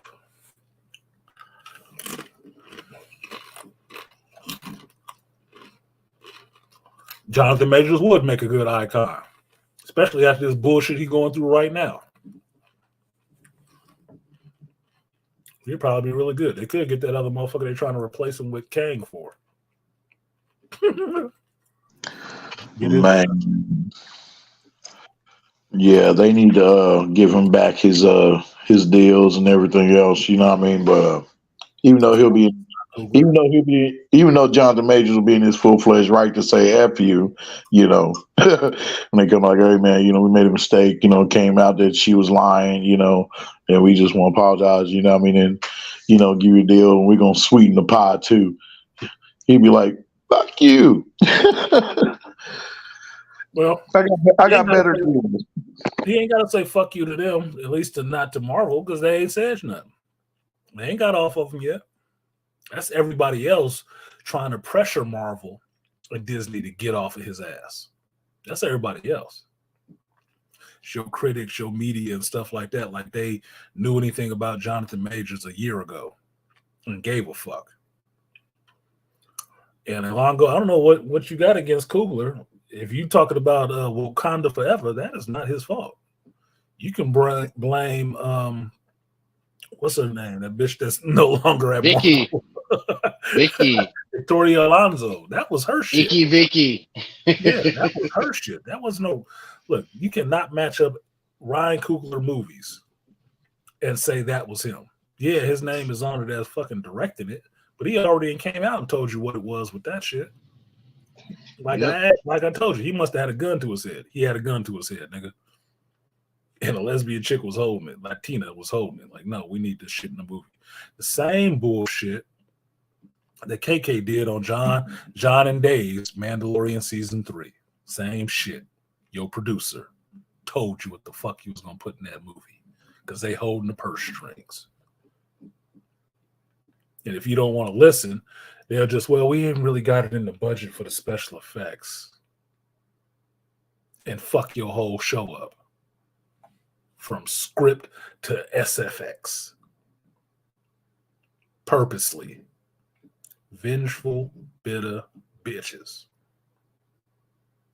In the producing chair. So, you can be mad at Coogler if you want to. I'm not shitting on Ryan Coogler for that shit. Because when I watched it, I knew what it was. When I watched the purple carpet thing, I could see what the hell it was. I've seen his other work. That wasn't it. He don't lean heavy feminine on shit. He leaned heavily dude. Black male centric. Black father centric. Not LGBT. Damn right. Not his shit. I'd take a Red Hood movie too. I would. I'd take a Jason Todd TV show right now. Right now. It could be Red Hood and Arsenal running around. I'd watch that shit. Even on a bullshit CW version.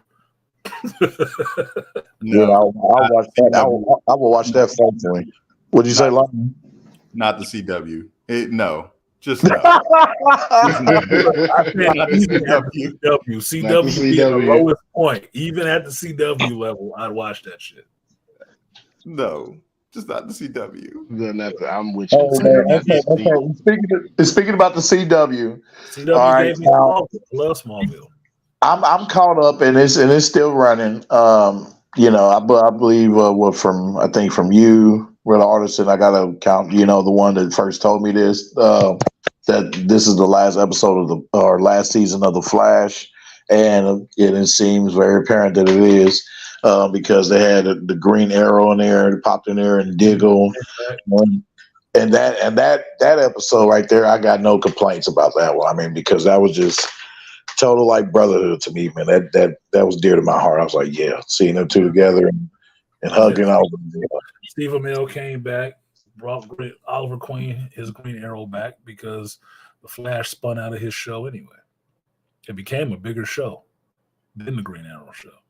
Some of the stuff on CW you take with a grain of salt because that's how they do it because you know what demographic they're trying to aim at. They're trying to aim at these younger people, right?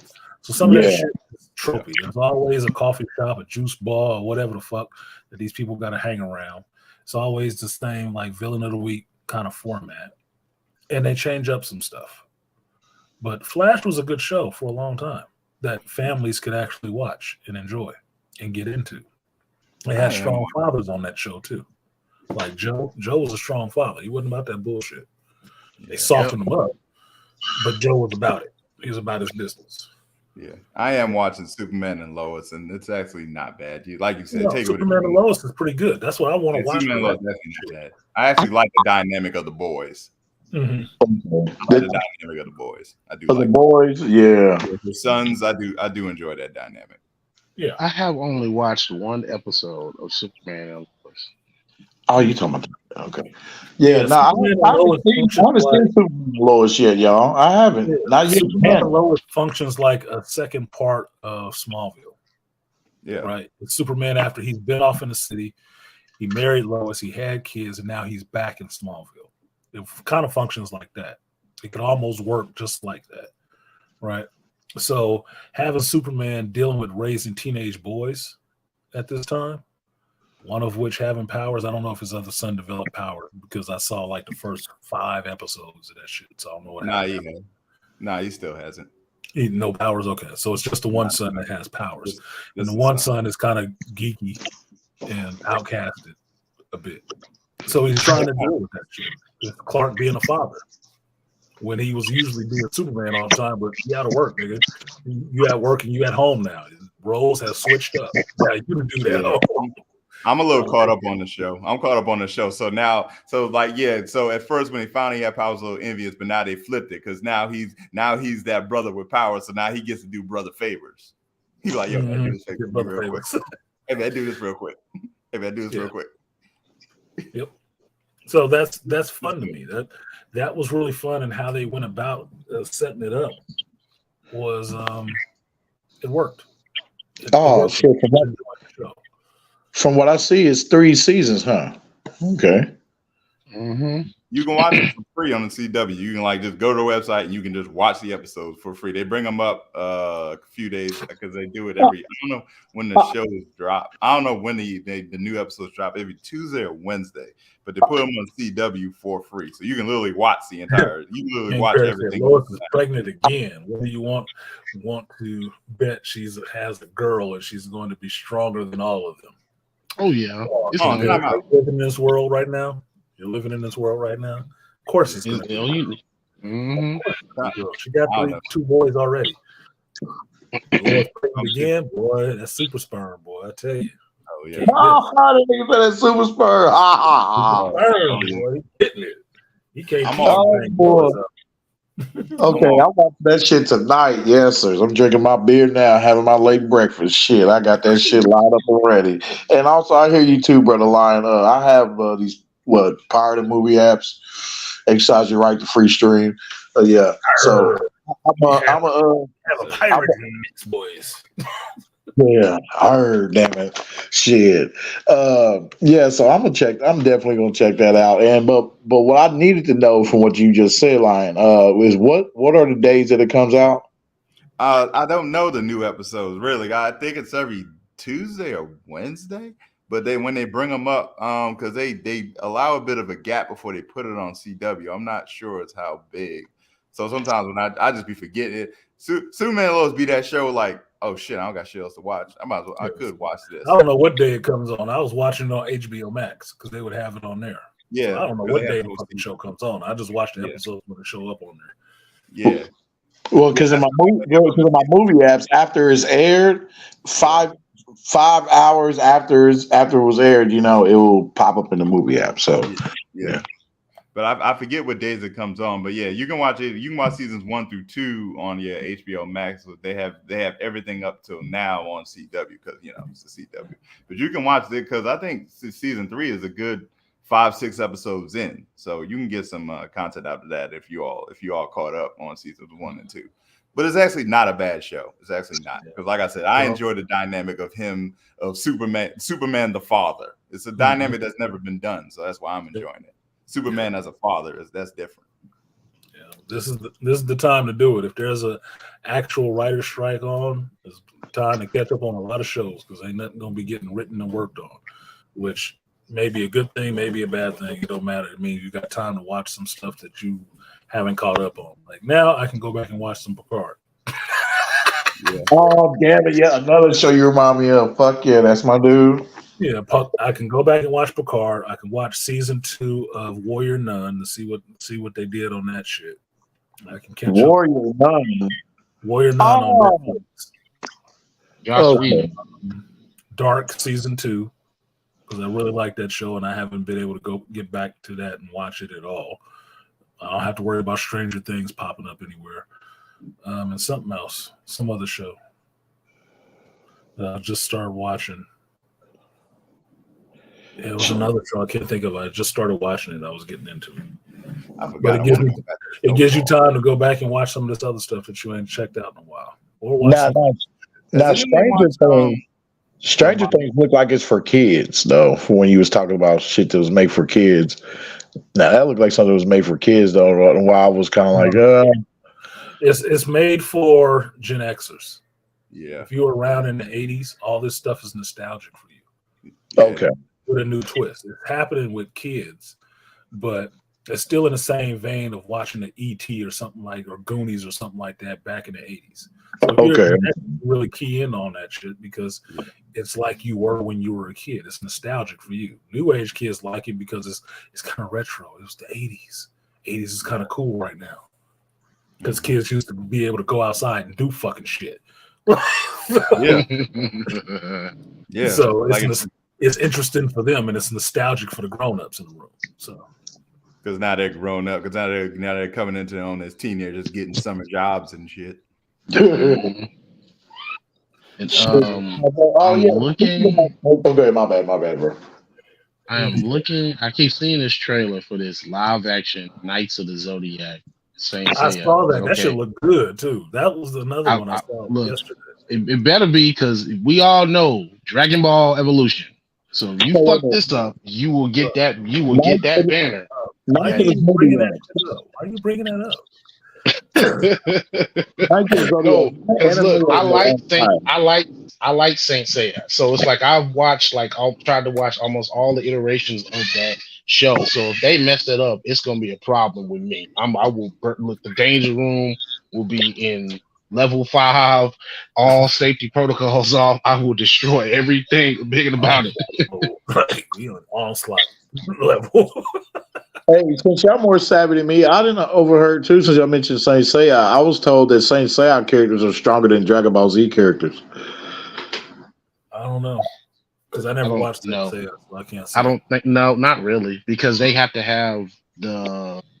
It depends on what you're talking about because it's broken down into Bronze Knights, Silver Knights, and Gold Knights. The Gold Knights are supposed to be the strongest ones, but they can be defeated by like Bronze Knights. So I don't see how that works. Oh, okay. But yeah, but I was making the CW real quick. And speaking about them, there's one show you could say it's kind of like made for kids too, whatever. But I would say for adults, one I give some decent respect to the Originals. There's a spinoff of the Vampire Diaries. Yeah. I know about that one. That one was good because that was, I think it was Klaus or whatever his name was, that elder vampire. Yeah, Nicholas Klaus. Yeah. It was a CW show. It was good. I liked the Vampire Diaries. My kids was watching that shit too. And it was interesting. I liked the characters in there. So I knew who Ian Somerhalder was. It was like that motherfucker Damon was that character was something else, dude. Something else. Has anyone watched the Mayans on FX? No, that's the spinoff from Sons of Anarchy. Yeah, Sons of Anarchy. I love Sons of Anarchy too, but I never watched the Mayans. Okay, I might get into that. Yeah, that was just another gang that rolled through Sons of Anarchy. They usually do business with the Mayans. Yeah, I remember. Yeah. Your boy Cool Khan is on that show. Oh, yes? Yeah, that's where he comes from. He's on that show, The Mayans.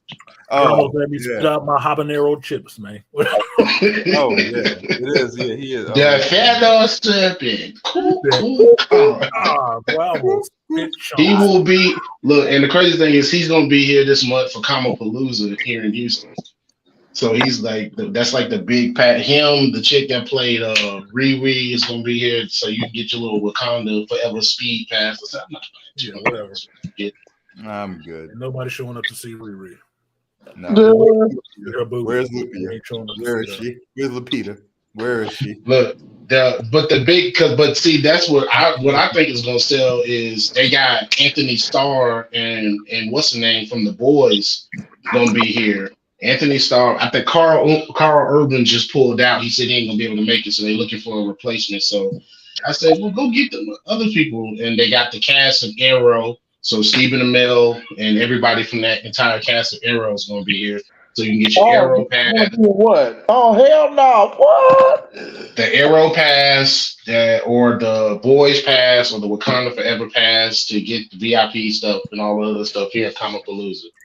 Okay. I don't expect that Wakanda Forever line to be full. But I tell you, this about Anthony Starr. Watching that movie, The Covenant, Anthony Starr is in that movie.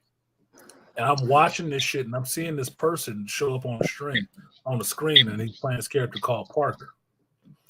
I'm like, who the fuck is that? I know who this dude is. And I'm listening to his voice and mannerisms. I was like, I know who the fuck that is. Like, oh shit, it's Homeland. Excuse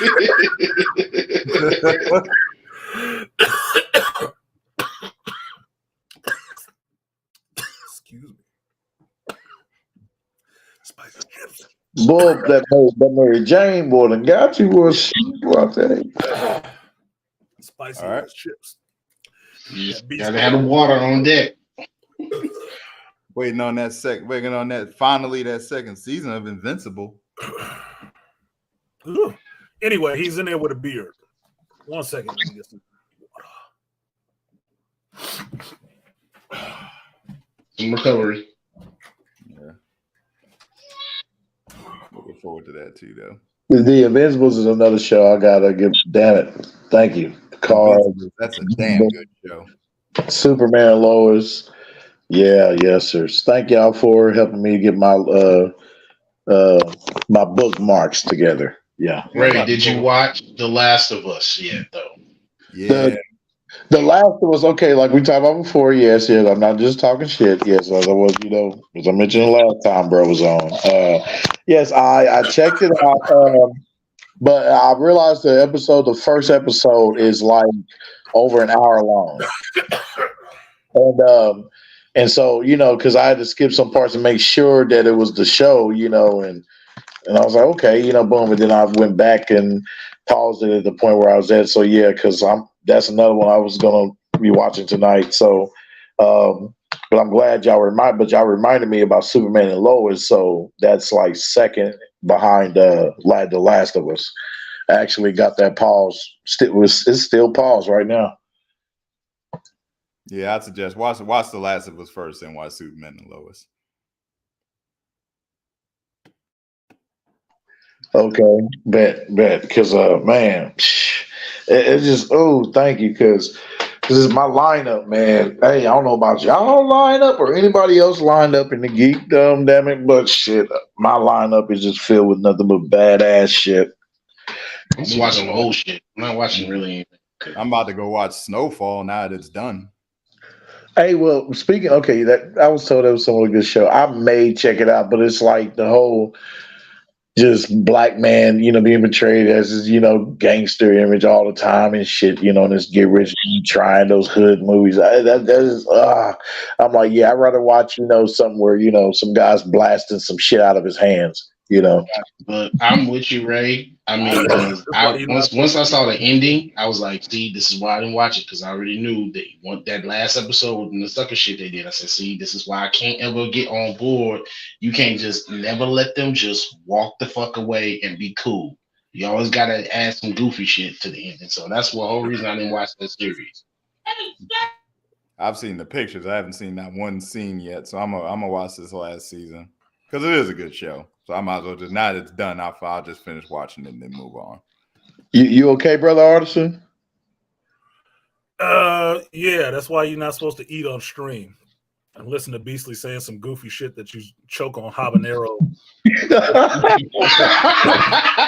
that shit mixed with mucus in the back of my throat and it went down the wrong pipe together. It was like just hanging out. Oh my God. Damn, it's hot and I can't get it out. Like, ugh. You just couldn't breathe, put it like that. You was like, I could breathe, but just wasn't feeling good. It's all your fault, Beastly. Yeah, Beastly. Man, oh god. So it's just what else, man? It's just I just need them with a badass lineup. You know what I mean? I pluck out the ones that are just, it just does nothing but puts me to sleep every time I watch it. I gotta like toss it out. Yeah. After that, when it's Star done, Wars Visions too. I'll put you to sleep. Which one? What'd you say? Which one? Star Wars Visions Volume oh 2. god, Looks awesome. It'll probably put you to sleep. you can try DC Titans too. It's on HBO Max. Hey man, and speaking about Star Wars, hey, well, I said in the chat about that game, man. Hey, I can sit back and enjoy watching someone playing it and take it as like me watching a movie. When I was watching about it. Yeah, man, because I'm playing it now. like, and to y'all hardcore Star Wars fans, like, do y'all agree that to me, like, when it is a story in itself, but do y'all think that's more interesting than like Obi-Wan Kenobi and some other shows? Like, take it as like a show, like aside from looking at it as a game, like, I'd rather you Star leave it as Wars a game. games have always been additions to stories, in a sense. They're their own stories. The characters that come from those games usually end up being fan favorite characters because you get a different interaction with the character. You get to control the character and control that story aspect of it. So it always ends up being really popular. Like watching Star Wars Visions, they have the ship that what's his name? Cal Kestis, I think that's his name. The ship that he's in Fallen Order is in the Star Wars Visions show in one of these races that they're having. That ship is in the show. So if you see it, you know what it is. It's Cal Kestis. It's Fallen Order. But I haven't got to playing Jedi Survivor yet because I didn't finish Fallen Order yet. I hadn't finished Fallen Order. But playing it, I can see why it can be a story. That's why I go so hard for Dash Rendar, because I play Shadows of the Empire and I like that character. He would work as a regular character, but how George made this shit, all those characters are still part of the lore. All those stories still happen around the same time. They're there. You can make a show out of them at any moment if you wanted to. This is just the video game was just another vehicle to get their story out. So that game looks so damn beautiful, man. I'm playing it now. I'm enjoying the hell out of it. Good. I haven't played any one of them yet. I got to, since everybody keeps saying it's good, because like I said, I'm one of those people who you feed me the bad Star Wars shit and I just get turned off by everything else. Like, because artists know the fucking Kenobi show just killed whatever I had left for Star Wars. Fucking Kenobi killed it. I was like, dude, I literally came back to this shit, and you Kenobi damn near killed it for me. You saw me when I was watching Kenobi. I was done. I was finished. Andor saved me. Yeah. Walking completely away. I jumped back on the speeder like, wait a minute, what's going on over here? Like, let me see what's going on this planet. Damn. I was pissed with Kenobi. I was pissed. I will not go back and watch that fucking show. I got a better chance of going back and watching Book of Boba Fett than watching Kenobi. That was such a disappointment. There is nothing I want to watch again in that show. Nothing. I did notice in the game though, when I was watching the live play, right? Some people, because there's a bunch of people, as y'all already know, that's live streaming that game. They do that with all new games. Is that y'all can say my eye judgment may be a little off, or whatever in this, but I think that in this new Star Wars game, they may have copied some of the specs from God of War. Because like in the gameplay, when he was like fighting and stuff, or when he goes to charge, I noticed like that same kind of like rush, that energy where it just rushed to you, like, the view. I don't know, it's just weird. Y'all know how God of War is, how Spartan rage. When you're engaging, when you're about to engage in a fight, and how the camera just zooms to that, just with a rush, it zooms to that character, to that action. And that's what you're talking about. Yeah. Yeah. Aquateki is right. Games are like mini movies these days. Yes, and they do better than the movies. Yeah, that better writer. Tell me this. Well, Beasley said it. What's the difference between a video game writer and a Hollywood writer? A video game writer does a better job. And his shit shows in how many sales of that video game they get. In a franchise. Why did The Last of Us work as a TV show and work as a game? Same fucking writer. Same writer. Are you shitting me? That's oh man, thank you for that, Artisan. Oh yeah, the writers are very, very hands-on with the show. As hands-on they were with the game. Neil Druckmann. I never thought of that shit. Just to be honest, 36 never thought of that shit. Damn. Yeah, look at the behind the scenes. He's right there behind it all. Right there. He wrote the show. Now they took some additional liberties with the show and put some shit that was in the show that wasn't in the game. He's the one who changed it. Yeah. So he made it consistent with the story he already wrote. Why is House of the Dragon better than that last season of Game of Thrones? Because George R.R. Martin is the one writing the show. He's the one doing it. His character. My favorite scene, House of the Dragons. Who told you that shit? House of the Dragons was good. House of the Dragons was good. It blew that Rings of Power shit out the water. It did. And last episode. We don't get. And you said the next season doesn't start till next year, right?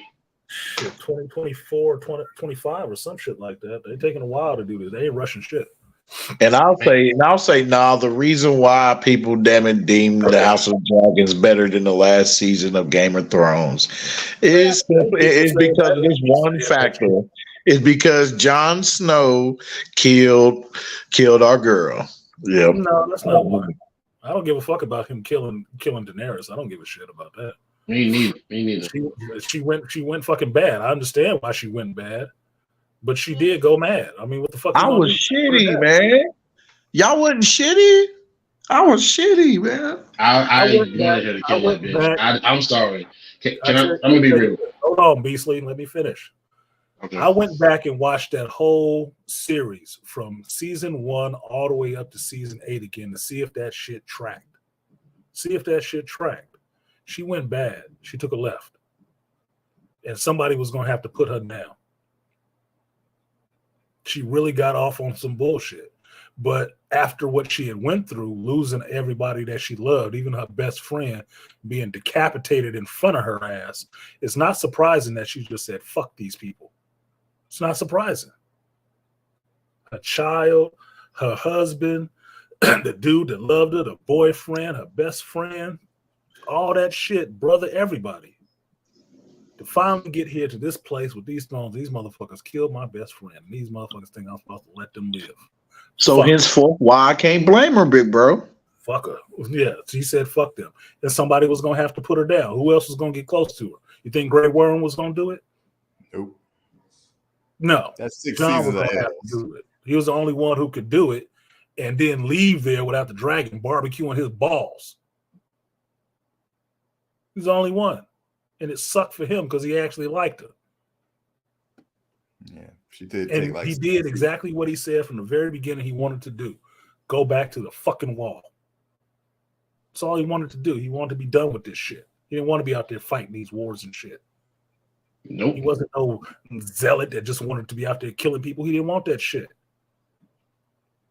He wanted this shit to be over. He had lost enough himself. Father, brothers, fucking mother and shit. But no matter what, he still was going to have to man up as everybody would have, like when the Night King came. And that's what he did. He manned the fuck up. Do I like the fact that Arya was the one that took out the Night King? Fuck no. It should have been Jon. You had this whole lead up to him having to fight the Night King, and then you don't even have him fight the motherfucker. Now, I like Arya. Don't get me wrong. I do like Arya, but that was not her kill. That was her brother's kill. And they fucked it up to give some women empowerment moment.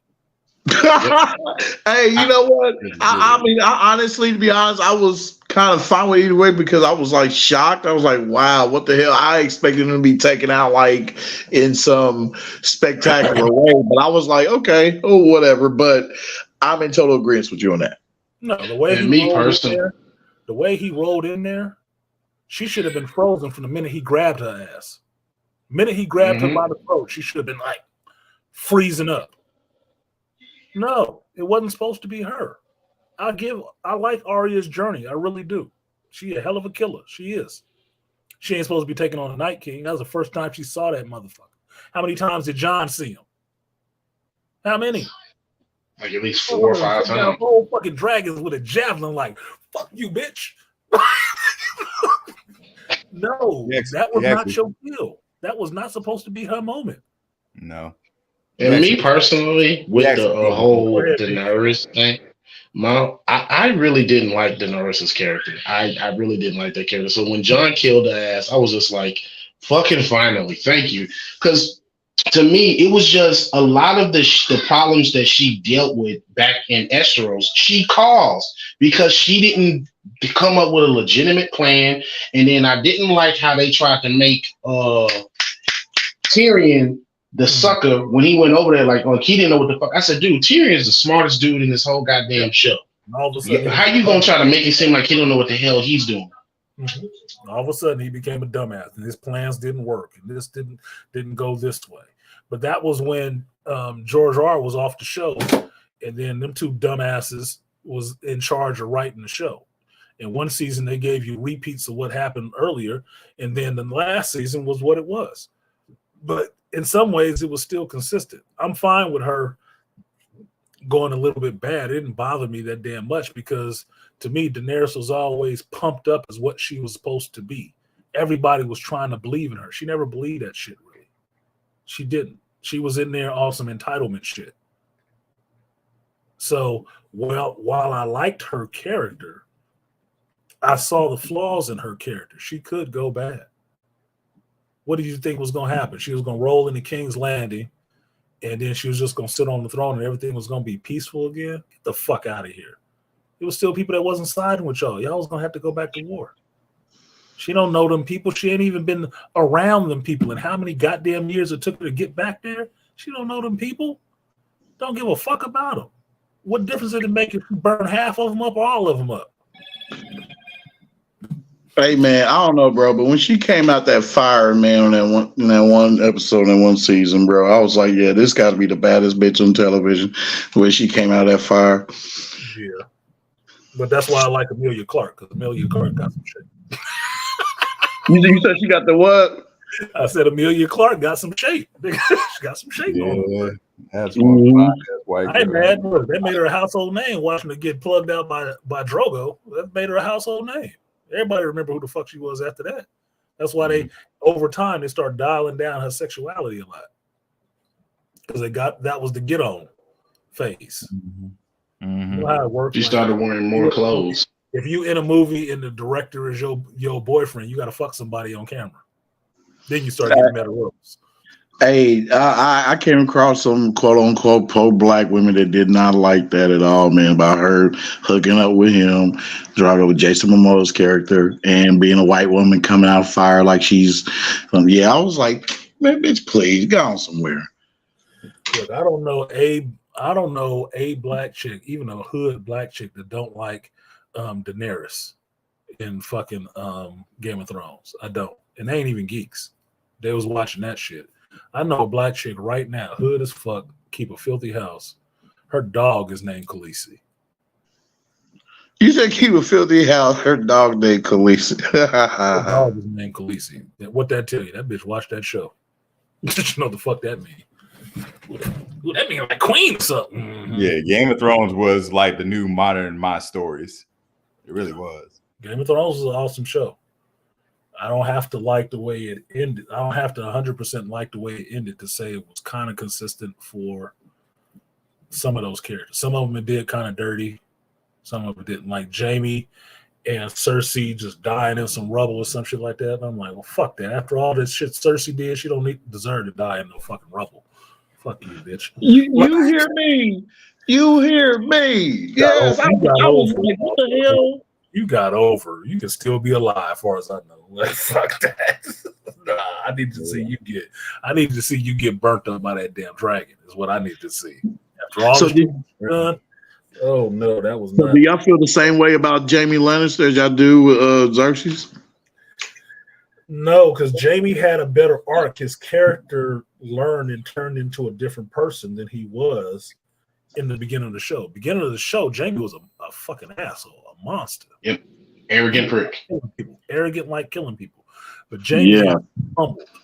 He got humbled and had to learn how to be a decent fucking person. So by the end of that shit, he was a decent person. He was coming for his sister. Right or wrong, that was the only woman he really fucking loved. Right or wrong, that's the only woman that he actually fucking loved. And he was still trying to save her ass. That's what makes that shit so fucking tragic, because she is not worth fucking saving, nigga. But you can't tell him none of that shit. You can't tell him.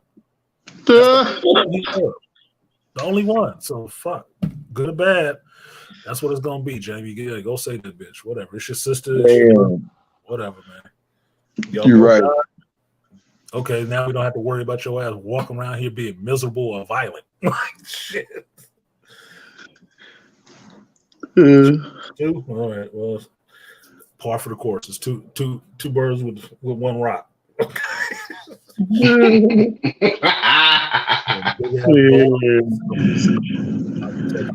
not watching the streams in public anymore. Had me laughing in the hospital cafeteria about burgers and bus drivers. Toya did a funny stream about burgers and bus drivers. I got to see that shit. Because that whole bus driver comment from that Ebony K seems so silly. And I don't know why everybody was all up in arms about that shit. But you understand women have different standards than men. Because a guy in that position being asked, would you date a bus driver? He probably would date the bus driver if she was cute and nice to his ass. Probably would. Because you know she gonna work that gear shift, nigga. You know she gonna work that gear shift. Oh man, I don't know. Power steering. She gonna work that power steering, boy. She gonna have that kung fu grip, nigga. Man, I don't know. Yeah, right. That's what I'm saying. These bitches acting like, boy, they got that special sauce, boy. Like, man, like this, and they say this sauce that may cost $100,000. That bitch sauce may cost $50. I don't know, but bitch, out there. Nah. There's an asking price and a price that you sell for. You can ask that shit, but ain't nobody buying it at that price. They'll rent it. That's why this chick is dating so much. Somebody will rent it for a little while, but they ain't trying to keep it. Not at them prices. Fuck you.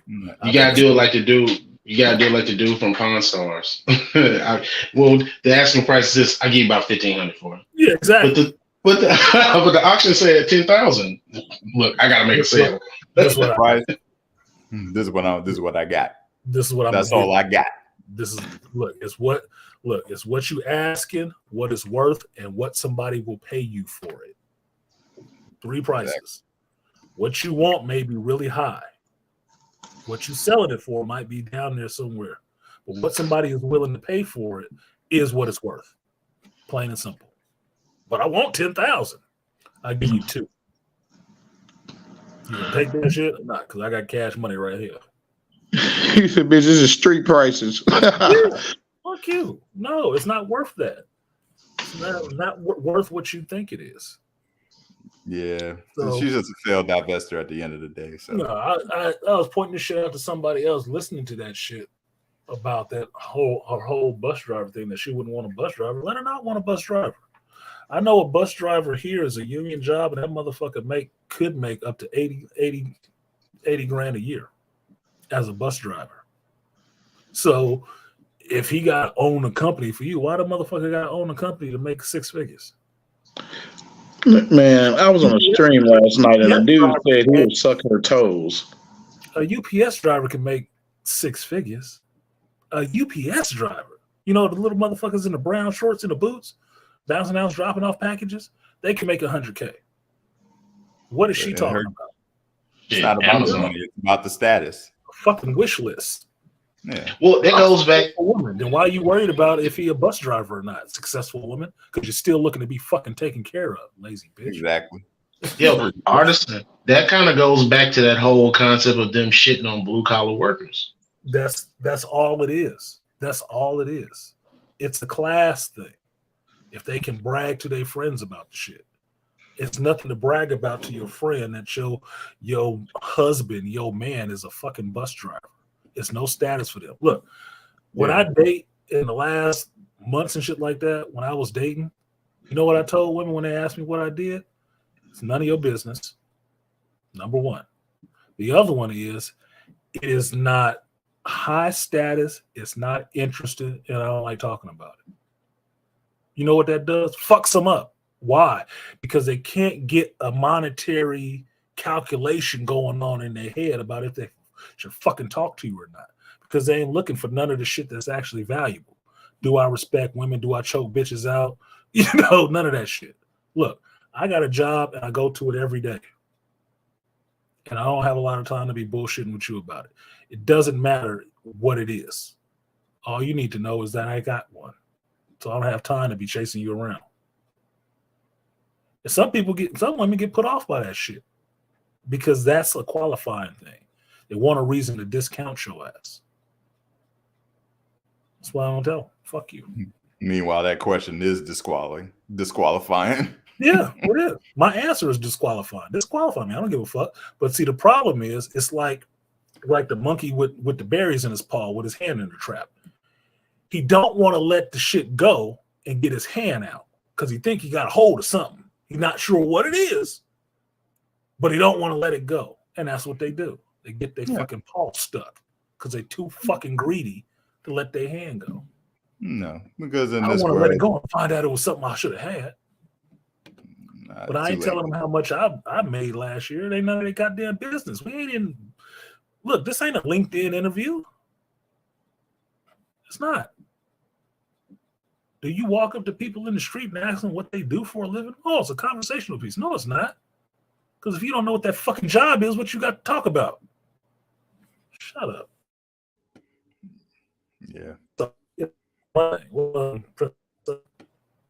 It's a money thing. It's a qualifying question. Mm-hmm. And any bitch that asks me that shit, I don't want to talk to her. You automatically downgraded yourself to probably getting a spritz in the face. Yep. No, you officially, I'm just going to take the pussy and keep it moving. You already told me what you're about. I'm not interested. Nope. Because I went to college and I pay X amount in rent / mortgage and that bullshit. Looking for somebody to pay her fucking bills, even though she make a whole bunch of money. Mm-hmm. Well, since Brie Larson should have told y'all, Brie Larson make a shitload of money. But that bitch was homeless when she broke up with her boyfriend. What does that tell you? Women spend a lot of goddamn money. They spend a lot of money. That's why they always looking for a dude with more. Yep. Trying to get that shit recouped. Mm-hmm. In some form or fashion. They want you to have more money so they don't have to spend their own. Exactly. So a bus driver, look, I laugh when I heard that shit because I remember a bunch of years ago I was dating and one of the chicks I was vetting was a bus driver. She was a bus driver. And the only thing that fucked it up for me was she was a Latina, nice hair, nice legs. She didn't have her femininity in check. She couldn't even wear heels because she wore boots and shit like that. That means she was hella masculine. Not that damn interested. I don't care. Give a fuck how big your ass and your titties are. I'm not digging on a chick acting like a dude. That's not me. Does that mean I guess I gotta be the one bending over? No, that's not gonna work. Not gonna work at all. But a man with that kind of money, like the kind of money that Ebony K. Williams had, he could probably still date a woman that's a bus driver and not give a fuck. Because he ain't looking at her for the gain. And I pointed this shit out to somebody. Tiger Woods was a billionaire, wasn't he? Who the fuck did he marry? The damn nanny. The fucking nanny.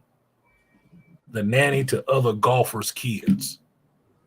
That's who he married. That's who Elin was before he made her Mrs. Woods. Yeah. And who was he fucking around with? Fucking waitresses.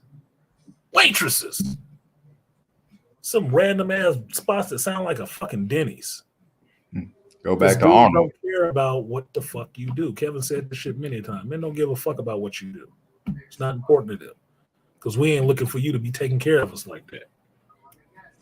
If you do find look for that, that's a bitch made ass dude. That's why I'm looking for you to take care of him because his mama taught him how to use women. Mm-hmm. It's not a woman.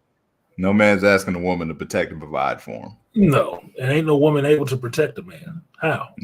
From what? Explain it to me. How are you able to protect somebody? Oh, I do the protecting and providing for myself. No, you do some provision with the aid of different, industries like Dr. Tia-san was talking about. Different institutions you can provide for yourself. Mm-hmm. But my homeboy said this many years ago, back in early 2000s. Ask these women how many of you bitches would be homeless if you wasn't getting a child support check, and see how you supporting yourself.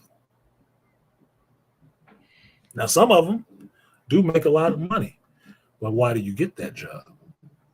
Because I, as a black man, know if me and you are both up for that job, chances are you'll probably get it over me, just for that double minority status. And people like shitting on black men.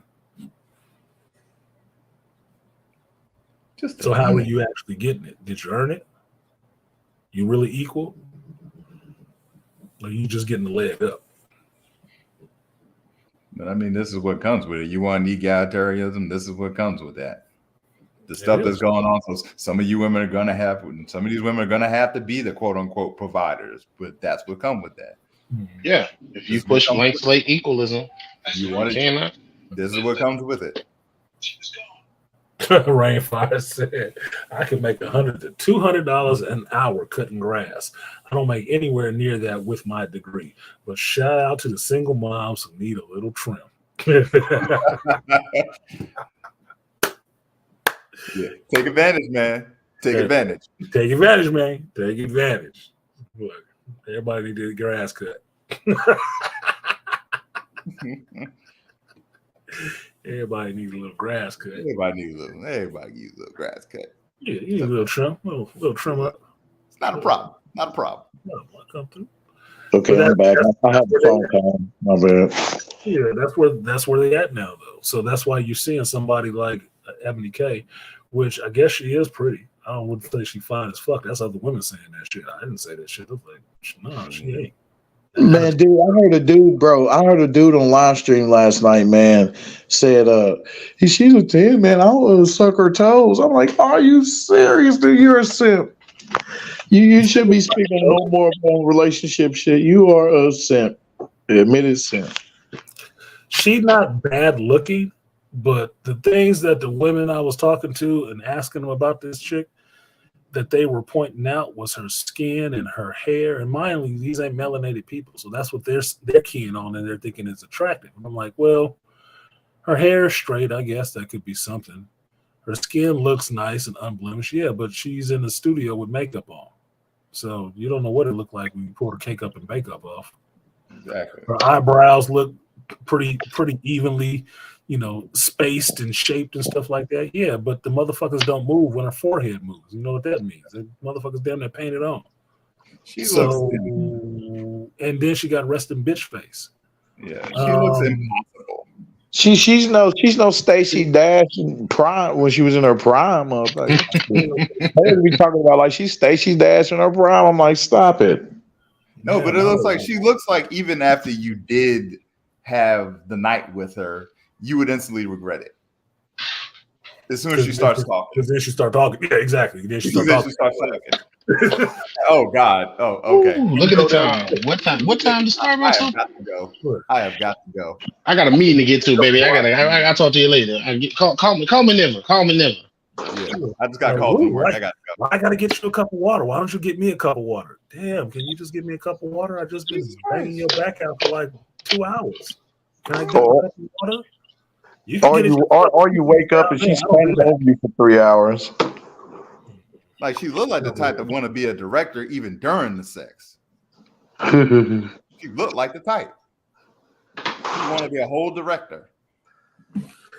Like just she ain't no John. Cut. We need to stop. We need to reshoot this part. I need you to stick it in this way and come back around. All right, and action. Cut. Take two. No, I need you to do it like this and do it slower and hard. Okay, action. Like, bro, I'm just gonna go home and watch something. I'm out. I'm out. Princessa, it is a plus for y'all who don't wear makeup. I like natural beauty. I don't like a lot of makeup on a chick because the more makeup I see packed on their face, the uglier I think they actually are. And what I know psychologically is that the more makeup they have on, the uglier they think they are. That's what it tells me. You don't like who you are because you're trying to hide it under all the rest of this shit.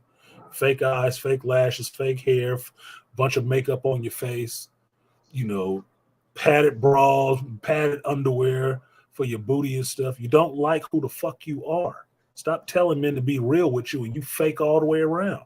Quit it. That's why I like natural beauties. It's just who the fuck you are. And if that's the person that I have to wake up with, then I'm good.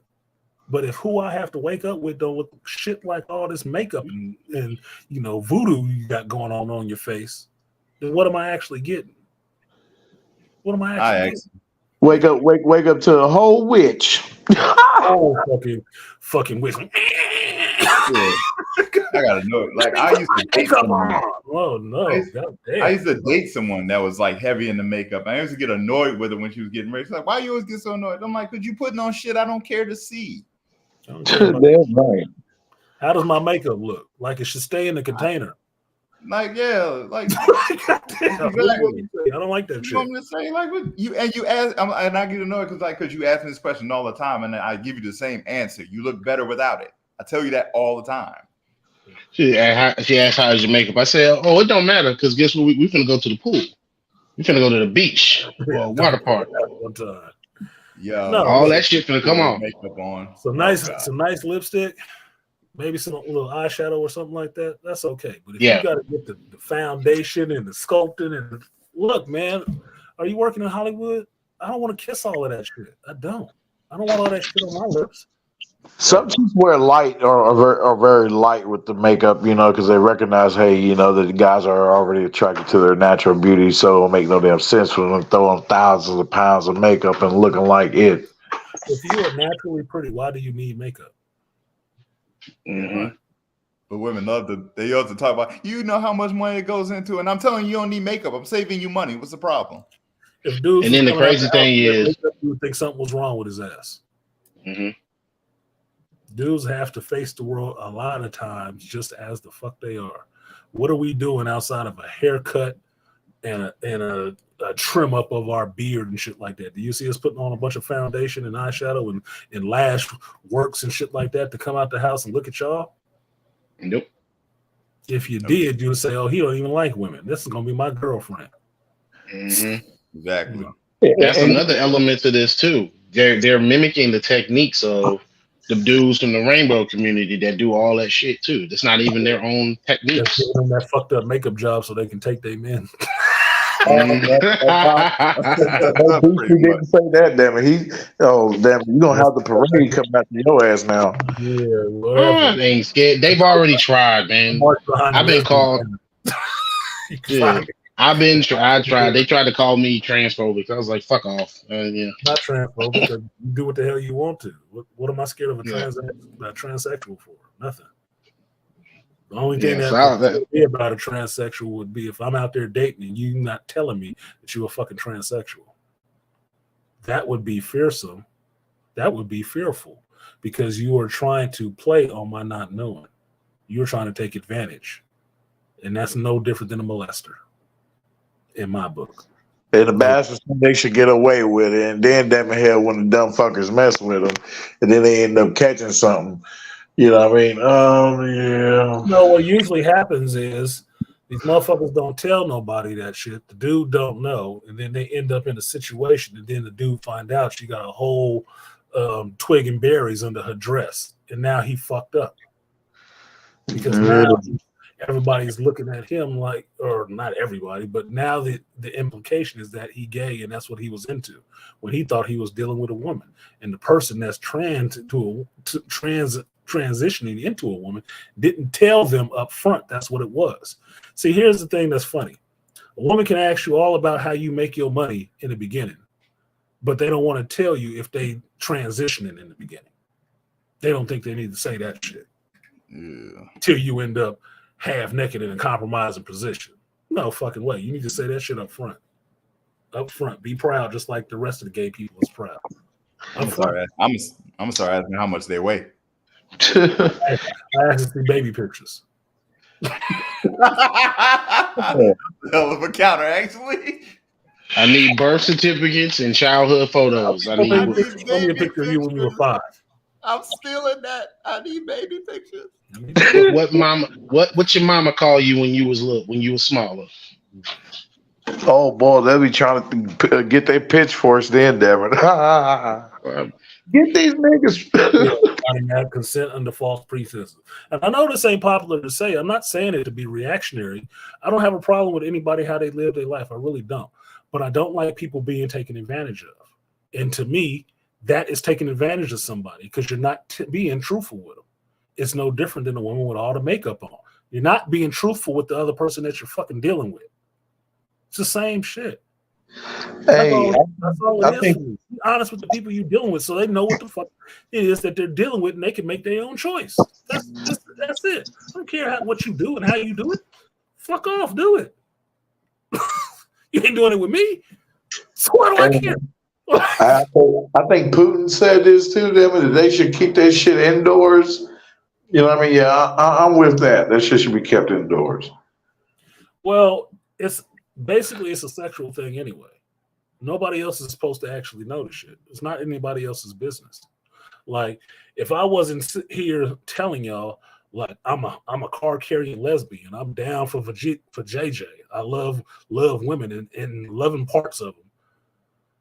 Y'all wouldn't know that shit. You would just assume. He's like, well, maybe he into women.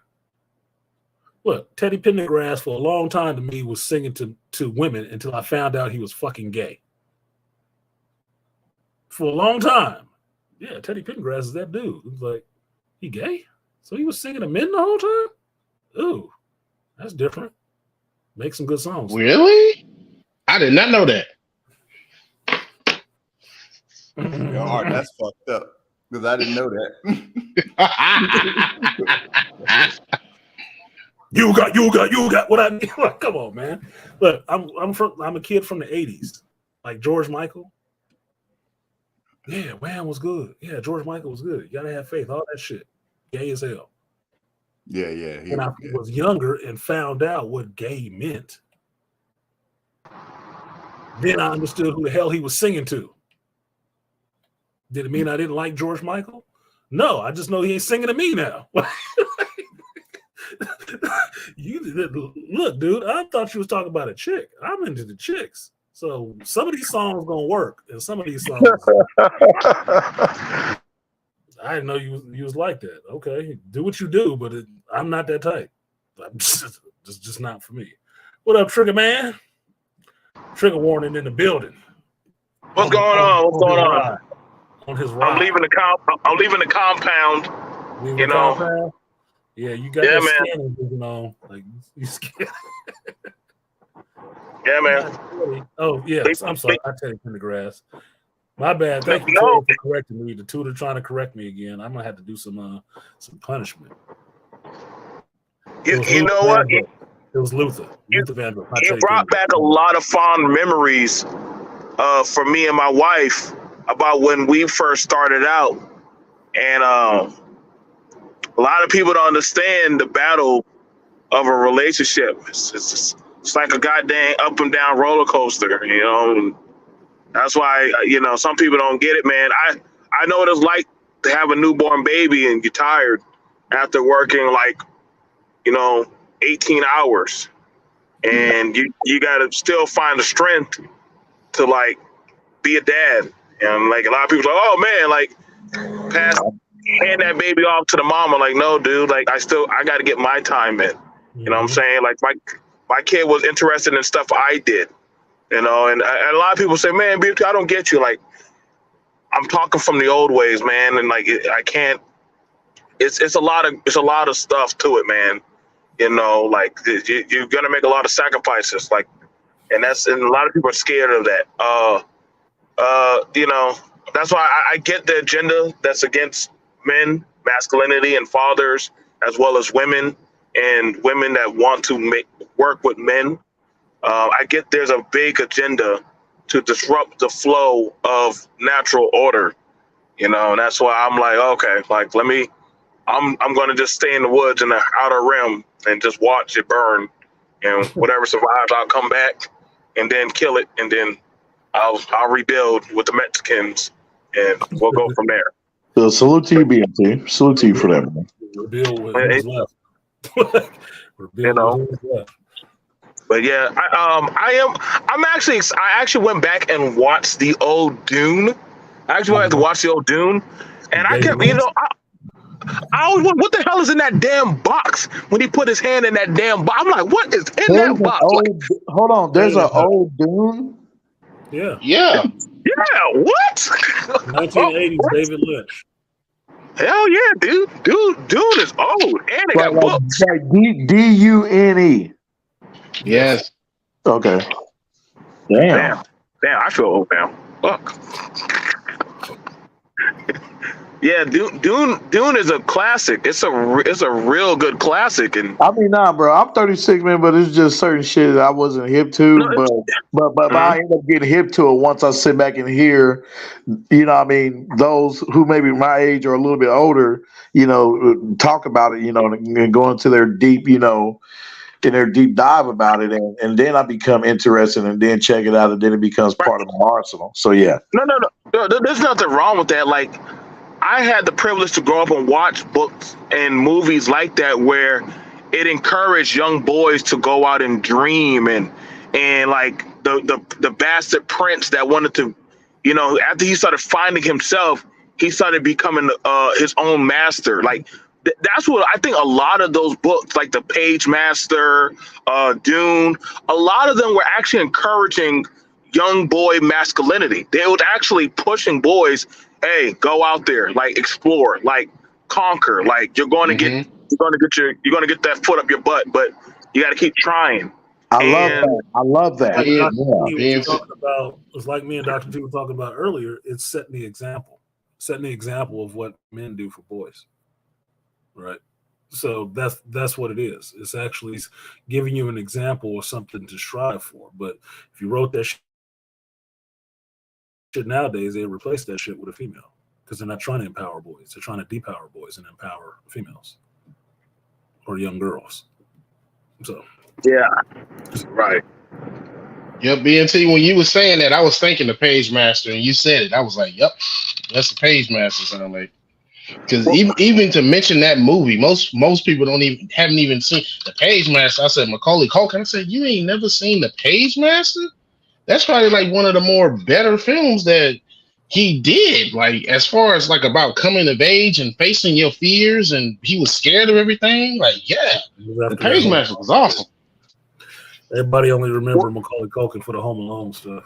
You know, that's the downside to being a child. Hitting one movie. They'll never look at you the same way again. You got to do some drastic shit to get out of that mold. You got to have a drug problem, be a criminal, something to get out of that mold, because they'll keep you in that shit forever. I think that's the thing about it, Artisan, that because like, you know, I found when I went to my dad came back from Mississippi, he brought a box of VHS tapes, and he bought a VCR, and you know, my son was like, "What is that? Is that a boombox, granddaddy?" And I'm like, "No, boy, this is actually how we watch movies. Where's the CD at?" And I'm like, "It's a damn VHS." Like, I'm trying to explain to like 5 kids what a VCR is, and they're looking at me like I'm speaking pig Latin, and they're like watching me put together a VCR. Dude, I swear to you, dude, they thought I was doing magic. I was like, actually, like, what is the VHS? Like, what are those? But the thing about it was, but you know what's interesting? The stories, like, usually you'll get, like, kids, like, a lot of young people's attention to a lot of movies last long. But when they were watching The Page Master, The Princess Bride, The Princess Bride, the Warriors of Virtue, and I lost track of time. And the boys, like, mind you, these boys are from 9 to 17, and they all sat and watch it like they would watch, speak to them. And they're like, I don't get it. He has asthma, but how's he able to get up and fight? And I'm like, dude, you're gonna turn off that weakness and get up and go do stuff. Like, this is what pushed us boys to go out and not make excuses. And sadly, I think that era of filmmaking and storytelling is a danger to what's the agenda. You get what I'm saying? Like, of standing out and standing alone, or Ferris Bueller's Day Off. Like, those type of movies are like a deficit danger towards what's being pushed out about boys, young men, and going out and actually thriving. Like, maybe I think we're in the wrong timeline. You talking about in terms of the people trying to make a man soft? Yeah. Yeah, definitely in terms of trying to soften men and boys and have boys in that relaxed, feminine position of not going out and trying to conquer anything, because you're not supposed to. You're supposed to be there and be supportive and not do anything unless there's a consensus about it. Ferris Bueller's Day Off is so influential on me. Even at 40-something years old, I still pull Bueller's. Still do. My last Bueller had me going all the way to Grand Canyon. I took a sick day and got the fuck out of here. That was a Bueller. You remind me of the Griswolds. When I went to Grand Canyon. I actually went to go watch that movie again. The Griswolds. Yeah. No, but it was just about wanting to go do something and breaking out of that monotony and going to do it. Taking a minute and looking at the world around you, because life moves pretty fast. I took a stop. I stopped and looked around for 3 days.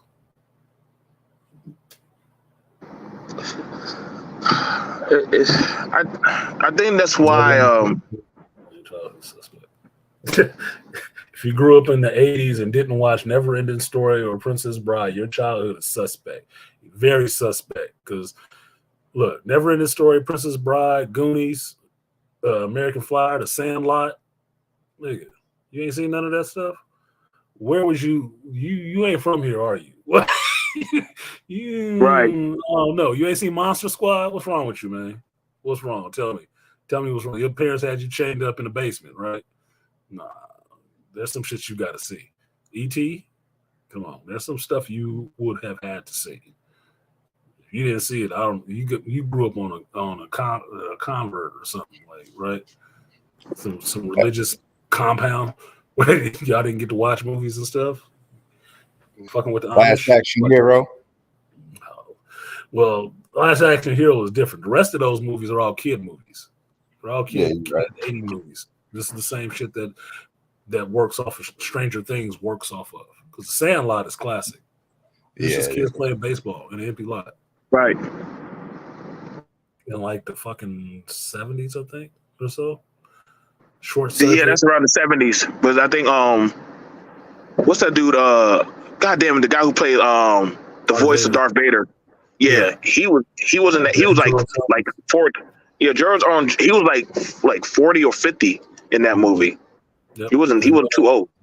Stand By Me. You ain't seen Stand By Me, you fucked up. You want to see a dead body? Yeah. You fucked up if you ain't seen The Sandlot. Bigger than yours, Chambers. For real. Look, a penny. Boom, baba, boom, baba, boom, baba. Yeah, that was so bad. Lord ass. Chow down, Lord ass. Flight of the Navigator. Yep. So you on the right thing. These are transformational movies for kids. But my wife had my daughters watching Little Monsters Under the Stairs, or Little Monsters Under the Stairs, with the black boy who snuck into the house, and he had to go. There was gold buried under the house, and the woman was like, "May he burn in hell," with the husband who was like a fetish or some kind of creative BDSM. Like my wife was like, "Let's watch that," and Like So I'm telling you right. you got some shit you need to tell me, huh? Listen, like you got to hold on to the class. You got to hold on to the like. I actually told my dad thank him for bringing that VCR and the kid and having the kid watch. Like one of the things that was asked about it was, and it was from the teenager like, so y'all where's all the black kids at? And I'm like, it wasn't about just seeing black kids. The thing about it was a story. We weren't hung up on identity politics when you're watching a good movie. You can identify with the story more than just that of the content of the color of the person. Yeah, we like to see a black guy, but I'm not gonna lie, when Lando pulled that bullshit on Han, we were like, fuck you, Lando, you need to get your shit together. Like, come on, dude. That's And Rainfire is Chopper, sick balls.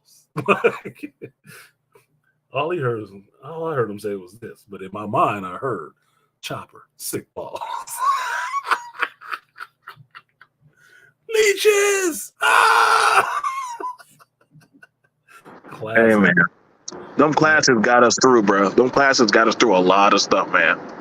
BMT Avatar got me dying over here. You don't like the baby, the little Grogu? Hey, bro. I mean, I'm saying, bro, Grogu ain't afraid to pull the trigger like his daddy, bro. Grogu ain't afraid to pull the trigger like his daddy, bro. A tear came out of my eye when daddy said my son got this, and they were like, you sure that little thing can handle that young teenager? And he said, nah. My son got this. And he let Grogu go out there. And when Grogu got a little bit scared, you didn't see him coddle Grogu. He said, no, you've been out there with me for all them fights. You know how to handle this guy. And that's a father. That was a father-son moment right there, where a father looks at his son and said, you see me hit that hammer. You see me do X, Y, and Z. You got this. I like that kind of shit. That was just like recently in the new God of War game at the end where Kratos let Atreus go off and try to go find the giants. He said, this is something I got to do. He said, I hope you understand. He was like, go do it. Go handle your business. I'll be here when you come back. I'm going to be around cleaning up shit. So. Well, that's fatherhood, because kids have to take their own journeys. I've told my kids for years. That's why I don't worry about my kids being far away from me. What I've told them is to go out into the world and get lost in the world. Go and live their life. Not my life, their life. And their life is them out in the world making their own decisions. Only thing I ask them to do is call home every once in a while and let me know you're okay. That's it. So 1, I know where you at. And 2, if you go missing, I know where to start looking and who to start going after. That's it. Other than that, live your life. I want you to have a good, interesting, fun life. I don't need you standing around me. I stayed here so you can grow up and go away from here. That's it. That's the whole point. I'm not trying to have you up under my fucking feathers forever. No. And go after is translation meaning man on fire. But Artist said, can you tell them about the part that you know that your children, they're going to have rough bumps and they're going to fall flat. But they're going to have bumps and falls. They're going to have bumps and falls. I've told parents this because I've done it myself. Appreciate you, Lion, for supporting the stream. I've done this. You have a little baby. How does a baby learn fear? Baby learns fear from your reactions. They learn fear from you. They don't learn fear from anything else but you.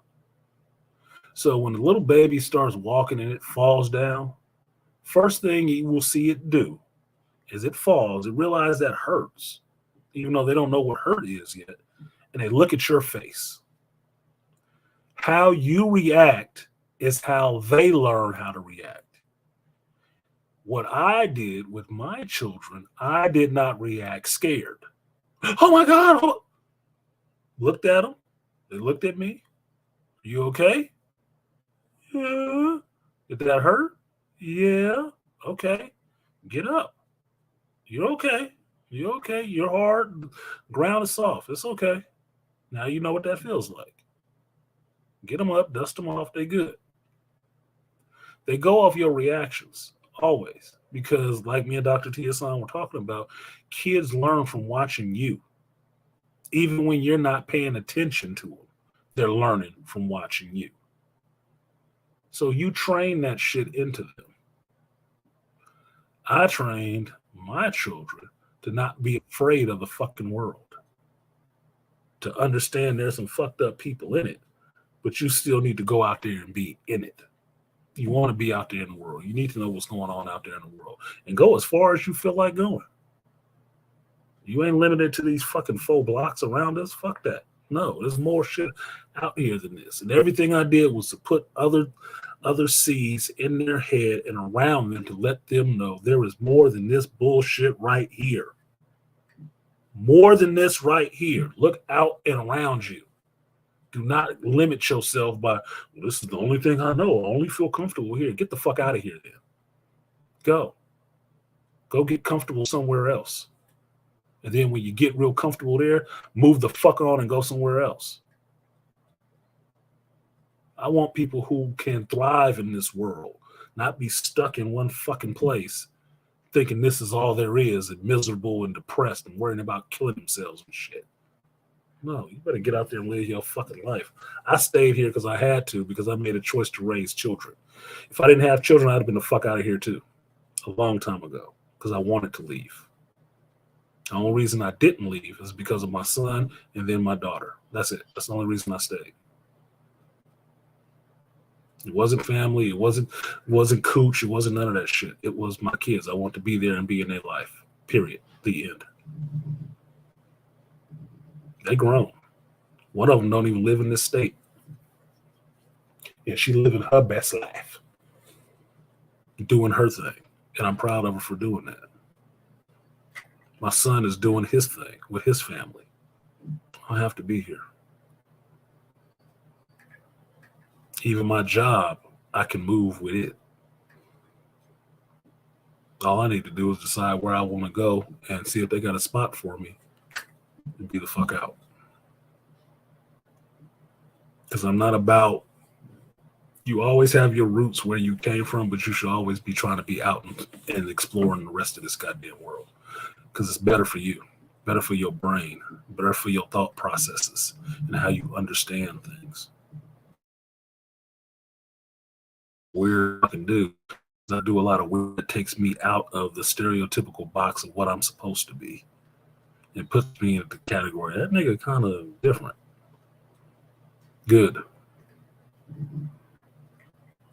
Good. I'm fine with that shit. Because I'm thinking about more than just this shit around me. My interests are broader than that. I didn't mean to shut everybody down, but that's what it is. But anyway, let me go ahead and close this out. I got about 6 hours on this bitch, 5:50. Final thoughts for y'all. So you can close this out. I can go eat this chocolate pie. Since Beastie tried to kill me up here choking. Beastie tried to kill me on my own stream. I tried to make sure you had water, damn it. I had water. Yeah, right. But I also had a little congestion in my nose. Nigga, that shit was hanging. That habanero, look, this is some hot shit. This is some habanero and lime chips. That habanero was sticking right back here, nigga. That motherfucker was swinging. He was trying to take me out. I had to get up. I had to get up and fight with that nigga for a minute. Yeah, I didn't have much to say. I just want to say thank you for having me up. But yeah, shout out to you, Art, and other fathers like Dr. T.S.on Johnson, because I'm not a father, but I can only imagine trying to raise a son in a world that hates and wants to re-engineer masculinity. I can only imagine. It'll be a struggle, my dude. Like, I'm happy I don't have a kid right now, but I got a granddaughter. I'm happy I don't have a kid right now because I'd be losing my fucking mind. Yeah. I'd be down to school all the time and they'd be calling people on me. be calling people over Yeah, here. for real. I would be. It is I too would. much toxic masculinity showing up here. Like, I will say this. I will say this, Lion. As working with younger children, that shit is backfiring because the younger kids, like, would you say Gen Alpha? The boys, they are rejecting that. Yeah, I'm Like, hearing you that, say Dylan. I'm hearing a lot of that. With my 12-year-old cousin, man, he did not want to go see that. I drug his ass to go see Wakanda Forever. He was mad as hell. He was like, yo, I did not want to go see this. I said, look, I was trying to review it, bro. Like, I know you did that. He knew. He felt it. He felt it just like all the rest of us did. Like, nah, nigga, there's gonna be some bullshit. I don't want to go there. I'm actually proud that they are rebelling. That's actually a good sign that they are rebelling. It's a good sign. It's a good sign because it shows that masculinity, like we're talking about with Dr. T, to me, masculinity is something that you cannot totally stomp out. It is genetic. It's genetic in men, just like femininity is genetic in women. It has to emerge out. And every time a boy hits puberty, that shit is going to kick in every fucking time. It's genetic. You can't stop that shit unless you start bioengineering these fucking kids. You know, until that point, you always going to have that kicking over in his head. That mold is going to start running. This motherfucker is going to start thinking it's real bullshit. This is notice how whenever we describe femininity, we never describe it for what we want it to be. We just describe it for what it is. Yeah, it's just what it is. It's just what it is. It's not a bad thing. I don't see femininity as a bad thing. It's actually what I look for. Yeah, especially in women, obviously. But I think it is a strength. It's a strength. It's a different kind of strength, but it's strength. And it makes no sense to have these guys out here that wants to be with a woman who's demanding and no. Look, there's a certain percentage of that I can accept, but it ain't gonna be all of us. You can forget that shit. There is a certain percentage of guys that need a woman to come in and tell them what the fuck to do. There is. There always has been, I'm sure. But that ain't me, and that ain't the wide majority of us. You can forget that shit. That is not how that's at all. I don't even think it's a bunch of women in the role either, because most of y'all know who date chicks and shit like that. Do you have a hard time getting the chick to decide on something to eat? No, I just say if what I'm y'all going. decided on the place to go, how long does it take them looking at the menu to figure out the fuck they want? I don't ask for them. I just say, hey, I'm going here. You want something? They don't want to make all them decisions like that. They really don't. I don't care how independent they don't want to make all them damn decisions. It wouldn't be a bunch of well-off independent women sitting up there bitching, drinking wine, and go to sleep every night, bitching about the men they can't get if they were really happy making all the goddamn decisions. They want somebody else to make that shit because that's genetic in them. They don't want to make all them damn decisions. Have it all weighted on them. The failure can all be on them if it all doesn't work. They don't want that shit. I told that to somebody young. That's why women have bigger hips and men have bigger shoulders. Shoulders is for carrying weight. Hips are for carrying babies. And it's not being misogynist. It's biology, motherfucker. I didn't make this shit up. It's just what it is. Just what it is. Let us fight the bears and you do the other part. It's fine. It's cool. Dude probably don't even mind fighting the bear. They want to fight the bear. Just so they can prove they beat that motherfucker. Like Kratos. Like, yeah, these boots are snake skin. my man. Like, wait a minute. My homie? Could have been. But I hear you though, please though, man. Thanks for having me on, bro. That was a good one, man. And shout out to brother, big bro, Dr. Tia Son Johnson. Yes, sir. Appreciate Dr. T. What you got? Danger Room Beast. I mean, the Danger Room fucking chugging shit. Almost didn't pass the smoke trials, apparently. No, but other than that, the Guardians, I thought it was pretty good. A great way to end the trilogy. You know, let's see what they do with them characters. If they choose to continue, let's see what James Gunn's going to do over at DC. I, for one, am not really looking forward to a goddamn reboot or reset so quickly. Because if you're gonna reset it, give me some new characters and bring the OG characters later.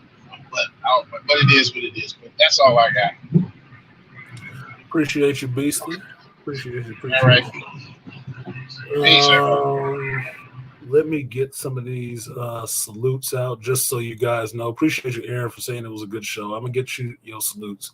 So if we got to take the last 10 minutes of this show to make sure everybody get their salutes, y'all gonna get your salutes because we did make the goal. We went over. I do appreciate that a lot. So I left off at Swift. D. Anderson, supporting the stream. You leave a message. Let me see if he left a message because I did write the shit down, so I wouldn't forget that shit. What he say? Big ups, my cool dude. Appreciate you, D. Anderson. I've never been called cool, but I appreciate that. I will give you 3B salute. Appreciate you, D.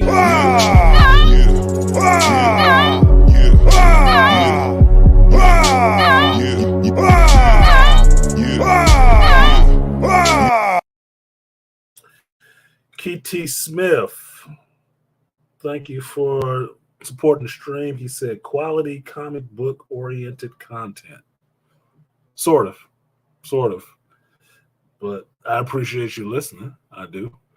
I will give you the guts and butts. Appreciate you. Double up.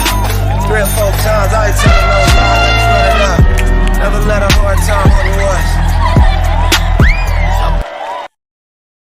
And shout out to Lion917 coming through, lending his voice to the conversation and laughs. Check out some of them old flicks. And understand that when I have a conversation about fatherhood, I'm not shitting on you guys that don't have kids. I'm not shitting on you. Everybody's thing is different. Like I said, my son wasn't playing. My daughter was kind of not playing too. Okay. So it just happens when it happens. But some of y'all out there, I believe, would probably make awesome fucking fathers. You probably would. But if the quality of women ain't where it needs to be for you to want to have a kid with them, then you ain't gonna be no father like that. You're gonna either find you a single mama or you just gonna be mentoring some kids like my boy Beastly does. And that helps too. That goes a long fucking way. Mentoring some kids in some program or something, that goes a long way. I did that for many years in Richmond. Those kids still stay on my mind, but I know I've had an impact on those kids' lives. I do. And they never came from my ball sack. So don't think I'm disrespecting y'all at all and telling you you should have kids. No, but if you have something to teach that other kids can benefit from, a point of view or perspective that can help these boys, especially these young black boys, understand that black men actually give a fuck about them and care about their development, then share that. Because we need it. You know you needed it. I know I needed it. Then share it with them. Think about the next generation of us. Because they still coming, whether we want them to or not, or we birthing them or not. They still going to be here. I think I got BMT. I think I got Broad Love. Shout out to Aaron Peterson. First time I will give you the guts and butts. Appreciate you. Double up. 3 or 4 times. I ain't telling no lies. Run it up. Never let a hard time on the ones. Then AP doubled up. So I will give you 3B salute. Appreciate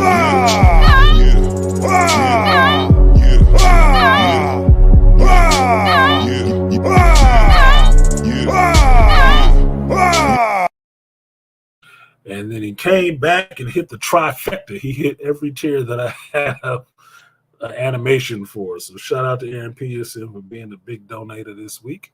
Should give people a prize for that shit. I will give you the double that. Appreciate you, Aaron. Money for the crowd, double lag. Fat, double lag. 100 on the sack, double that. Block like a ghost town, still double back. And then shout out to Mr. Donnie Mack, MDM, coming through here on the super chat side as well. Thank you, sir. I will give you That 3B salute. Appreciate it.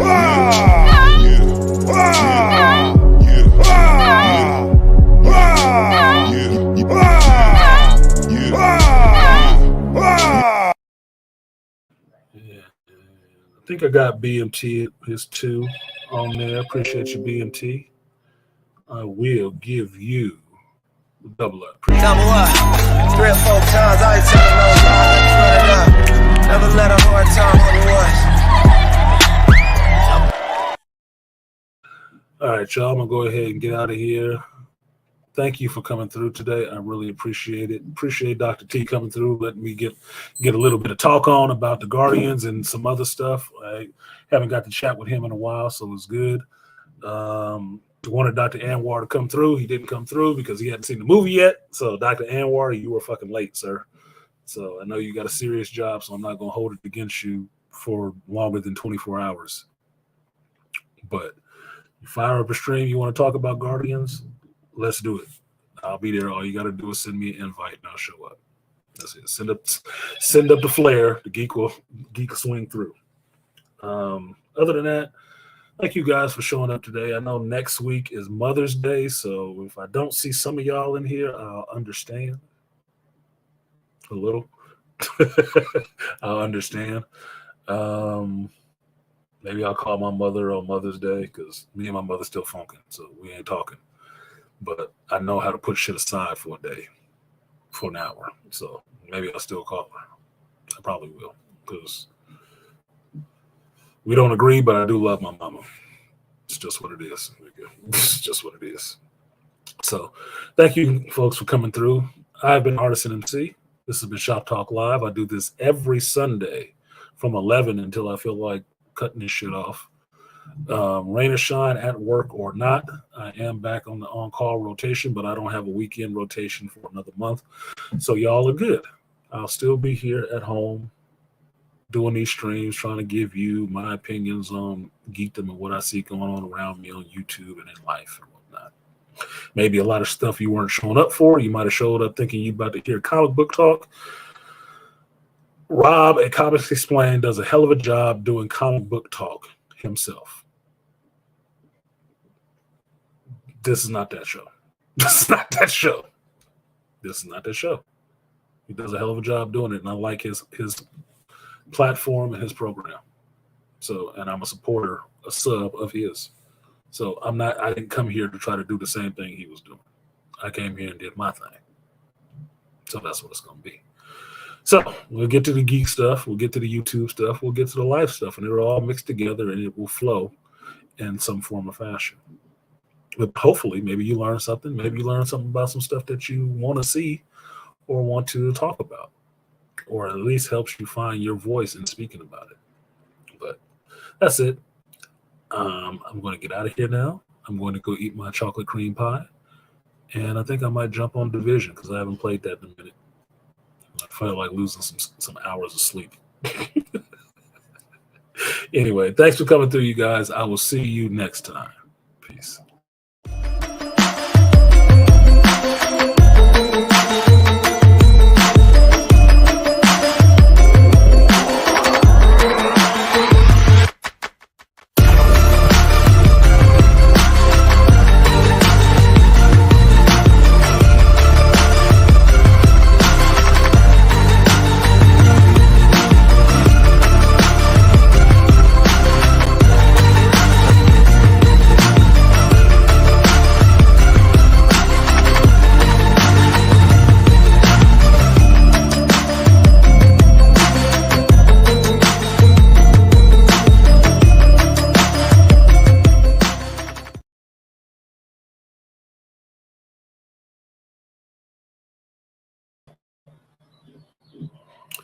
And before I forget, like, share, subscribe, and click the bell so you don't miss any of the random live streams I do during the week.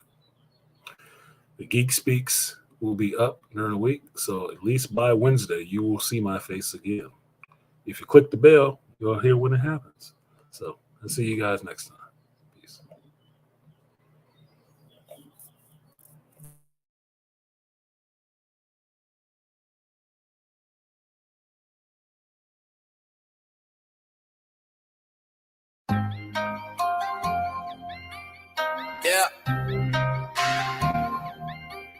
Yeah. Let's go. Nanish. Nigga. Yeah. Stop. Are you insane like me? Been in pain like me? Bought $100 bottle of champagne like me? Just to pour that motherfucker down the drain like me? Would you use your water bill to try to stain like me? Are you high enough without the Mary Jane like me? Will you tear yourself apart to entertain like me? Yeah, People whisper about you on the train like me? Saying that you shouldn't waste your pretty face like me? Never living with the demons that I got in my soul. Never think about the pain that I got on my mind. My conscience on his ears from the things that I did. Never break up for forgiveness in the way that I live. You can find me in the zone, I swear to God I is. Ain't nobody breathing currently the words like this. I'm a different type of nigga, never worry about the bars. I was focused on progression, but you gotta get it done. I said to try to bring it in, but then again, nobody wants a nigga. Push was mine and I had to find a way around it. I ran a couple of miles, couldn't find myself. Don't get fucked up, cause it always helps. I'ma drown in my sorrows all by myself. On the quiet night, if I'm staring at the wall with the sound of thought, I feel like I've been never flow my nigga. Tell me what you really know, my nigga. I'm a saying like a motherfucker, trying to find a way to articulate, taking plenty of time to author ridiculous text. I've been giving you real, even though I'm riddled with stress. So 1 hit, 2 hits, 3 hits, 4. I cry for help, but nobody responded. My emotions gone, yeah, they all have been on. My self-esteem left in my confidence. Wanna got all of this pain that I did with alone. Loud. Pain like me. $100 bottle of champagne like me. Just to pour that motherfucker down the drain like me. Would you use your water bill to try to stain like me? Are you high enough without the Mary Jane like me? Will you tear yourself apart to entertain like me? Do the people whisper about you on the train like me? Saying that you shouldn't waste your face like me? Never kidding myself for a dream, I don't even believe it. It's really entertaining when you give it your all. I put my soul up on the table, all they do is analyze it. I was deepest in the rhymes and I ain't never told nobody when it started rapping. Suicidal thoughts are running rampant through my mind. I made a mess, I found a way, y'all. Yes, I could really make it vivid so they see the clearer picture of depression, panicking. I can't take this shit, my God. Tell me why you put me here for, I'm gone. And I don't wanna live no more, hold on. The pain is temporary, I hope I know that I was not created just to waste it. That's the truth, so why the fuck do I progress? Can't explain it, it's a feeling deep inside of me. I got no witnesses left, I know I'm lost on the path I chose. I never like up on the records, I will not be exposed. I'm only giving reality, I'm a lyrical legend. My complimentary honesty is a rarity, yes. You feed the fallacy to them, but I'm not really impressed, cause I can read between the lines and the secret lies. And you was saying like me, but the pain like me. Do you take yourself apart with a taint like me? Wanna change like me, but you can't like me. Terrified that your misery gon' remain like me. Loud. Nanish. Nigga. $100 bottle of champagne like me. Pour that motherfucker down the drain like me. Would you use your water bill to try to stain like me? Are you high enough without the Mary Jane like me? Will you tear yourself apart to entertain like me? Do the people whisper about you on the train like me? Saying that you shouldn't waste your pretty face like me.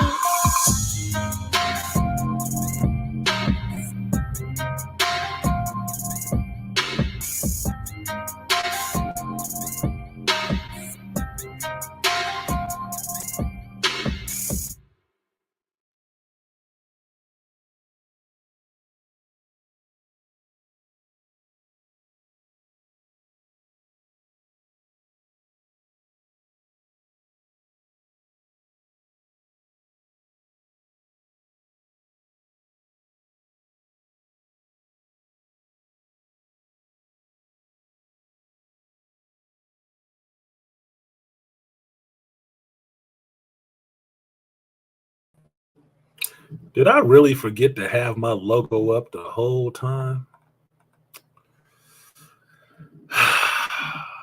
Where's my brain?